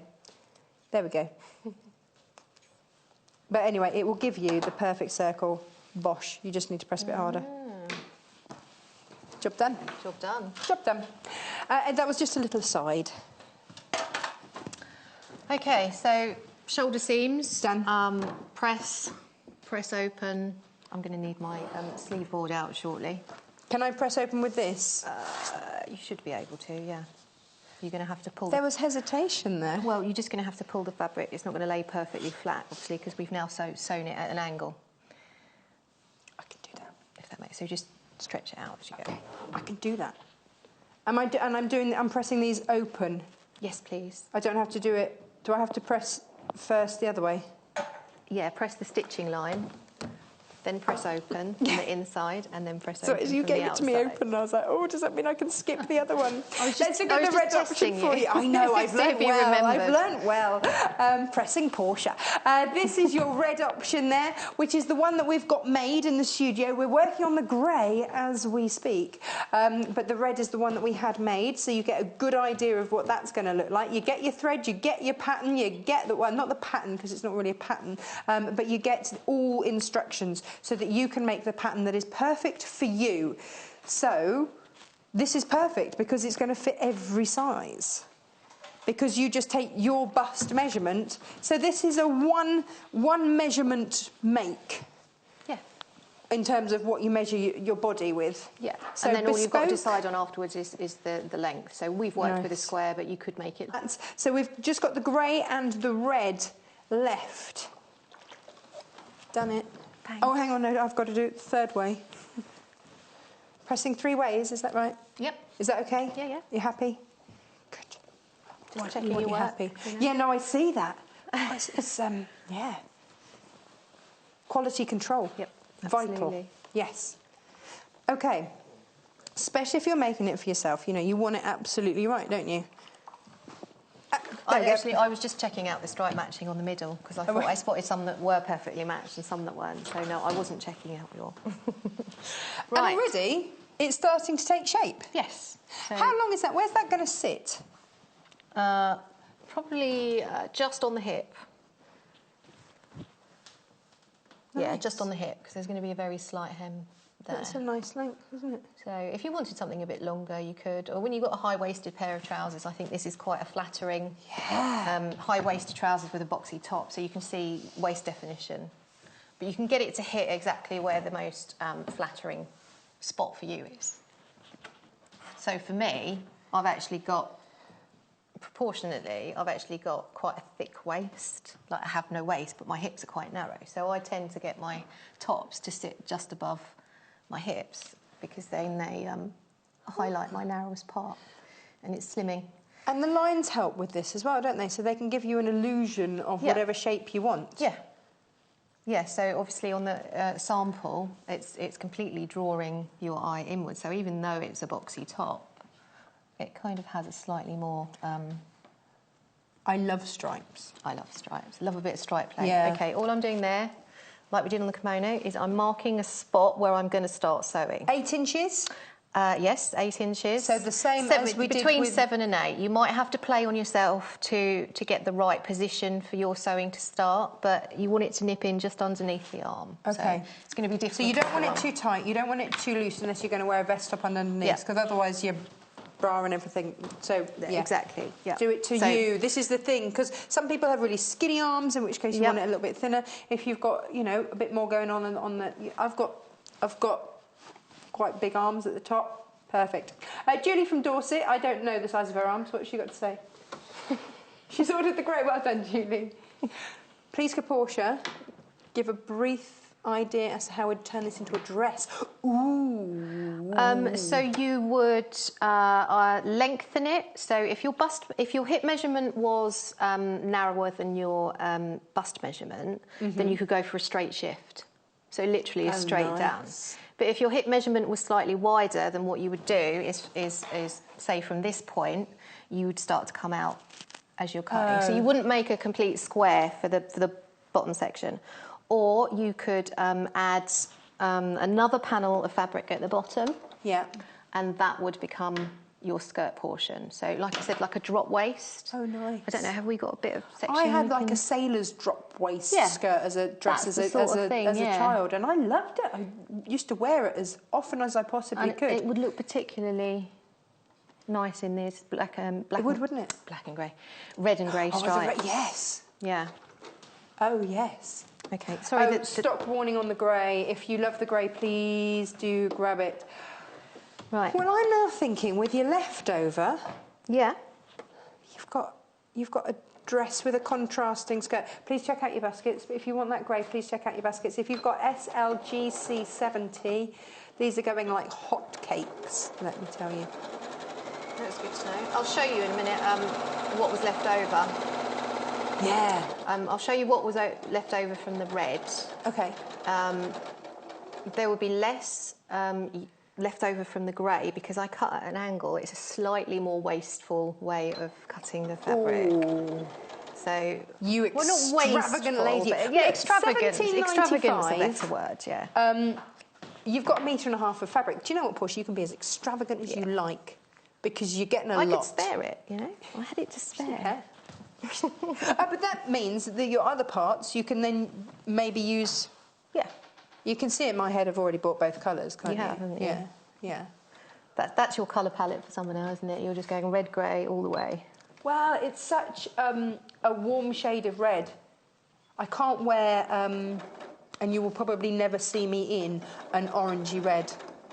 No, me either, funnily enough. Yes, but you will see me in that sort of red. That's lovely. No, that's I was trying to explain to someone the other day, like the colour, or we were trying to describe it, and it's sort of got a raspberry-ish tone to it. Yeah, it's raspberry. Raspberry, tomato. No, not tomato. Can I go and grab those instructions from there? I know you want the instructions. Hello, I want to show you these. I've lost it. How did I had it? I hadn't. Have they gone under there? No, I don't know. I've managed to lose them, eat them or something. What have I done with them? I just wanted to show you again the instructions because they are so clear. What did I do with them? Not sure. Can I get them? They're right in front of me, apparently. Thank you. Oh, I put them on the stand. Oh, yeah. I was tidying up. Tunnel vision. Blonde moment. Let's look at these. For moments, I was, a good sort of like 2 minutes I was searching for these. No idea. What's wrong with me? Where they are. But here we go. Full instructions, step by step, and beautiful. La la la is a technical word for step-by-step written and photographic instructions. I want to see you iron. Okay, because you're doing something whizzy again with that iron. This is exactly what we did with the kimono. So you've got the side seam and the turning for the sleeve opening. This is your cheat, isn't it? Is a continuation of that side seam. Yes. If that makes sense. So you're not having to do that awkward thing of trying to turn it a certain amount. You're pinching this fabric together and you are continuing that pressing line there. So you've already got a guide. We had on the show last week or the week before something called, I think it was a like an easy seam, like one of those little gadgets that you would slot in to make sure that you've got the same seam allowance all the way through. Yeah, they're really useful. That's the sort of thing that you would really do with here if you were not confident with eyeballing. Yeah. Have a look on the website for that. So the grey is limited now. So that means when we say limited, it means basically that if everybody checks out their basket that has it in the basket, it's gone. There'll be a few of you disappointed. Can't have that. We don't want anyone disappointed. Now this, or you can always give us a call, 0800 112 4433, to check stock and quickly secure it if you want it now. Bit Scandi. Scandi, Yeah, I know it's called, well actually it's called, stripes. Scandi stripe, it is, very much so. Again, bang on trend. Yeah. But it is also Scandinavian a classic design. pinstripe. Yeah. Yeah, you could see that in like gents' shirts as well, couldn't you? Like city shirts with a bold, you know, with a under like a plain suit, it would look quite striking, wouldn't it? Yes. Actually, that would look striking under a suit jacket, wouldn't it? For you. Yes. That nice flash of red under a nice fitted jacket. Yes. Oh, I wonder if that would fit me. So, in a second, I am going to sew these sleeves up. Okay. And then after that, I'm going to apply very quickly. We have about 12 minutes left of actual make time. Okay. You wanted to show us the bias neckline, didn't you? The bias facing. Which is better for us to see? Probably the bias facing. So I think you get the gist of this, don't you? Plus, we went through this in detail yesterday. In the instructions. It's in the instructions. If you want to see how Portia does this, you can watch the kimono show. The sleeve treatment. Yes, which was yesterday, because it's the same technique. So rather than repeat that now, if it's an option of we can do one or t'other, I'd really like to go with the... Let's go with t'other. Only because I need to know how to do it. What time was our... Producer Paul, what time was our kimono show yesterday? What time was that? Was it 10 o'clock? Kimono was 10, It was, wasn't it? Yeah. OK, so just go onto YouTube, put in yesterday's date and sewing quarter and watch the 10 o'clock show if you want to see how to do the sleeves. Yeah. Because it's the same process. So we've got the gist. I've pinned and turned, and then all you do is stitch from the outside all the way around, and then just to secure those hems. Go back and forth at the base, and which is your pressure point, which is your stress point. Yeah. Or stress point. Well, pressure point. Yeah, stress. Stress and strain. Pressure point is more acupuncture, isn't it? So there you go, all holistic. There you've got your top, and what we use is more bias stripes. Hey! So camera's probably going to really love this. This is a bias strip. Yes, so bias just means cutting on the 45-degree angle. And this is a bias tape maker. Right. Please, if you have the grey in your basket, please ring us or check out your basket now, or you will miss out. Too many of you have got it in your basket. The red is still available, but if you're after the grey, I hate this is one of those moments, bittersweet. I love that you love it. I'm really sad that not everybody's going to get exactly what they want, but the red is available. We have still got some of the red. It is beautiful. Give it a go.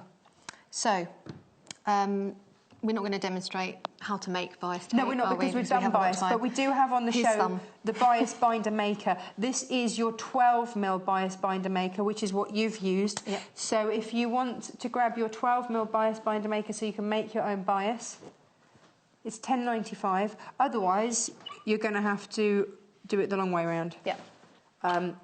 Just make your life easy. Get this, $10.95, GPGQ 98. Okay. Could I trouble you to slide that mat underneath, the ironing mat underneath? Oh, we can't do it on there because it doesn't like it. Like that? So you have to iron on come here. Over here. Yeah, okay, go on. No problem. It's just one of those little things. It buckles the mat. Okay. So we don't do it. Because, you know. Right, so bias strip. Yes. Beautifully made, by the way. Thank you very much. So dressmaking bias binding is that 24, 25 mil width, isn't that, inch? Yeah, sufficient for most dressmaking, yeah. So you could use this to actually bind. Okay. But with this fabric, because when you bind, you're getting multiple layers of fabric on top of each other. I just felt it was too bulky, so right. I what went have you for done instead? facing. Okay. So this is the first step is the same technique as binding. So steam shape that all the way round, ideally you want some slightly smaller pins than this. Okay. That strip of bias binding, did you just fold that in half to find your central point of your binding and then the central point of your... Yeah, you can do, yeah. I eyeballed it, but yes, you can fold it in half. I want your eyeballs. They're brilliant. The thing is, when you've done it a few times, it just... It becomes second nature, but for someone like me... But it wasn't. I was terrible at eyeballing, and all these bloggers used to say, just eyeball it. I'm like, I can't eyeball. So what you do... Do not make me eyeball. Don't make me eyeball. So just to be on the safe side, yeah. So for me... Centre point. You know what you're doing. I don't. I wouldn't eyeball, you eyeball. Yeah. But it just means... But I happen to know that I've got a lot of excess left over, so... Oh, well, there you go. So Happy just days. make the strip longer than you need it. Okay. And then you'll always have some left over. Okay, and then I'm just going to rotate that seam forward a little bit. Okay, there are 3 left of the grey. So if you check out now, you can get it. Or if you ring. Could you pass me these? You need to be like super, super quick. More of you have it in your basket than we actually have stock of. So if you check it out now, you might be one of those lucky 3. Oh. What I'm doing here is this angle is just slightly too extreme to get for the... oh, that was shoddily done. I should have done it with my clippers. Snippers. That's better. Bit more control there, thank you. I asked you about these snippers earlier. I love because, them. Because you said to me, do you perchance stock these? And yes, we do. And I did quiz you about these. Now, Yes. I don't know if we actually have these on the show, but I think I we did quiz you on these because when someone says to me, I need these on my show, I think I put them on my tool list, and I really, really need them. Can I... And I say, well, why? Tell me why these are so important. And you said... Just because they're so ergonomic and comfortable in the hand. So I haven't got to stop, try and get my, your fingers into these tiny little scissors and all of that. And those just sit so nicely in the hand. You've got so much control over them. Do you know what I love about these? Right and left-handed. And you've got that spring on there. These do remind me of garden secateurs. Yes. Don't use them in your garden as secateurs, but only because you've got that spring release. So if you suffer from, if your hands get tired, then it's really easy because half the work's done for you. You're not having to pull them open. It's right tools for the job. Right or left-handed, easy peasy. This blade here, so sharp. Super sharp, yeah. So when you come to grading seam allowances, so that is trimming down your seam allowances once you've sewn, they're so accurate. And also, you said to me you can get in. Yeah. If I show you, like with a normal pair of scissors, it's awkward because you've got... You're at the wrong angle. Well, you saw how tricky that was for me to cut that little But piece these... That's on your vertical plane. These are on your horizontal plane, which means that you can get in much closer. Yeah. $13.95. Give them a go. VFGQ64. Little aside. Right. Okay, I'm just going to show you the back bit here. Okay. Sorry to interrupt. Sorry, I was only going to tell you about stock. So when we get to joining the bias... Yes. Oh, this is a bit crucial. Yeah. No, pay attention. Because you've got to sort the length out on this. Press a little fold there. Yeah. Then butt that one up to it. Yeah. Press a little fold there. Yeah. Okay, so that is where your seam is going to go. Okay. So what we do now is before we pin the rest, we take this over to the machine. Yeah. And with this open, we sew those together. Oh. And that's how you get the join in the bias. One left of the grey. Okay. Please do check out the grey. We've only got one left. Red is still available. Love that red. I do love that red. So do you open it completely? Yeah, open it completely. I normally just open the top section first, so aligning my little fold lines. Okay. Get it under the presser foot. Yeah. Where's my fold line? There it is. So we're just get the needle matching down, and another thing that this is handy for is I just hook that under there. I don't know if you can see that, and I use that to just pull that section so out. You don't end up sewing it in. Flat. Oh, brilliant. Do you go forwards and back, or I do you don't, not need because it's to? going to get stitched twice anyway. Okay. When it's sewn to the neckline. And here are these little snips coming out again. They're good, aren't they? They are. They are so sharp. And I'm going to go back over here. Awesome.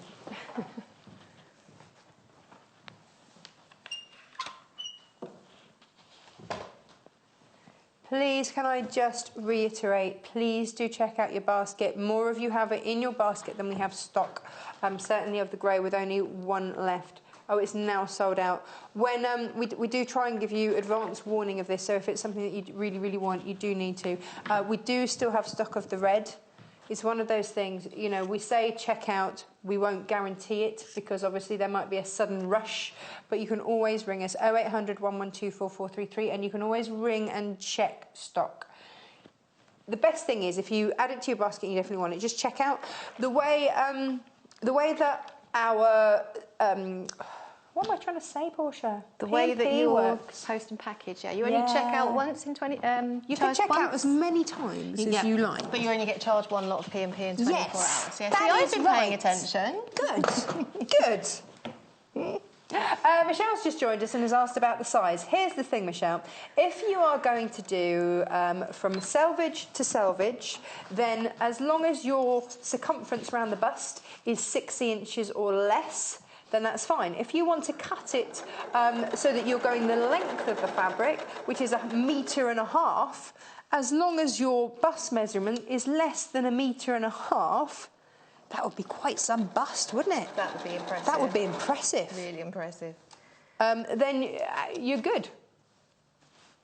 So pretty much every size, because it shows you take one measurement, you halve it, add 4 inches. Half your bust measurement and cut it 4 inches, and then cut a square or a rectangle that is that much wide. Okay? There we go. Okay, so show me. Yes, once show you've me. got it pinned, stitch your bias binding to your neckline opening. Are you stitching that on that first crease? Yes. Okay, so you can use that as a guide. That's your guide, yeah. Nice. So always stitch in that first crease. So that first crease should be going through the centre of the presser foot. Okay. Okay, so towards the needle. I still find bias binding a little bit daunting. But I also use on this foot, for instance, similar to my one at home. So there's this a line. Okay. Where it goes from metal to clear. Yes. So if you can see, that's So actually the raw edge that's lines 1/4 of an inch. that. Yeah. So yeah, one of the things that I found that I was doing when I very first started sewing, and I couldn't work out why my lines were going wonky, was I was focusing on the needle. Should you not? Don't focus on the needle. Focus where do you focus? On the raw edge of the fabric, because you want that to be. That's what you're. So were you getting mesmerised by the needle? I was, yeah. Well, I just thought that was the place to look. And of course I wasn't watching what was happening to the rest of the fabric, and that's what's going to be obvious, you know, when you take it out of the machine. Now, the distance of the stitching from the edge of the fabric. Whilst you do that, I've had a request from a viewer to very quickly show that circle cutter again because they missed it earlier. Okay. So let me just do that. Are you nearly at the... Oh, is there something you need to just show us then? Well, quickly? I'm just wondering if I should take the... Because we're running very short on time. I know. Yeah. I'm wondering if we can take the sample off the mannequin. Right there. And then I can show you the difference between the end stage and this stage. Perfect. Do you know what? We'll worry about the circle cutter another time. Okay. This is more important. So, this is where we've stitched. Yeah. Okay, and then what will happen is we will press this up. Oh, nice. That's a lovely finish, isn't it? And then we will understitch, which is stitching your facing to your seam allowances. Oh. So you would stitch very, very close to this line here. Yeah. And what that does is it allows this to turn under really cleanly. Oh, nice. Okay. And that would be your next step. So as you can see on here. Yes. I just need to say very, very quickly, the red is still available. Some of you are telling us you're having trouble getting it, in which case just give us a call, 0800 112 4433. But our computer stock thingies, that's about as technical as I get. Computer stock thingies. Yeah. Computer says yes, we have it. So just, if you're having trouble with your PC, then just give us a quick call. It's free to ring 0800 112 4433. Okay, so this is the line of understitching I did, which allowed me to turn this edge over really, really cleanly. Yeah. It makes the fabric want to go over. And then what you do then is you pin that and stitch from the outside, and that's a bias face neckline. Nice clean finish. That's nice cracking, that crisp is. edge, yeah. Once you learn that, you can apply that to boat necklines, round necklines, scoop necklines, any kind of round or oval neckline that will apply to. You can use it as a finish on other things as well. We're out of time. Thank you so much. Thank you at home. Bye-bye.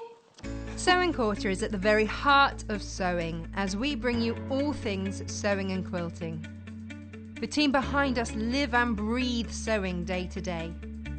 We strive to bring you exclusive offers, exciting live demonstrations, and most importantly, we will custom cut fabric to your specification in our very own cutting room. We will also be bringing you TV exclusives that you won't be able to find anywhere else. So come and join us today at the Sewing Quarter. Welcome to the Sewing Quarter.